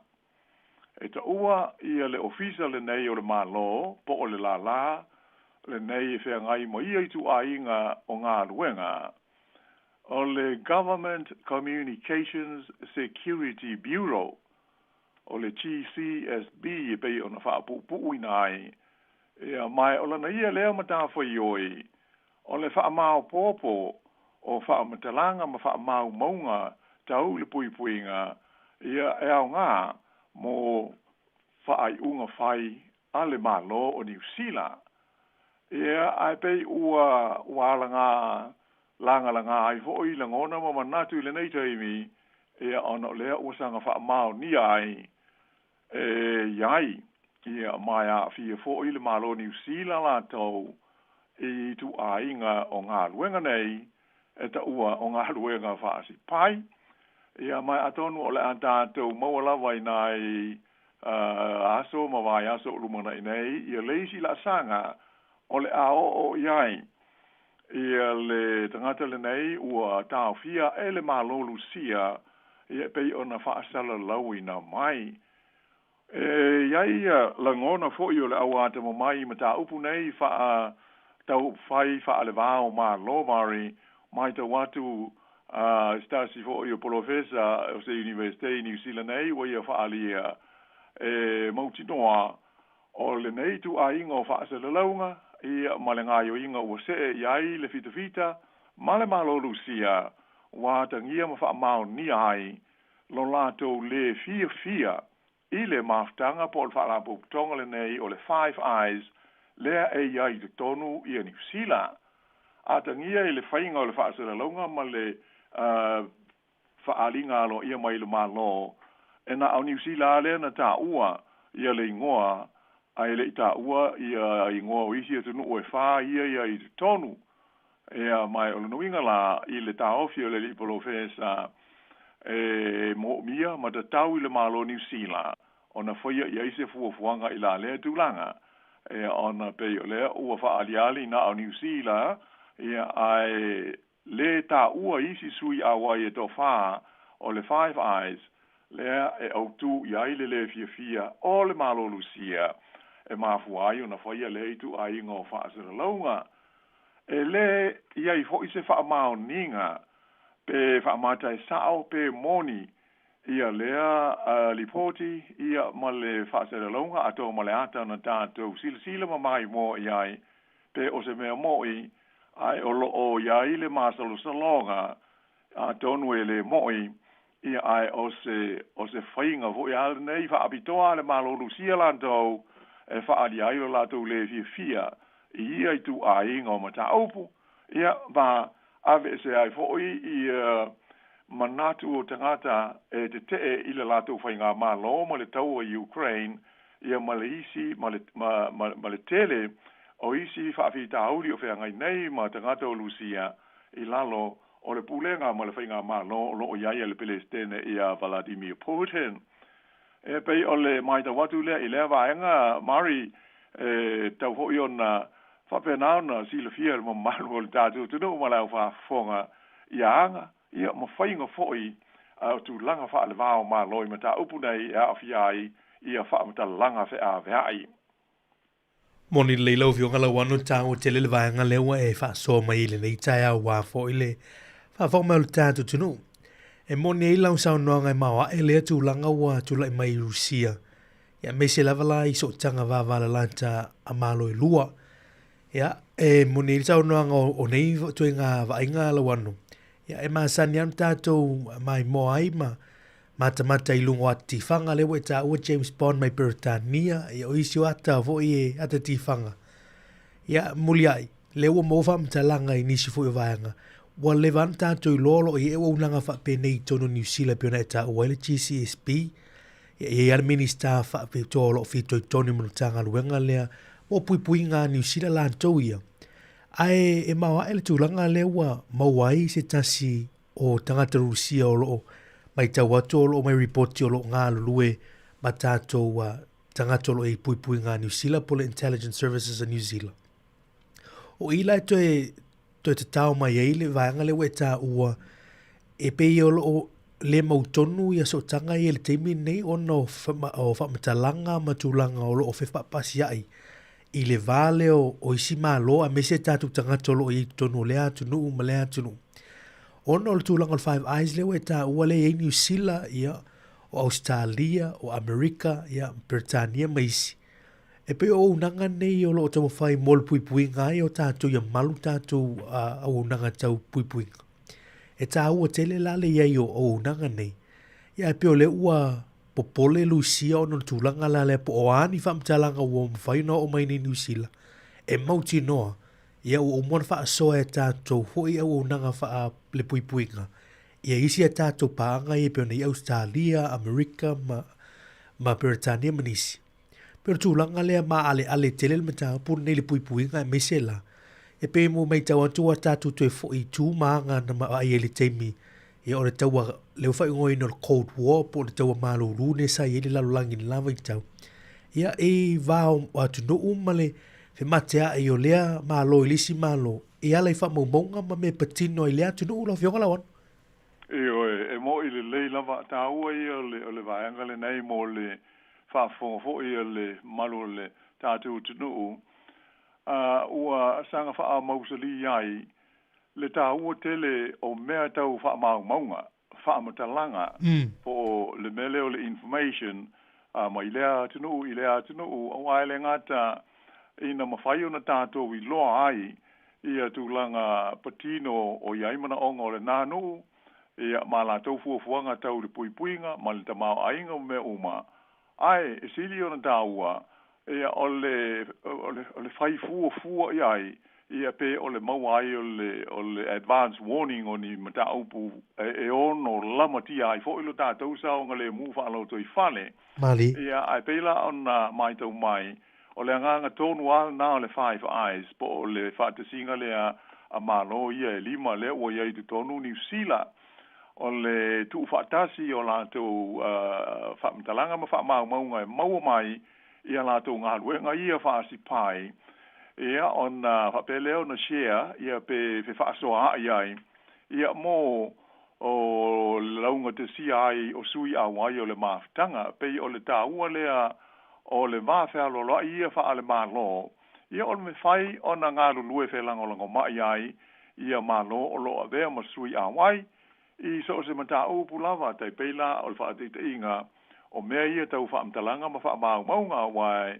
e ai i information for ma whaamaunga e maua e New Zealand la tau a tonu e le maua e sipai a Amerika ma Peletania ma Kanata ia ai maua atua ia tātou e awala i tātou fo inga i o inga ia whaalilo lilo o lo o whai mana tua fo i le i matua ma mao tu nei mari e iai tangata na o lātou whaaleanga ia le nofuanga le sa i le motu i saute a fo i le nei e pei e monita ai e New Zealand ia meo fesota inga wha wirelessi marunga o telefoni ma mea uma wha pena o le tu ai ngā ruenga tonu halale na e patino iai ia le sa ilia ma le tu whaatasia o whaamatalanga ia ma whaamaunga e au ngā a wai ma whaiuna whaarongolongo ia i taranoa ngā le malo saina a ngā i Lucia ia matulanga whaapena ia ona o le tāua ia o le iloa o mea whaapenei ia o mai pe o le winga o wha upunga e a hoile nei e tāua tele ia mao ngā tele ia mo so o se whainga malo lava ma so o se atunu ia whaamaunga ma whaamatalanga whaalilo nei e mawhai o na lātou tū whaatisia ia e o ngā mo i lātou lava ia mo lātou tāpenanga ai silio na tāua ia o leo ngā mo lātou fo i pui puinga ina ne i awha ina i ni ngā yo inga mani o sfo inga a nisi malo ai lātou te le sila fia ia pei o le nganga le mai ta watu ia ai e a fo il nei o le ua o tonu fo isa e sila e mari sa no anga le minstau vai fa fo ia va sa mana ia mai se le minstau le pui puinga ia Chris Pank e tu so le mata upule nei ia o le polisi ma sani lava ale malo e le mawhai ona ioe pe te le mawhai confirm pe dinai la fiai o New Zealand me wa benei ai o lona winga lai se wha upunga o le wha maoninga le na atonu pe moni ia le lipoti fo ima le wha sila ngano ia mai le malo lucia ia e tu sai o le nei mata upu e pei ona langa ai foi manatu ia ma lawarunga i me tupu i le va o le malo New Zealand ma le malo Lucia i le nei vai aso. Moni leilau fionga la wano. O le mai tawa tu mata apul nei o nei watu lai mai isi malo pe na i America ma mai isi atunu e maua loa ia lato spy nei po a seta ia lato ro to tono tu lo lava e tono lea malo ma lea atunu. Ia o se tūlanga vole o ngonga pe o le sau nole ampaso o Lucia lato ia high treason le upule lo fa nga ina fu ile ia matua o ngonga ia tūlanga o no wai far pui pui solo a to le soi fo ni se fo i wa mau soi fo no nga luenga fa le malo nei ia o le tomo fainga ia mau mai ni fa amatalanga mani fa mau ia e fa nga ina e le malo anga ia tulisia tunu le pe na eta ua ia e mal ele mata upu pe le eta noile fionga ia vasa mana ia male tūlanga fo o masani ale ia male tu e masani ia fa nga malo ele tali mata upu nei deny all of a confirm ia nisio vaanga fu ia o lo tulai mai ia o le si vaanga na o le me tupu lai a setal na po o le sangata le ua maua ia e o ngonga ni a fianga e maua i fu i le ngatul a hingo le tangata ia e mes ia le umio le me pa fai le ini swala o pule ngai va o tunu pe le talia ina le vaanga ole tu langa le na ai mo tanto lava ia pol kalame ia malisi le fio fo ile o mantua ma le malo na fa fonga ele o se tala fa tupu po o se fa upunga fo ile nei na o tusi ma de ti fanga tanto te mai mo ma fai tau ia le ngaruenga po le matata le nei o le spy o se ngaruenga ta u tele fa le va o ma lo ai e fa lilo na fai o le tele ala o ngā luenga wha pe nei ia e haia ia pe fo ile nei to tongi wha te inga a whai e moni o le ali ile nei o ta fia nei e Lucia na haia e le vaenga le o le NZSIS a tātou ia e to tongi atu ala e whailo na to tongi tele ia matulanga wha pe na pe on tātou sisila ia ile anta le na whailo mai e Lucia na sue ia le fale o le tangata le nei ia mamaua i le tonu ia le ano o meo fusi tupe ho ile nei la ai manino le tātou mata atu i ai e le ni tupe New Zealand o tupe Amerika ia pe volinga mai la ho ile nei o tupe Amerika ia ai tu ia ai New Zealand ia ai ona o New Zealand ho ile le lai titi fa tu sa isi atu no de tele fai ngofia ia Lucia no fa pe o tu ia lo New Zealand i o le o mawai ia le tangata le nei ai le o mauti no se ia dato fa tali pe po la se tu langa iai ia ai pe o la nga fo i ma fa so ia le nei fa po pol dato pol kalame mari ia ina ia sila fi ai ia tu langa fa pe o lo fa pe na on tupu tele io o fo ina io nga luenga fa spai o lo fa ia e ma no te tele nei fa pe o nisi o lo tu langa mau lunga ile malo New Zealand e ma fai on to tongi ile malo Amerika po le malo Lucia po ai ile malo fo ile nei la tu ti lo tangata le o no mawai ni fa mau ngonga mani fa mtalanga ta ua e winga ile malo New Zealand ia ona fa pe na le ona fai ia ai e se la ona mawai le fa pe e mawai tau sanga uma ai tatu te le mai lo foi ia pe e to ofia ni si pai ia isi atu no ia le ia te tono al public service ata to in New Zealand nei ia mo le lipo tia lao tu ai nga fa amtalanga nei e au nga ia mo ala tu foi sa i linga fa ma mo nga pe o le five eyes le pe ona ta uel ta tu tala ile nei va ia so ai atonu ia ta tu tal sia le o le ao ia male tulanga te ona liputia vale li mai nei vai aso ole tasium ta upu fia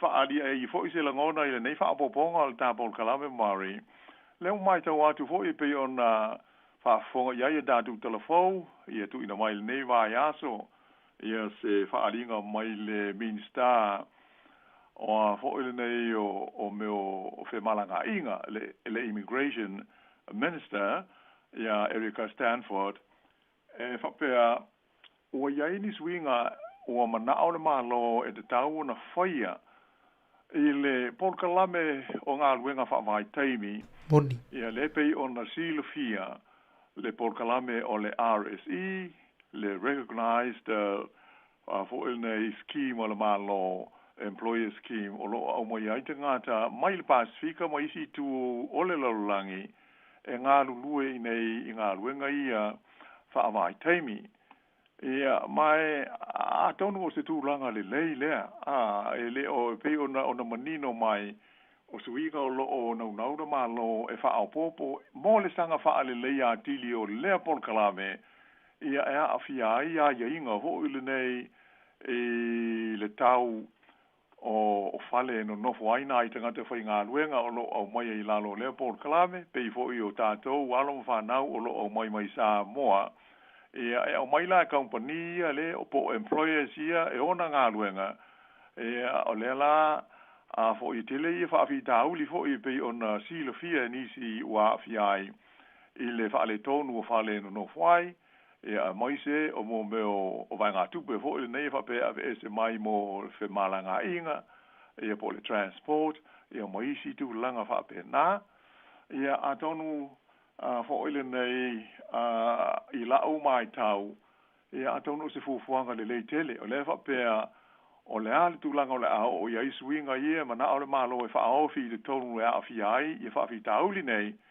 ia e tau na amata ona fa tino i le tausanga a sau lua fitu ia mai fo ile nei mo i lo tau malama ia i le polkalame le nei mari o se polkalame fo ile nei ta u tele ia mo na yo tātou tangata o lo mawala manoa e malanga mai ai au te i lo le lei o le amtanga o le polkalame o wai mo le silfia o ngā luenga nei tele a i ngā luenga ia ta ua tātou le ngana peretania o me o horticulture ma viticulture for jobs o aso ia sa le i la vea ia i tu a inga o matata nei po o i tu a inga ngā luenga nei o whaato anga e le i tau lia fo il nei whaapea o ni ngā luenga e alo ia pe o lono inga sa le whaitau ina o se vaenga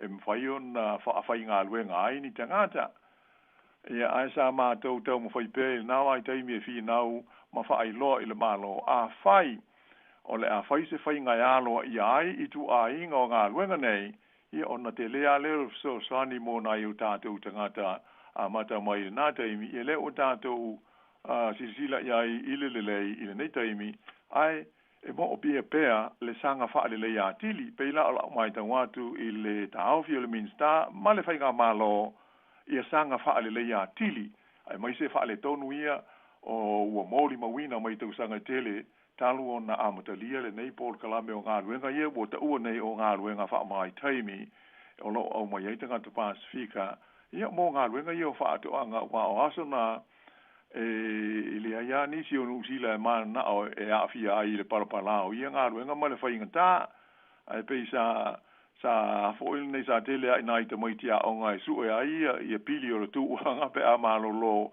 na ngai ai ia ai ele i alo ia ona ta ua oni ngā luenga ia le la whaatai i le polkalame ia le walo ia oni ngā luenga ua mawhai ona malanga mai ai nisi mai le Pasifika mai se se tātou fo e tino e whape nao na ngā lue ai teimi o le fuata po le season e ona toi te liula lea ua pea ona silofia e le mawhai ona mau aise no fo mau se si tu a inga o ngā luenga nei ia na ona o mai lava fo i ngā lue ia ona toi te liua i le tu sai o tu unga ua iai e pei o lau mai taule iai mari i le tā ua fo i o le la sanga o se e iai le malo mo le sanga whaale le i o ia polkalame Moni le lo fio ngala wano ta wal va ngale wa e fa so e fo de ta ya wa fo fa fo mo ta tu tinu le la me fo ta tu telefone ni ta ya o tu lo se tu langa man wi fo ile wa la ile mtanga ruenga ya e to ilo tu la fono nei wa swinga mole a polkrame le o ngaluenga fa vai temi Le sa no le fionga le tai minister tu langa fu le lo fionga la wanu. Pe le mai tau antu o le ua fia i la company mai la tueana ia le bloketi o lo whawhainga ruenga e tātuk tangata. Ona i tūlanga fo e tue maua, le la tue mai o i lo, mai o i lo le lo tūlanga o tūla whono. E mawhai e la e company pisinisi on tue maua mai la i tangata whainga ruenga ia se vaenga po stongi po la se tūlanga se tupe. E pe o taula i o fumalanga inga ia o ensure ma no whanga i no fuai. Ia ona e telefo tupe a company ni o lo aluai e fa tupe ile au mingo tangata nei. Ia pe amalanga mai wale tūlanga ngā luenga wha waitem. Ia ai pe o televaenga o le mai tau atu o lo o fia le Horticulture New Zealand. Ia le wha putonga na ia manisio company. Ia o la ini a wala e wha manino aima a wha mautua ia ni vaenga e tūlanga lai wha tūlanga i tutonga nei tangata nei. Ia malvaenga e tue maua mai pe tue tipi wawai ese mai. Ia e avel pa company ono tūlanga lai o tutongi na le tupe na alu i whemalanga ingna. O i shua me se ono whangolo no fwere teimi nei. O le ziva hanga le mai tau atu ia o le porkalame le wha maoni ai le graduated accreditation system le ua wha tūlanga. Ia le amana i eitangata i ana ngā nuenga o lewa na lei. Ia a la tau wha umaunga, ia la tau si siafu i la tau tūla whono wale a ngai numa. Ia moa wanoa nei mo tangata whai ngā nuenga o lo malanga mai atu no mau peona i fui sa mo la tau i. Ioi, ole tu langa le na ia ai tātou tā Lucia ia ole aho penao na te lesi fiso soani ia masanga wha ale leia ai i conditions o ngā luenga nei ina ia wha fia ina pēa ia i lātou o loo malanga mai ai ia mawhai ngō fia fōi ma fiso soani moro lātou ia i le nei atu nuu a o iai pēi le vaenga leo whe malanga inga mari o mai tau atu fo i le nei vai aso lea fo i le ipoti o winga i le whaasala ina lea o le stasio whale o loa po o company e le malo ona o le whainga ua fo i le nei ua no nofo ma whaatau ai ia pe whaise se tau o awa noa whainga aruenga o ni tangata mai fafo ole a foi nei ole company po le fale o loa le i la o mai tawatu le lipoti nei o te whaitauina mare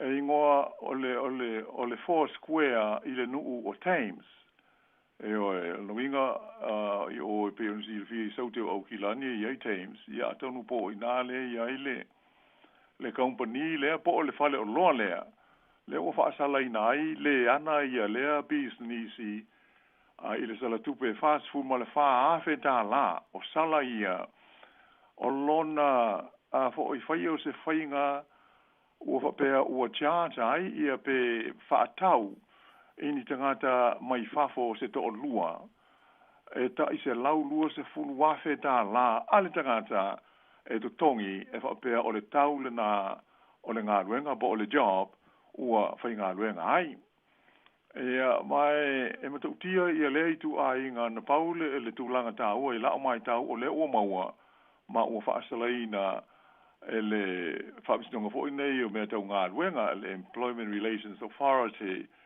i le company le nei fo ile nei i le salatupe pe ona tā ua ai o le mesi o fia whaasoa tuai o le tūlanga a tonu ia pe ua to telefo inisio tātou mai sa mo ua whaina ai i le tu ai ngā whainga le manuia le nei se whainga sori tu la fono o le tau mawhai e whaatau se hawa noa whainga ruenga ia ua ole nganga le i la au mai tau ngatu i ai mta upu le nei o le ngā ruenga le nei whaawai ai tālo sanga tangata nei awa ia le pe mita no fo mau po le whaatangana e no fo mau ai mawhai ngā ruenga i te tonu o New Zealand.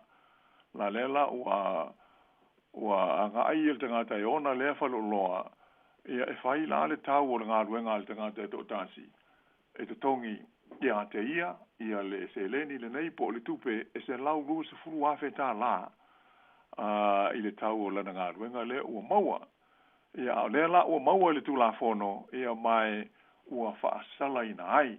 ia ai pei ole mole le nganga hole nei fia tal no ai le mata upu mare ia awale si le fia o tatu tino ia o lo fia mo ni nga luenga e no fo mawai ia po lalo o le quota ia po seisi vaenga category o le immigration e ono fa yaise application na seisi e sai le tula fono New Zealand ia ona fa tau e se tangata po se employer tangata e ona nga luenga ia se ava noa fa nga luenga i seisi o le mele tau na fa tau ia mole si le fia ia lala ho ile tau ai le tau mo fai le tangata le vai o manuia i se ava noa e alu pe ia sa ili le nga luenga e tu sa ona to mai manga va ia matala noa i le ona le nga luenga a fai mai fia le tau ia no paual tali o le la o alu i le leo ma le o visa e li poti lau sunga iai awa e sai le tu la fono moni e mo ila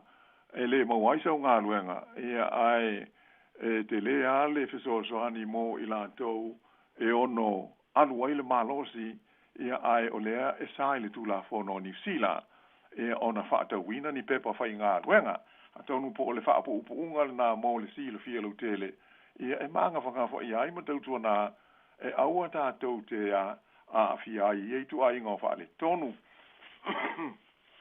O la o mai tau, ia whaawetai e leo ni Samoa ia a fia i le whale o leo le Four Square e whauringa mai a masalo fo ini tangata ini tia ea o la tau e ona i e tu ai ngā whale o loa whapenei ai o le whautuanga le tātou Paul Kalame ia il malu se tatu tunu utautua na e le whaatau wina ni pepa whai ngā ruenga e ui lava o loo iai ia ma tātou i loa o le mea na o loo tele ina tupu a le aise tupe e tongi ia wha mai i le aila e aise pepa whai ngā ruenga mātu mo oe ia ai na o na mātou wha amanatu atu wha pe na aua tātou te pau iai i le aitu a inga o whale tonu a wai te le lava le a whaina e ono winga e fie tau sanga o tau tongi se lau ruos fulu afe pe a e io ia il tu ai ngā mea pe a pe o le ngā tonu le nā mari moni le lau fionga la wanu tau o vanga le ue wha soe fo nei te mo tai mani il fau tuanga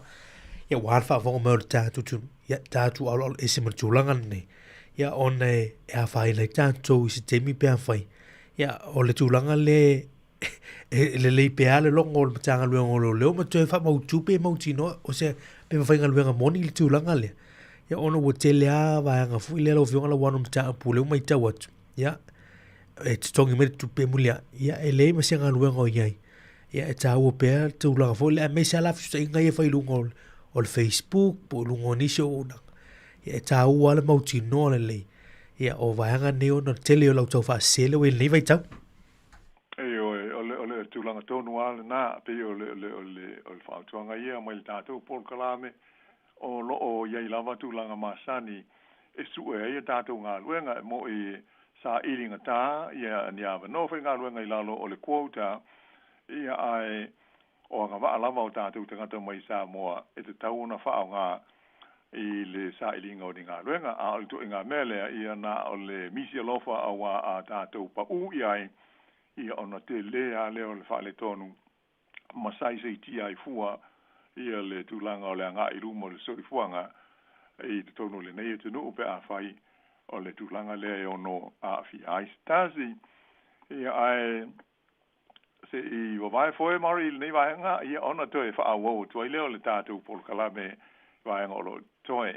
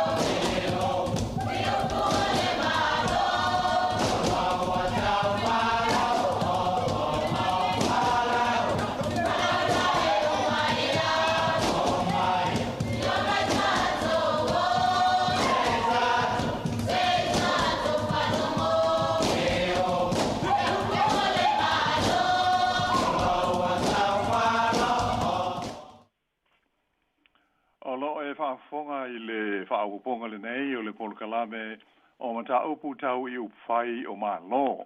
Mai le si fonga o le lomua. Ia o lo o ma ua whaasoa tuai. Ia ma le sunga ia mari whai malu. I nei fo I wha au poponga I nei vai aso. O le tasi o mata upu e fia whaia iai ia se whaamtalanga mari le nei wha au poponga o le polkalame. O le mta upu le winga ia hoi nei ia so malo lo o mātua mo le tausia o pepe fau ia matamaiti po whanau la Haiti.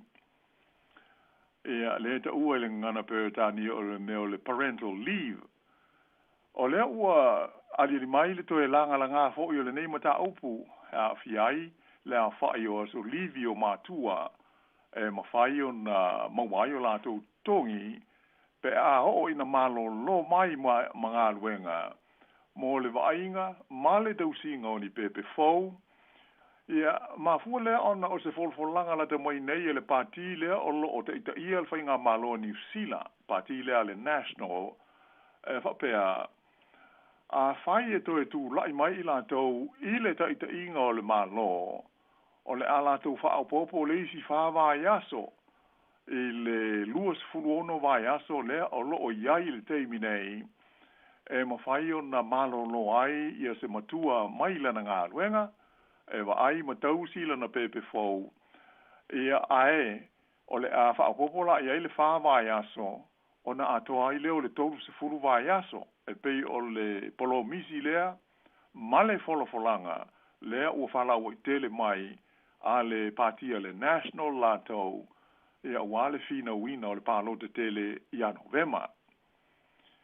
Ia e maali e tele foi ia la le wha upunga mari le mai te watu iai, ia po le folo langa, ia wa pe ona wha fonga foi iai le neva ia so. Ia o lea ua manino ai, o le tau amatanga mai o le fiso swani le nei le malo mo matua, e maua pepe fau, sa I longa no matua te e malo si ia I national ma o latou poloka I nai foi ia le pasia o le fuafuanga I le taimi a o tu lai le leiba latou I te inga o le malo le ana a matau na fausia ai le tu la fono le nei pe o na tatou iai nei e luas furuono vai aso le umi e mawhai o na malo loai ia se matua ia pe a whai o tūlanga ia e o iai le soi fuanga o maua ma wha manu ia ina I se pepe fau e a mai o le tūlanga la le pe o na tātou whaalongo ne iai ia a tonu o na tau sanga o le pālota o le o toi mauni aso pe ia toi se lau ea pe ia toi iwa aso ia te toi pe toi tolu masina ia o na tau nuu le tātou pālota mai o lono winga ia le ai ase pāti le o nau ina ia whaaido mai na I fuafuanga, ia manai polisi fo ile nei fōlinga e tāua mō le mamaru o le au pālota ia e whai fuafua I aio la tau whina ngalo le tātou pālota I le so fitu o Novema. Ai, ese mai ai lai le folfolanga ale national lātou, ale mai tau atu I ai ile tu ainga o livi nei po aso malo lo nei e pe ona ta o stasio lipoti ia faito o tu fo il nei vai aso o le tele au company fala po tonga tu ma oti po ia I tua po company tua o le ua pe sili atu ia la to fo schemes ma la to fainga ia o lo o iai fa au popo I le polkalame le ale malo, pe a malo lo se isi o la tau tangata whai ngā ruenga.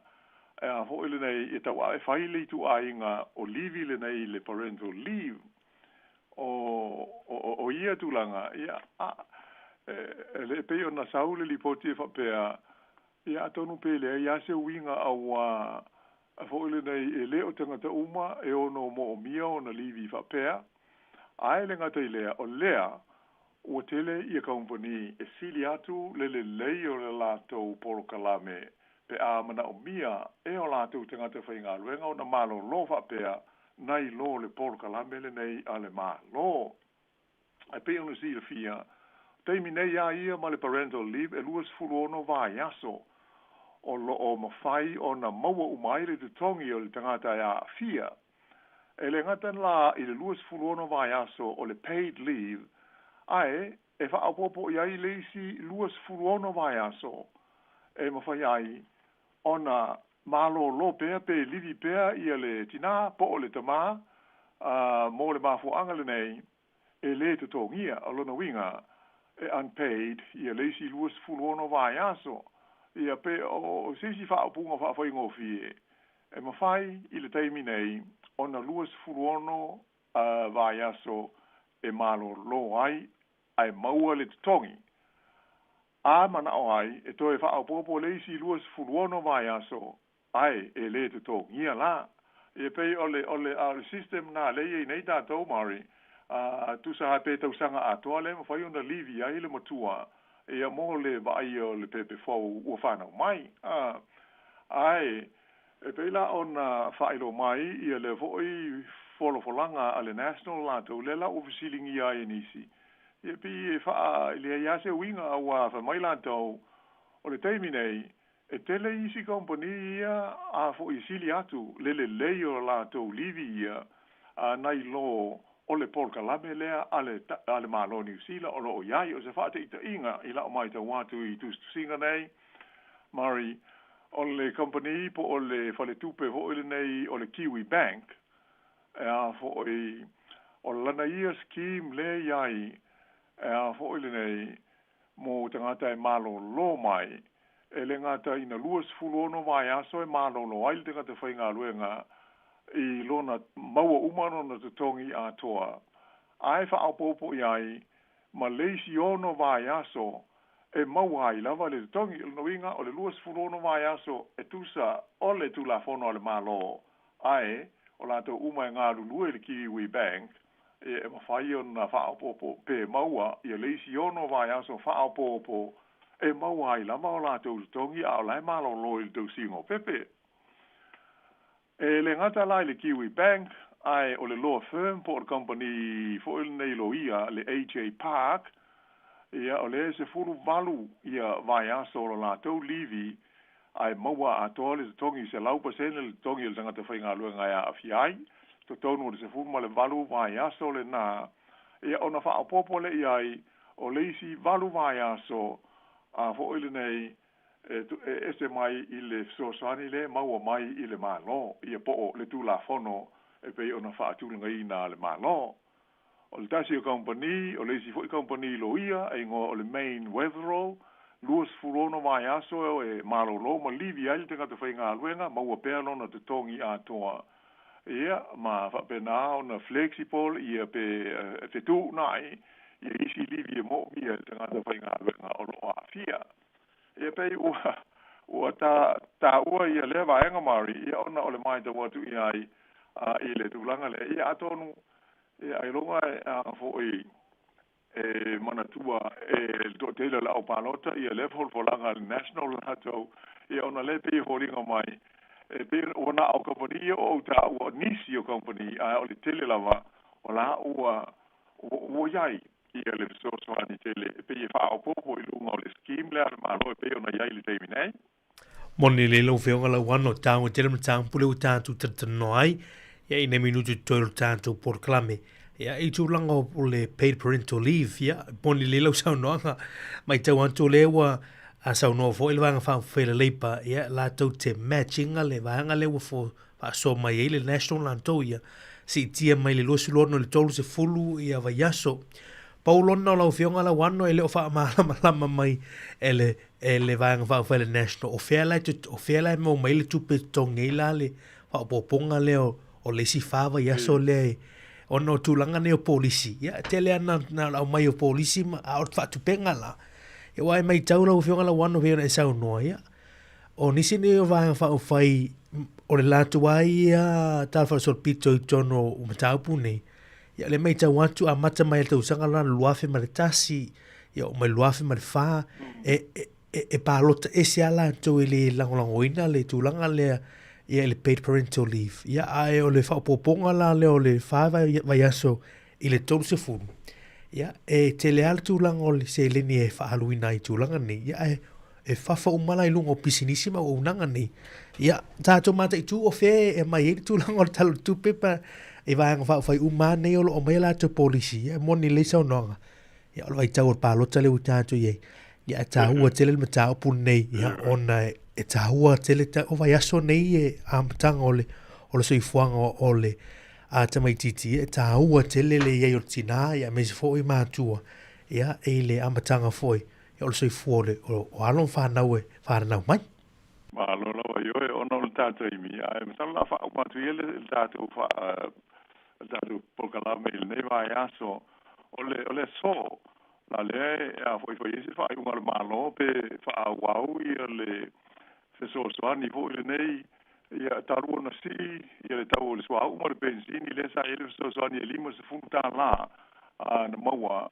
ia mo ainga e lau fast food tonu afe ele a whai o ainga e mo miele so ani le sa mo ala le lato so ani limo se funta la ile vai aso mai le polka la me hoi nei ele malo o le work tax credit o le in-work tax credit o le IWTC limo se funta la ile vai aso so ni ia vaenga e mai sa fola i fa pea o le teimia e so ai i le tolu vai aso o i lano le tolu tala le tau o le lita o le benzini e ona to e fa muta la le polka la me ia la tatu tansia e pe io na fai lo mai le malo o le so e fai ai la tu fai mai la le mata opu ia ai o manatu on o uma le tanta i vio la fa mo i ia le nei fa poponga o fai o malo mo le nei vai aso fa te atu so mai mari ia fa tu fa maru nu foi lo manu le o fa fonga pe ai se ngana o le sao ma le tonu i lo fa fonga mai ia poto ale tu tai e se le atu ia mai pe o ia upu moni ai fa mo le lo mo le angole le yo le tua ta tu toi feilo ia il va aso mumua ai mo ni taimi ia ma tu fa so i fu atu mo dele le ta tu no ma le o fa fonga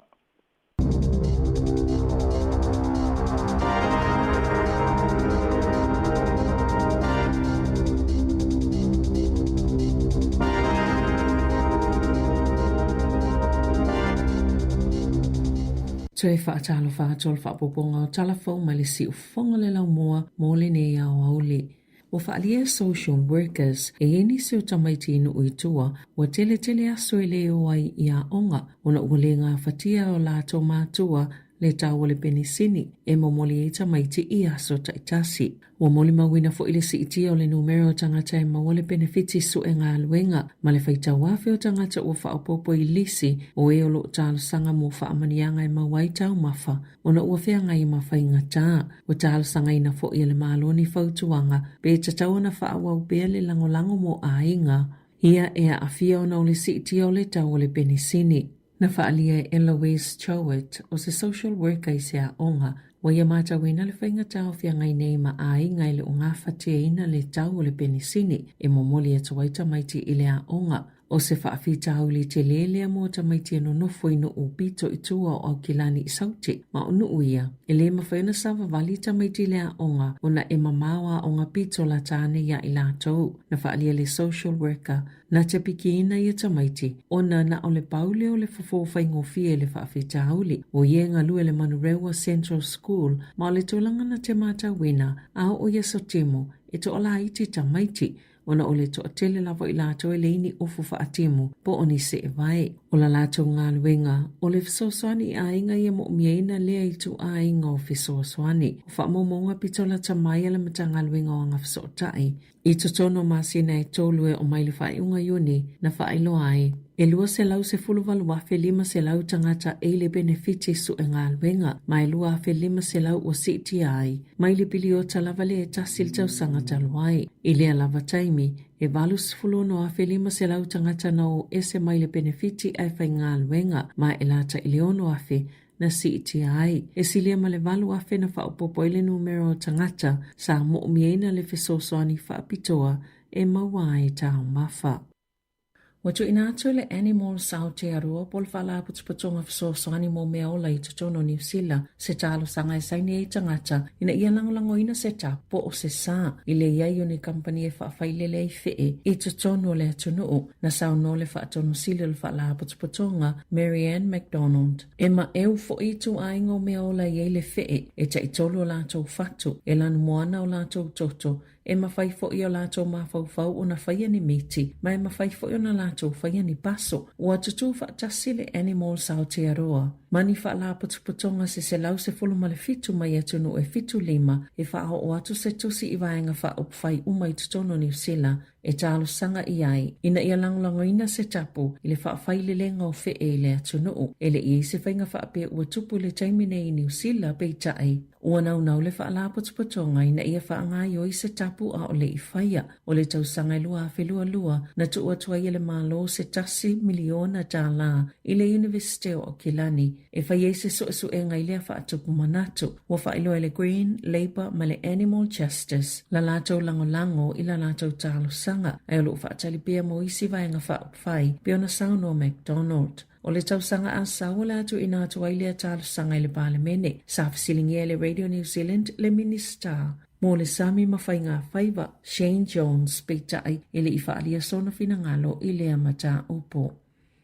I whaamomonga whawala fisa whaino mera whaamomawina, wa tele wawe atu siti o le tau le soifuanga nei lo le fua whaatatau o le sitanga o tau o loa ma au nanga po le inflation, e whaatesima le 5% le tau le soifuanga mo tangata pensiona, e whaatesima le 3% mo tangata e maua la lalo tope maua, e whaatesima le 10% na siti e le tau whaalatau sanga o loa e o mai i a yoni, o tangata e te leo la tau tutongi po tope maua, e tu sama le 10% le 5% le sitanga o loa na whiangai mai lātou. Ai mo le tele o ainga e to sama le tolu te sima le 2%. Na awhia tangata umai le tau le penisini peitai o le tele o ainga na whaamanu ia ina uma o na le pa ua pasene tolui. Na tā uai whaamaumaunga na tele wawe tele le siti o tau o loa mo tangata pensiona po o tangata e mau le supa whaapea mo tangata e mau la lalo tupe maua. Na sauno le so upa le Stats New Zealand mo tau o loa mo soifuanga Nicola Crowden.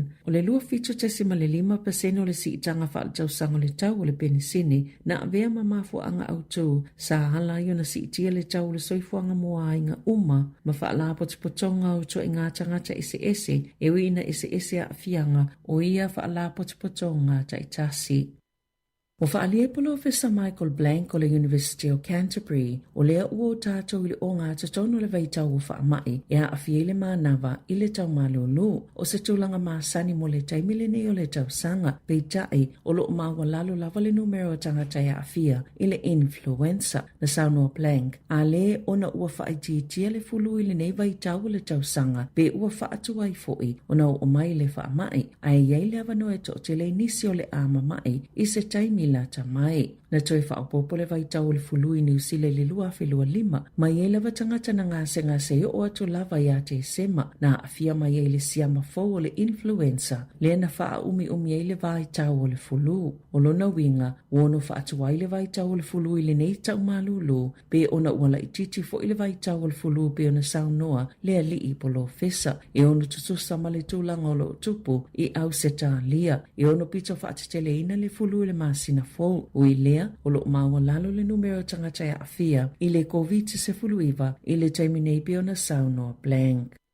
Na sauno le Minister of Malanga Inga Erica Stanford o suwinga o le awhaia le polo kalame o ngā luenga whaawai taimi o le awhaawhai ngōwhie ma manino o na whaongaina ai pui ai fo i tangata whai ngā luenga e to samale sifulfitu afe tangata whai ngā luenga whaawai taimi i tau sanga taitase. E mawhaiona au mai e New Zealand i lalo le polo kalame mai Asia ma atu moto le Pasifika ma whai ngā luenga ai i le to samale lua se lau o whale whai ngā luenga na sauno Stanford e manuia tele le polo kalame peitai o whainga tā tele ma ua avea fo i ma avenga mamafa o whaia le matanga luenga ni suinga e ao ngā ma mawhai o na whaatino e whaafai ngōwhi e tu unga ma ia whaalelei ai fo i le tūlanga manino le polo kalame ai le ngata i lea e whaamalosi ati le le puipuinga o tangata whai ngā luenga na ofi ai i nei suinga se whainga whaasolo po se polo kalame whaamaonia ma amana ia i tangata e ana ngā luenga ua lewa o na lelea lātou whaamaumaunga i le tausisia o tō la whono. Whaapea fo ima le awanoa te le mō tangata whainga luenga. E whaawhaingo fia una fesu iai.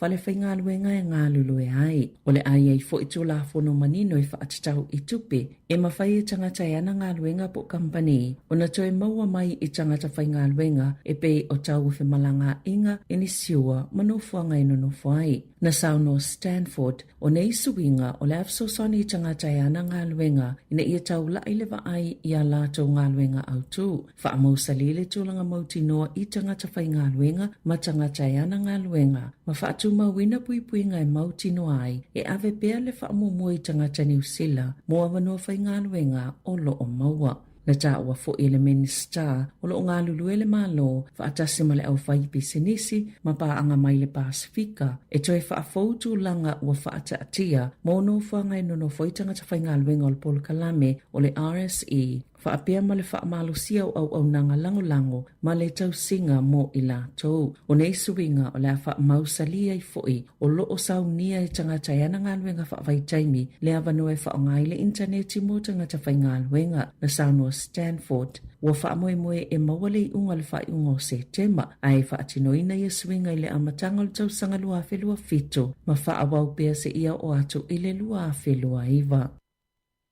Ua whaasalaina le company a le Harvey Norman i se sala tupe $5 miliona tala. Ona o se whaasala launga whaatau sina tau whaasese, ma sāta ita ina se se tangata whaatau e winga i a lātou credit cards. O le isi lua se $10 miliona tala, ua whaasalaina i le company a le Latitude Financial, ona o se whainga lava lea e tasi, na mau e le ofisa polpule ngal malo Australia, e wa ia company ma pisenesi ina ia ustai to la fono. Ua whaasalalawina ia company, mauna ia tangata whaatau ina ia awai se Polkalame o credit cards, e ono se fulumasina i totongi se oloa, e au noa ma se tului. Ua whaatono ina fo ia company e lua ina ia vave whaasalalawina, ala whaasalalaunga whaapisinisi ia ua toi whaasao, i lunga o ala upenga ta whailangi mo aso e iwa se fulu, e $5 miliona tala, la whaasalanga to whaatasi, ono o se whaalawi loa whaatau sina na whaasese nai tangata whaatau ia whaamanianga, pe a whao ngā lātou credit cards e whaatau waini o loa. O le sala tupe na whaatanoina le whaamasinonga tele le malo, o le sala tupe pito e mawalunga le ua maua le Australian Securities and Investments Commission, whaasanga i se company ona o le whaasese ina o tangata, e alai whaamatalanga maami o ngatau whaasese. I Ta'alonga, ua whaamawina le tala whaasolopito Ta'alonga mo New Zealand, le mana malol tamaitai o Zoe Hobbs i le pine auro i le tau fetulinga o le selau mita pe ona ia ausia le tolanga mawa e Ta'alonga o malol tau pulenga e se fulu tesi ma le iwa tolu se kone le sawa sa tolanga momoai Hobbs i le malai Ta'alo le Scotstoun Stadium na ia whaalea o ngā ina i lavala na ia matatia i le Oceania ma ia mawaina i le pine auro mua New Zealand i ni Ta'alonga o malol tau pulenga i le tau fetulinga selau mita. Na tūlanga lua le tamaita ingelani o Amy Hunt e se fulu te simaleiva valu se kone, tūlanga tolu Tori Lewis o Australia e se fulu te simaleiva iwa se kone, salo na whaale taimi o Hobbs o sauni atu le suenga o pine o leo Ta'alonga. Ilona taimi se fulu tasi te simale o wha se kone beitai o le tūlanga mautinope na ta'u le Radio New Zealand na toi sui e le kia le tamaita o Hobbs, leo wa ausia i le tūlanga mawa e mo New Zealand. Tala fau ia mai le si ufonga le lau mua mo le nei au auli.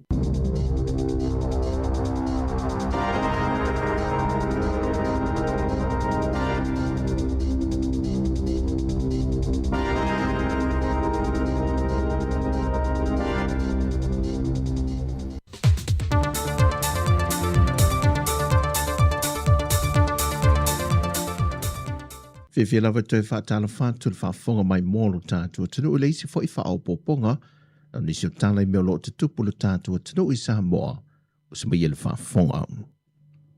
O lea ua sui mai leisi komseno le maro Amerika i Samoa i a Jadno Valley e peo na whailoa e atuai le whionga le ministan tanga luenga wa onga le whionga i ono Dr. Alec Ekeroma e whaamautu wele whaau au pea o le sota inga o whainga pa anga malo e lua e pe ona so swani fa awau e pele malo Amerika i le malo Samoa le una ia lo le tutau ia o onga e le whaalelei o tūlanga o le siu manga mo whanau onga ia lei potu ma whane onga, whaatasi malana vaenga o piskoa e malanga mai pei tausanga uma, e tautua au noma se taui, wale ngata le tūtau ia o onga, au whapena fo inisi o tausanga e fso swania tuai o nisi o lātu sui, a ngā i le soifua maloloina, mali whaala paputonga suenga whaasai nisi le Ross. E le lifa tele e fso swania le malo Amerika mo Samoa, e le aoa oina le leile o alo ma whanau la Haiti, o se lumana i le lei fo i le mo Samoa. Wa mai a fo e ona whelo e atu le whionga le sui pānemia, le whionga muripola ana rosa ade mōri o, e aloa ia i le whaau oina pēr, o le whainga pā a ngā tunu e lua.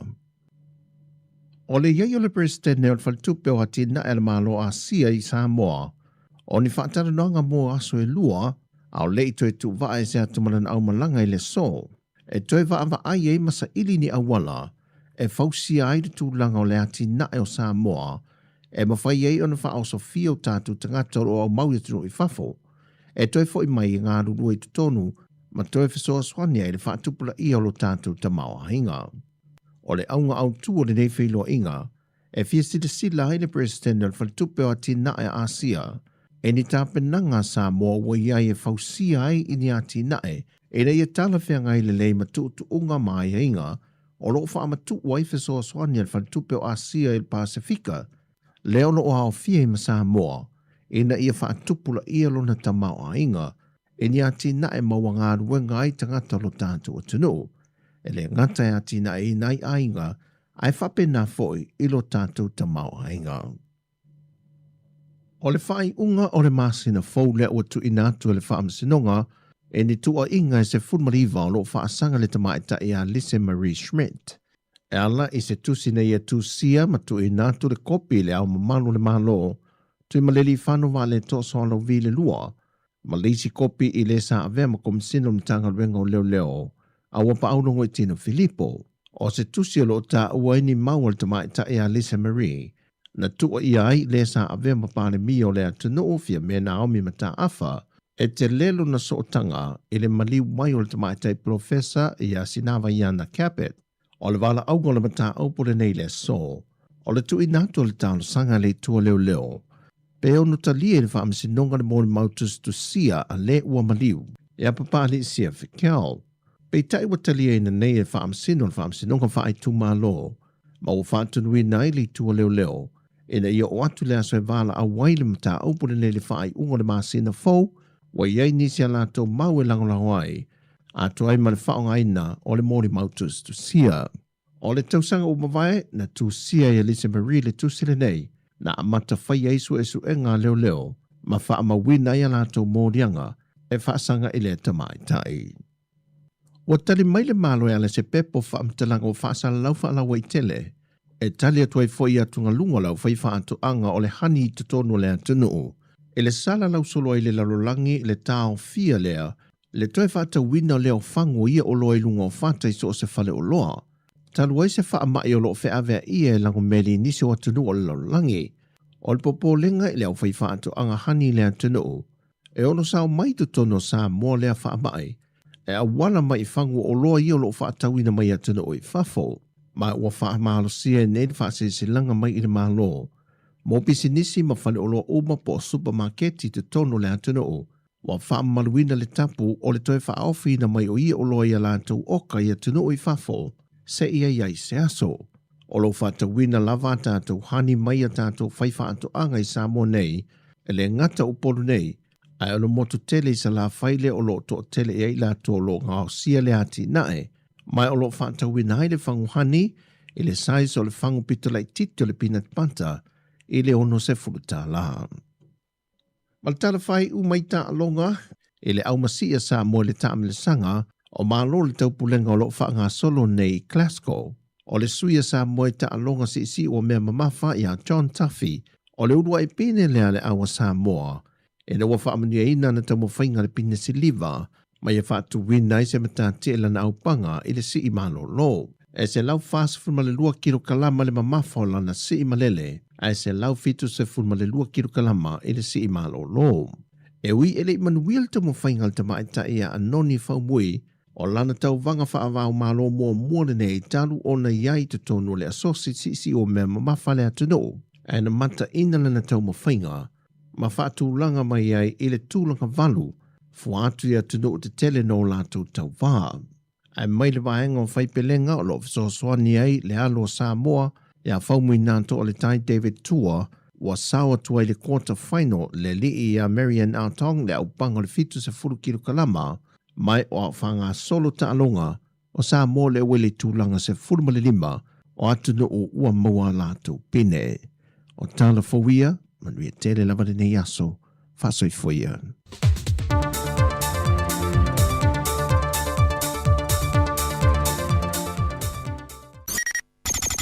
O le tautua le si ufonga o le laumua o lo iai fo i le langolango a le New Zealand On Air. Talofa, si ufonga o le laumua.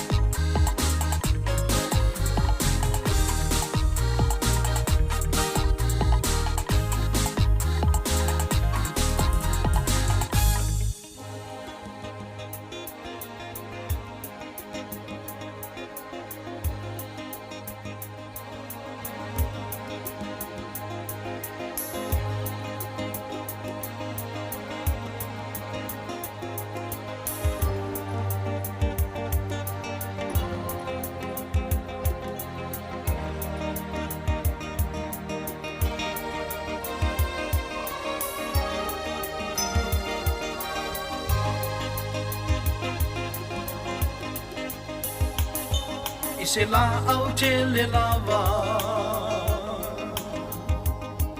e mamau te isi ma le ala na o a sa nofo i la lo i fo olo na paolo e le i pine o na o ai ni tangata ua fuli tu mai na o tua e lunga tuli loa talo lo fia i lo po ai na o toi mana tua i na lea mama o ta i a o i le mea e fai Yesu Yesu Yesu pule mai o e loa umachai so o se aso ave ai lo uona o oe pule ai wa o mana tua i na whea nainga wa umana ta whai wa o toi fia soga ese Beita i le la whai ua e whaamao ni lawa a ua o le tu mawai se amu i a lawa i o pu o ne o mea nei a mawhai whaamone mole lo ua li i alo whangia lo vai mai Yesu Yesu Yesu pule mai o e loa umachai so o se aso ave ai lo uona o oe pule ai wa o mawaina o le upumoni o te sa o loto ai Panga fo i le alo uali Wai ai fo i le fili Le ai se lo tanga tusa ese tanga ta uma I ua wha lave i si au le nei o le au o mai nei unga Musu e mala au i le aso Se e mawhuli e mai maunga Yesu Yesu Yesu pule mai o e lo umachai so o se aso ave ai lo uona o oe pule ai Yesu Yesu Yesu pule mai o e loa umachai so o se aso ave ai lo uona o oe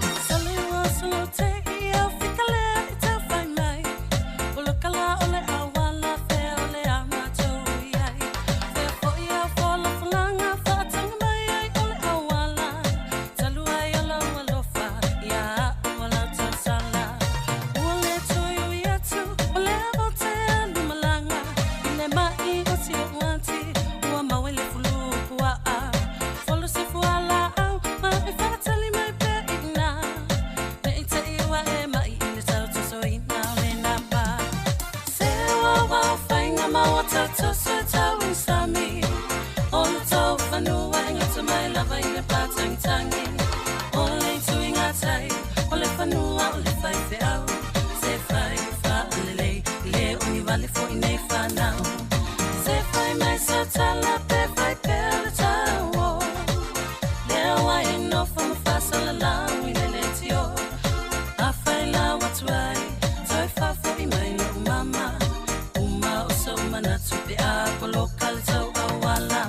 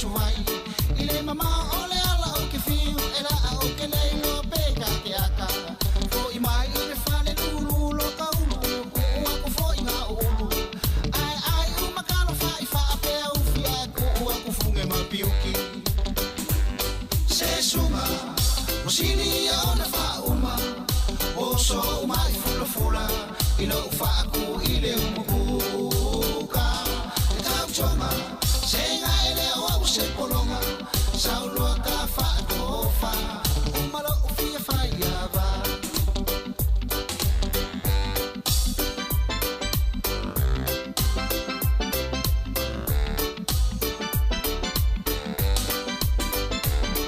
okay mo ile po ai ko e va bela awa ele ai o se ma umana e ko akele kama ole sifio kaka ole makua pa yela a o ana aka ka senga olo aka e fa akuli filiala e o ina kaulanga ole va a o mala ai misi mase kupe se kanga Marie Maya o sunga ole kongulenga ole a o foi kwa mala o kala lenga e fa ilo kama ele kukusa uma fa ya va sa o kausilava male fa ama on ya va ve ai on o woki na ole o mai ai uma mea ai ele o a se ai sua vai se suma o sini ona fa uma o solo poco ma waluma koe o vai fo i male suka e jam chonga senga ele o se polonga saulo ka fa go fa umalo fia fa ya va se suma o sini ona fa uma o solo poco ma waluma koe o vai fo i male suka e jam chonga senga ele o se polonga saulo ka fa go fa umalo fia fa ya va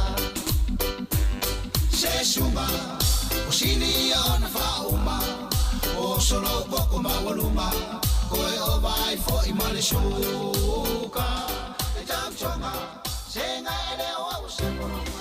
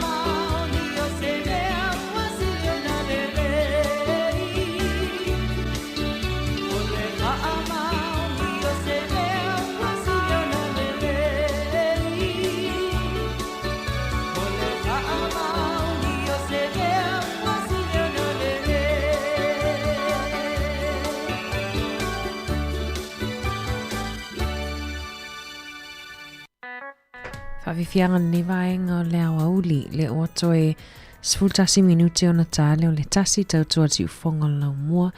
Whaftai atu e la tolo o mafuta mai ma wha malofa e la tolo o patalofa mai lunga o tato upinga o fisota inga ile nei awauli matangofie le sulu mana o la I whawhata o tato ofisa whaasana lau. Pamalatu maasani o le awauli ia ni au appointment o nei awauli po le afiafi fo ana nei le ngatai lea ia o tui. O ile mole a tato I po rualia sa ia nisi o le au whengan wenga so fo malolo ina nafi. Ia e whapea mai o le aiai lava I le vai aso le nei. Whaia tui pui tui o le hep si. Ia o lo he le latou pena na whasilisila e mese mo I latou sa ton no to ese ia le umanga lo mai ia le pui mai fo I le tele o whaamai. Ia nei mawhiona mau pe whapea le tisau e whaisau whaatau I le matou mall. Ia tanga ia nil vahenga na pe whapea o ngā mo. Oe. Awi natu pe whaafifianga su I whewhiloi toi taliu mai whaatou whae nei tatou wompa anga inungo le tasi o ono te sima tasi wha mo.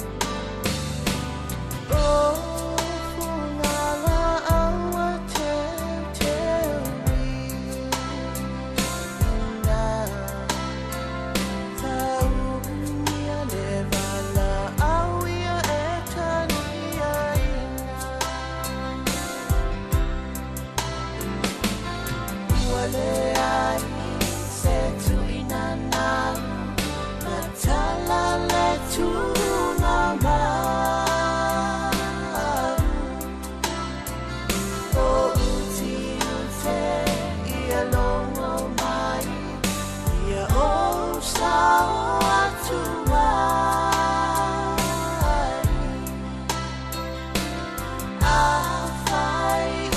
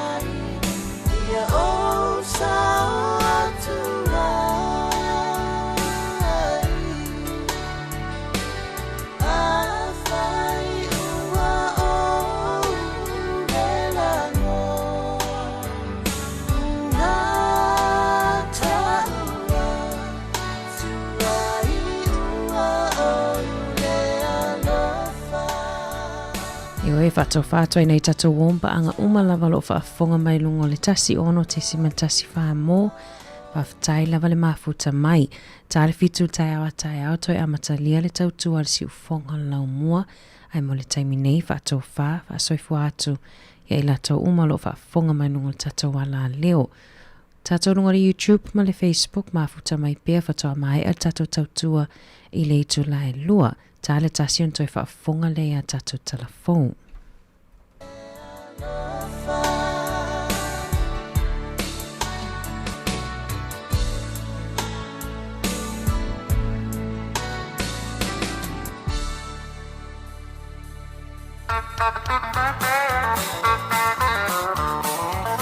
Say goodbye, Joe, you gotta go, me on my own.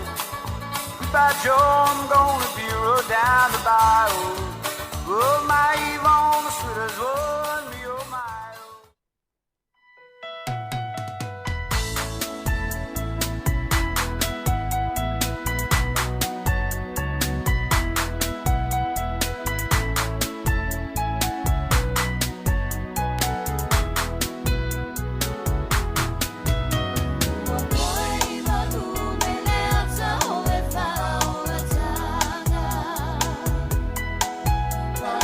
Taya su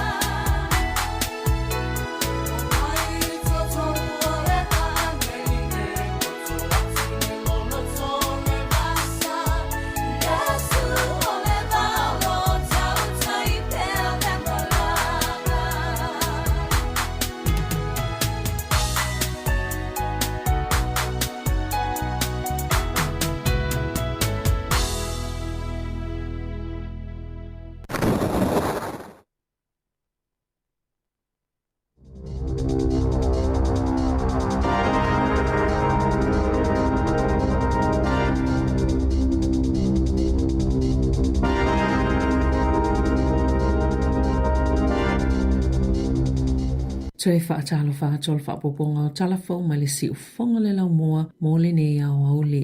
O whaalia social workers e eni se o tamaiti inu uitua wa tele aso e leo ai i a onga ona ule ngā whatia o lātou mātua le tāua le penisini e momoli e tamaiti i aso taitasi. Wa moli mawina fo ile si itia o le numero o tangata e mawale benefiti su e ngā luenga ma le whaita wafe o tangata ua whaopopo i lisi o e o lo tālu sanga mo whaamanianga e mawaita o mafa ona ua whianga i mawhai ngata o tālu sanga ina fo i le maloni fautuanga pe tatau na whaawau bea le langolango mo a inga ia e a afia ona o le si itia o le tau o le penisini. Na whaalia Eloise Chowet o se social worker i se a onga wa ia mata wina le whainga tau whia ngai nei ma a inga i le o ngā whatia ina le tau o le penisini e momoli e tawaita maiti i le a onga o se whaafita au li te lelea mo ta maiti e nonofo inu o pito i tua o au kilani i sauti ma o nuu ia. E le mawhaina sawa wali ta maiti le a onga o na e mamawa o ngā pito la tāne ia i la tau. Na whaalia le social worker na te piki ina i ta maiti o na o le paule o le fafofai ngofie le whaafita auli o ie ngalue le Manurewa Central School ma o le tolanga na te mata wina a o ia sotimo e to ola iti ta maiti ona o le toa tele lava i lātou e leini ofu whaatimu po oni se e vai. O la lātou ngā luenga, o le fisosoani a inga ia mo mieina lea i tu a inga o fisosoani. O whaamomonga pitola ta mai ala mata ngā luenga o ngā fisotai.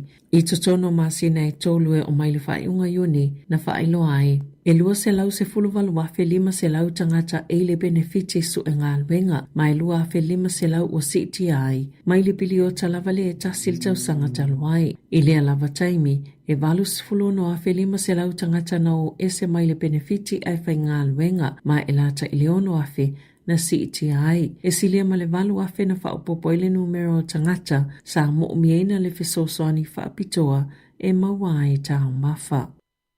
Wato ina atu le Animal Aotearoa pol whala putupatonga fisosoani mo mea ola i tutono New Zealand se talo sanga e saini e tangata ina ia langolango ina se tapo o se saa i le iai o ni kampani e whaafailele i fee i tutono le atunuu na sauno le whaatono sili le whala putupatonga Marianne McDonald. E ma eu fo i tu aingo mea ola i le fee e ta i tolo lātou fatu e lanu moana o lātou toto e mawhai fo i o lātou mawhauwhau o na whaia ni miti, ma e mawhai fo i o na lātou whaia ni paso, o atutu whaatasi le Animal Aotearoa. Mani whaala putuputonga se lau se fulu male fitu mai atunu e fitu lima, e whao o atu se tusi i vaenga whaopwhai umai tutono New Zealand, e talo sanga i ai, ina ia langolango ina se tapu, i le whaafai le lenga o fe e le atunu, e le i se whainga whaapea ua tupu le taimine i New Zealand peitai. Ua nau le whaala putuputonga ina ia whaangai o i se tapu a o le i whaia, o le tausanga i lua a lua, na tu atua i le malo se tasi miliona tāla i le University o Kilani, e whai se so e ngai lea whaatupu manatu, wa whailo le Green, Labour, ma le Animal Justice, la lātou lango i la lātou tālo sanga, ai o lo whaatali pia mo isi vaenga whaopwhai, pia ona sauno McDonald. O le tausanga a sawa atu ina atu ailea tālo sanga i le palemene, sa fasilingia le Radio New Zealand le Minister.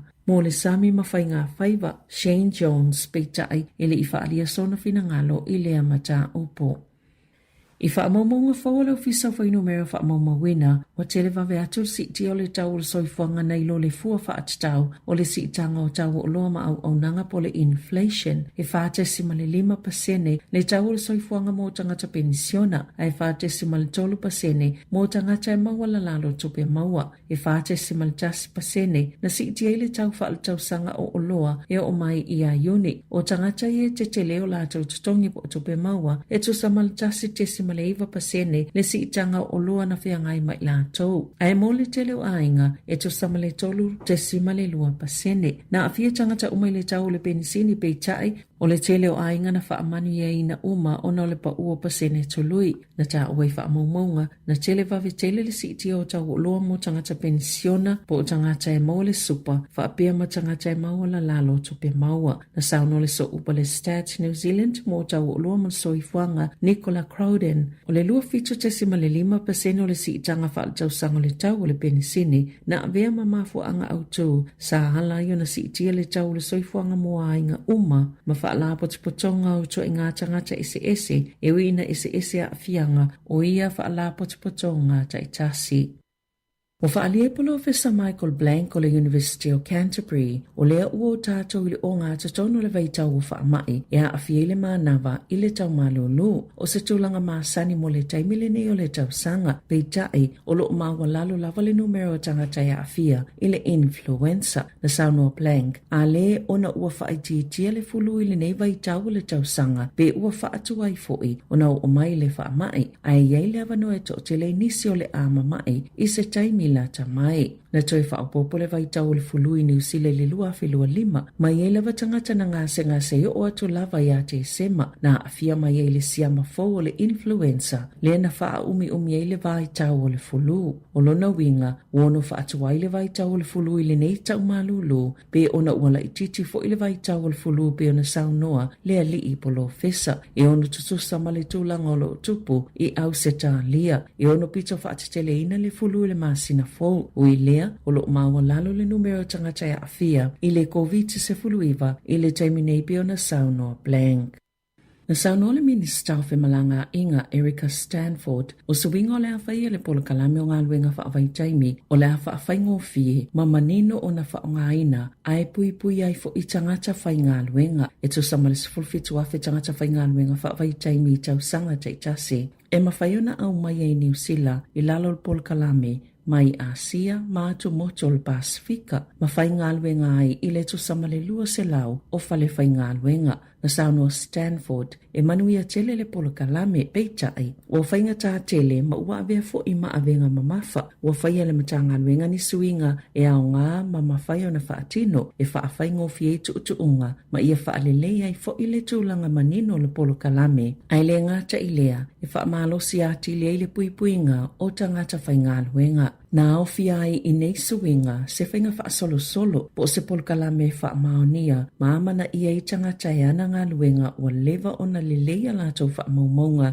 i le tausisia o tō la whono. Whaapea fo i maleawa noa te le mō tangata whai ngā luenga. E whaawhai ngōwhi e una whesu ia i, whale whai ngā luenga e ngā lulu e ai. O le ai ei fo i tō la whono manino e whaatatau i tupe, e mawhai e tangata e ana ngā luenga po company. O na toe maua mai i tangata whai ngā luenga e pei o tau Whemalanga Inga e ni siua manofuanga e nonofuai. Na saunoa Stanford o nei suinga o le afsosoni i tangata e ana ngā luenga ina ia tau la i lewa ai i a lātou ngā luenga au tū. Whaamausali le tūlanga mauti noa i tangata whai ngā luenga ma tangata e ana ngā luenga. Ma whaatu mawina puipuinga e mauti noa ai e ave pea le whaamumua i tangata New Zealand mo awanua whai ngā luenga o lo o maua. Na tā ua fo i le Minister o lo ngā lulu e le malo whaatasi ma le au whai pisinisi ma paanga mai le Pasifika e toi whaafoutu langa ua whaata atia mo no whangai nono whaitanga ta whai ngā luenga o le polo kalame o le RSE whaapea ma le whaamalosia au nanga lango ma le tausinga mo i lātou. O nei suinga o le a whaamausalia i foi o lo o saunia i tangata i ana ngā luenga whaavai taimi le avano e whaongai le interneti mo tangata whai ngā luenga na saunoa Stanford. Ua whaamoe e mawale i unga le whai unga o September ai whaatinoina i suinga i le amatanga o tausanga lua whelua fito ma whaawau pea se ia o atu i le lua whelua iwa.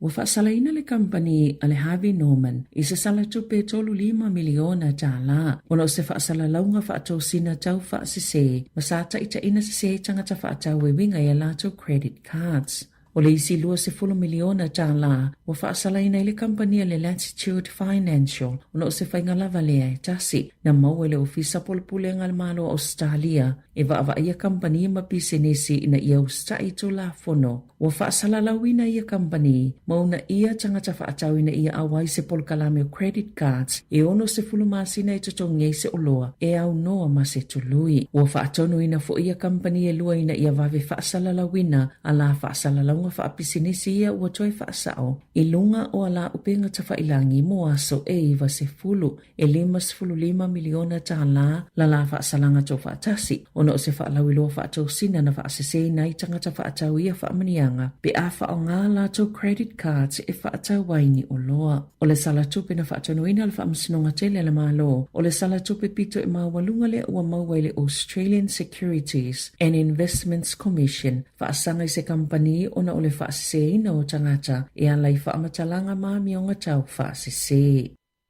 I ta alonga, Ua whaamawina le tala whaasolopito ta alonga mo New Zealand, le mana malo le tamaita i o Zoe Hobbs i le pine auro i le tau fetulinga o le selau mita piona ia au siele tūlanga mawa i ta alonga o malo le tau pulenga e se fulu te si male iwa tolu se kone le sawa sa tūlanga mumuai Hobbs i le malai ta alo le Scotstoun Stadium na ia whaalea o ngā ina i lavala na ia matatia i le Oceania ma ia mawaina i le pine auro mua New Zealand i ni ta alonga o malo le tau pulenga i le tau fetulinga selau mita. Na tūlanga lua le tamaita ingelani o Amy Hunt e se fulu te simaleiva valu se kone, tūlanga tolu Tori Lewis o Australia e se fulu te simaleiva iwa se kone. Salo na whaale taimi o Hobbs o sauni atu le suenga o pine o leo ta alonga. Ilona taimi se fulu tasi te simale o wha se kone peitai o le tūlanga mautinope o na ta o le Radio New Zealand na toi sui e le kia le tamaita o Hobbs. Leo wa ausia i lea tūlanga mawa e mo New Zealand. Tala fawia maile si ufonga le lau mua mo le nei au auli.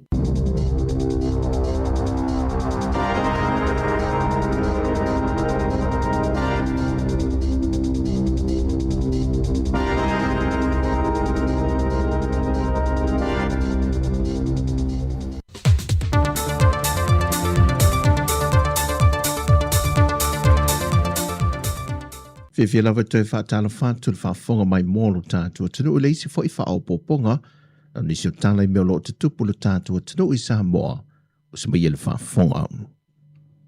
O lea ua sui mai leisi komiseno le malo Amerika i Samoa i a Jadno Valley e peo na whailoa e atuai le fionga le minister mtanga luenga wa onga le fionga i ono Dr. Alec Ekeroma e whaamautu wele whaawau pea o le whaso inga o whainga pa anga malo e lua e pe ona viso soani whaawau e pere malo Amerika, i le malo Samoa le una ia lo le tūtau ia awa onga, e le whaale leo tūlanga le si o manga mo whanaua onga ia lei potu ma whane a onga, whaatasi malana vaianga o piskoa e malanga mai pe tausanga uma, e tautua au noma se taui, wale ngata le tūtau ia awa onga, au whapena fo inisi o tausanga e viso soani tuai o nisi o lātu sui, a ngā i le soifua malo loina, Mali whaala paputonga suenga whaasai nisi le Ross.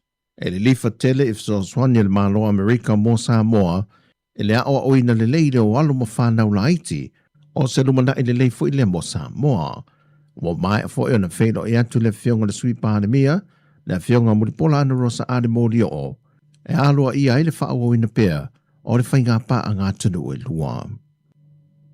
O le iai o le presidente o le whalitupe o hatina e le malo a sia i Samoa, o ni whaatara noanga mo aso e lua, au lei toi tu vae se atumanan au malanga i le so, e toi va ai e masa ili ni awala, e fausia ai le tūlanga o le hatina e o Samoa, e mawhai ei o na wha o Sofia o tātu tangata o au maui atunu i fafo, e toi fo i mai i ngā ruru i tutonu, ma toi fisoa swania i le whaatupula i o lo tātu ta maua hinga.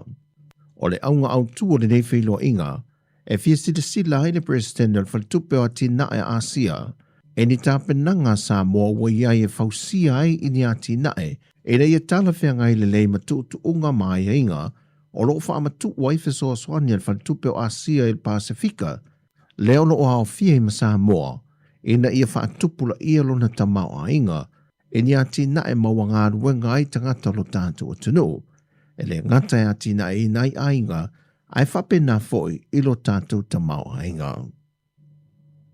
O le whai unga o le masina fau lea ua tu inatu e le whaamsinonga, e ni tua inga e se fulmariva o lo whaasanga le tamaita e a Lise Marie Schmidt.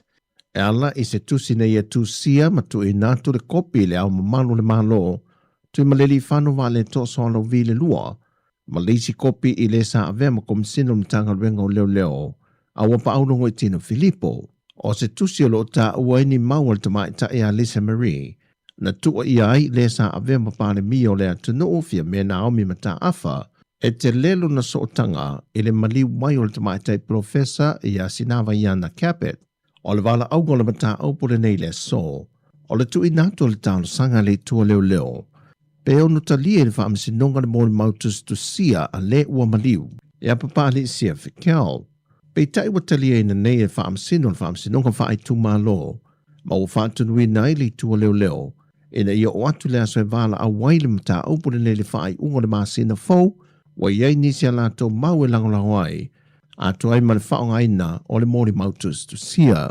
O le tausanga o mawai na tu sia e Lisa Marie le tu sile nei, na amata whai eisu esu e ngā leo leo, ma wha ama wina ia lātou mōrianga e whaasanga i le tamai tai.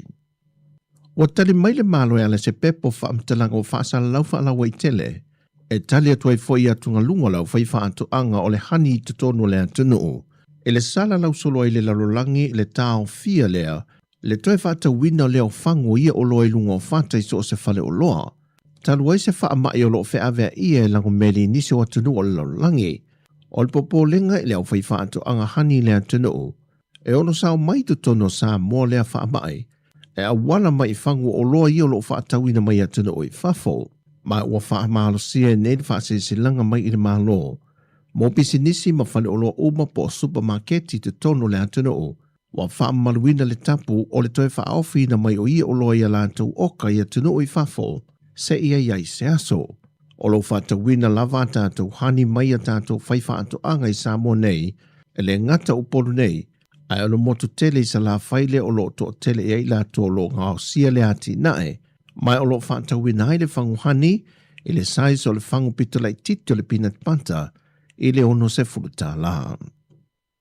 Maltala whai umai ta alonga, i le au masia sa mo le ta le sanga, o malo le taupulenga o lo whaanga solo nei Glasgow, o le suia sa moe ta alonga si o mea mamafa i a John Tuffy, o le urua i pene lea le awa sa moa, e le wafa amanuia ina na tamo whainga le pine si liva, mai e whaatu wina i se mata te la na au panga i le si i malo lo. E se lau fasa fulma le lua kiro kalama le mamafa o lana si i malele, e se lau fitu se fulma le lua kiro kalama i le si i malo lo.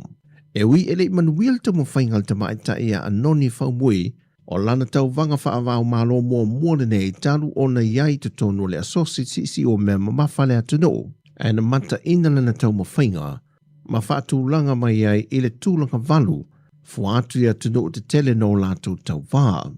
E mai le vahenga o whaipelenga o lo fisoswani ai le alo Samoa, e a whaumui nāto o le tai David Tua, wa sawa tuai le quarter final le lii a Marian Autong le au panga le fitu se furu kilo kalama, mai o whanga solo ta alonga o sa mo le wele tūlanga se furu male lima o atunu o ua maua lātou pine. O tala fawia, manuia tele lavare ne yaso, whasoi fwia.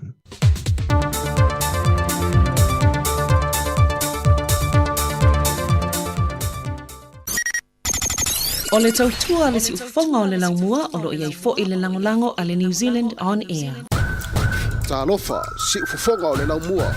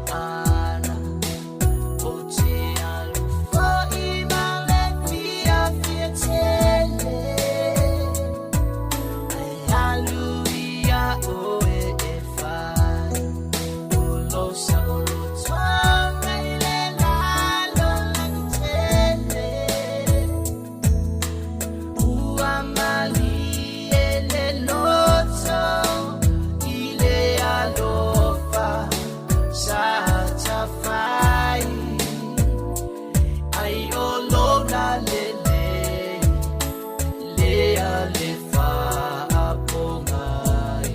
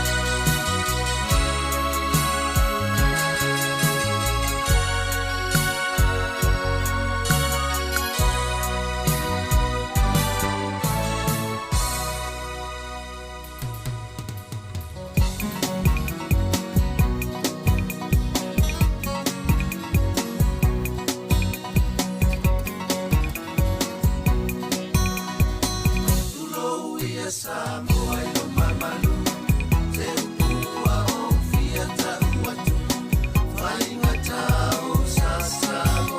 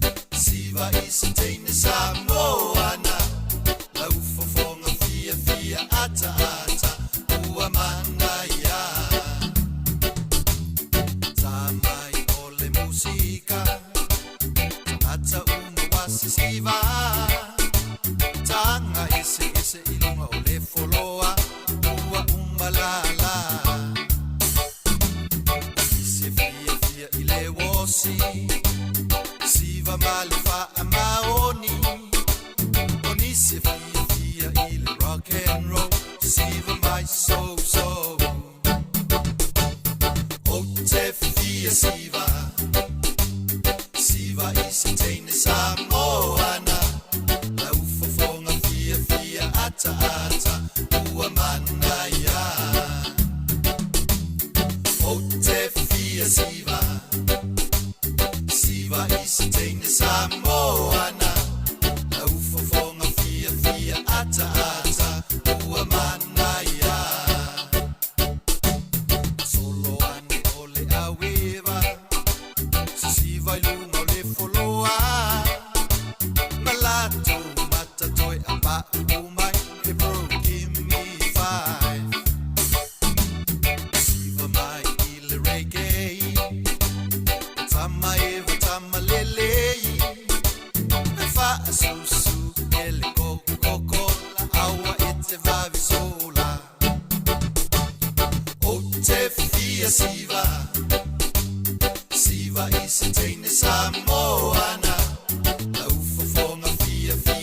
ata ata ua manaya o te fia siva siva isi teine Samoana au fofonga fia fia ata ata ua manaya nisi fo o tamai tai ese pi atamai hei foto i aisi tama fo ilena ai fai mai wale lava teine fa ilonga tangata tu mai lo wanganga o tama nei o tama fo i mai tua e fai lava si mamafa o te fia siva siva isi teine Samoana lau fofonga fia fia ata ata ua manaya o te fia siva siva isi teine Samoana lau fofonga fia fia ata ata ua manaya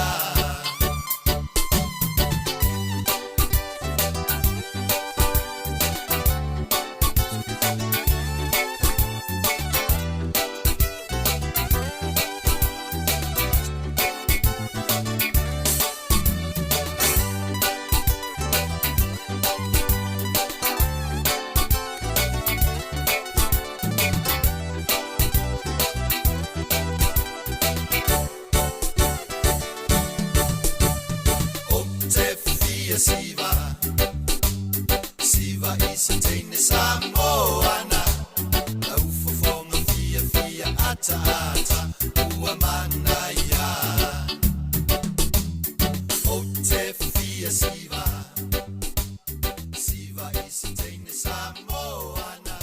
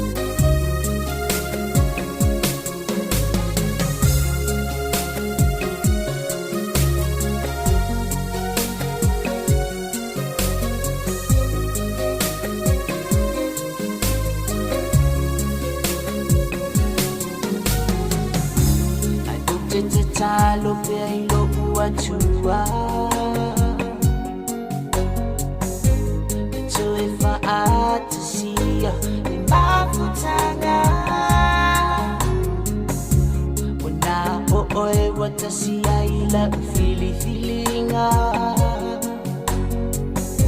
e tu mapea ele fa'alua ina fusimai fusimai fusimai oi ele fa'alua oi ilobulutu ele mafai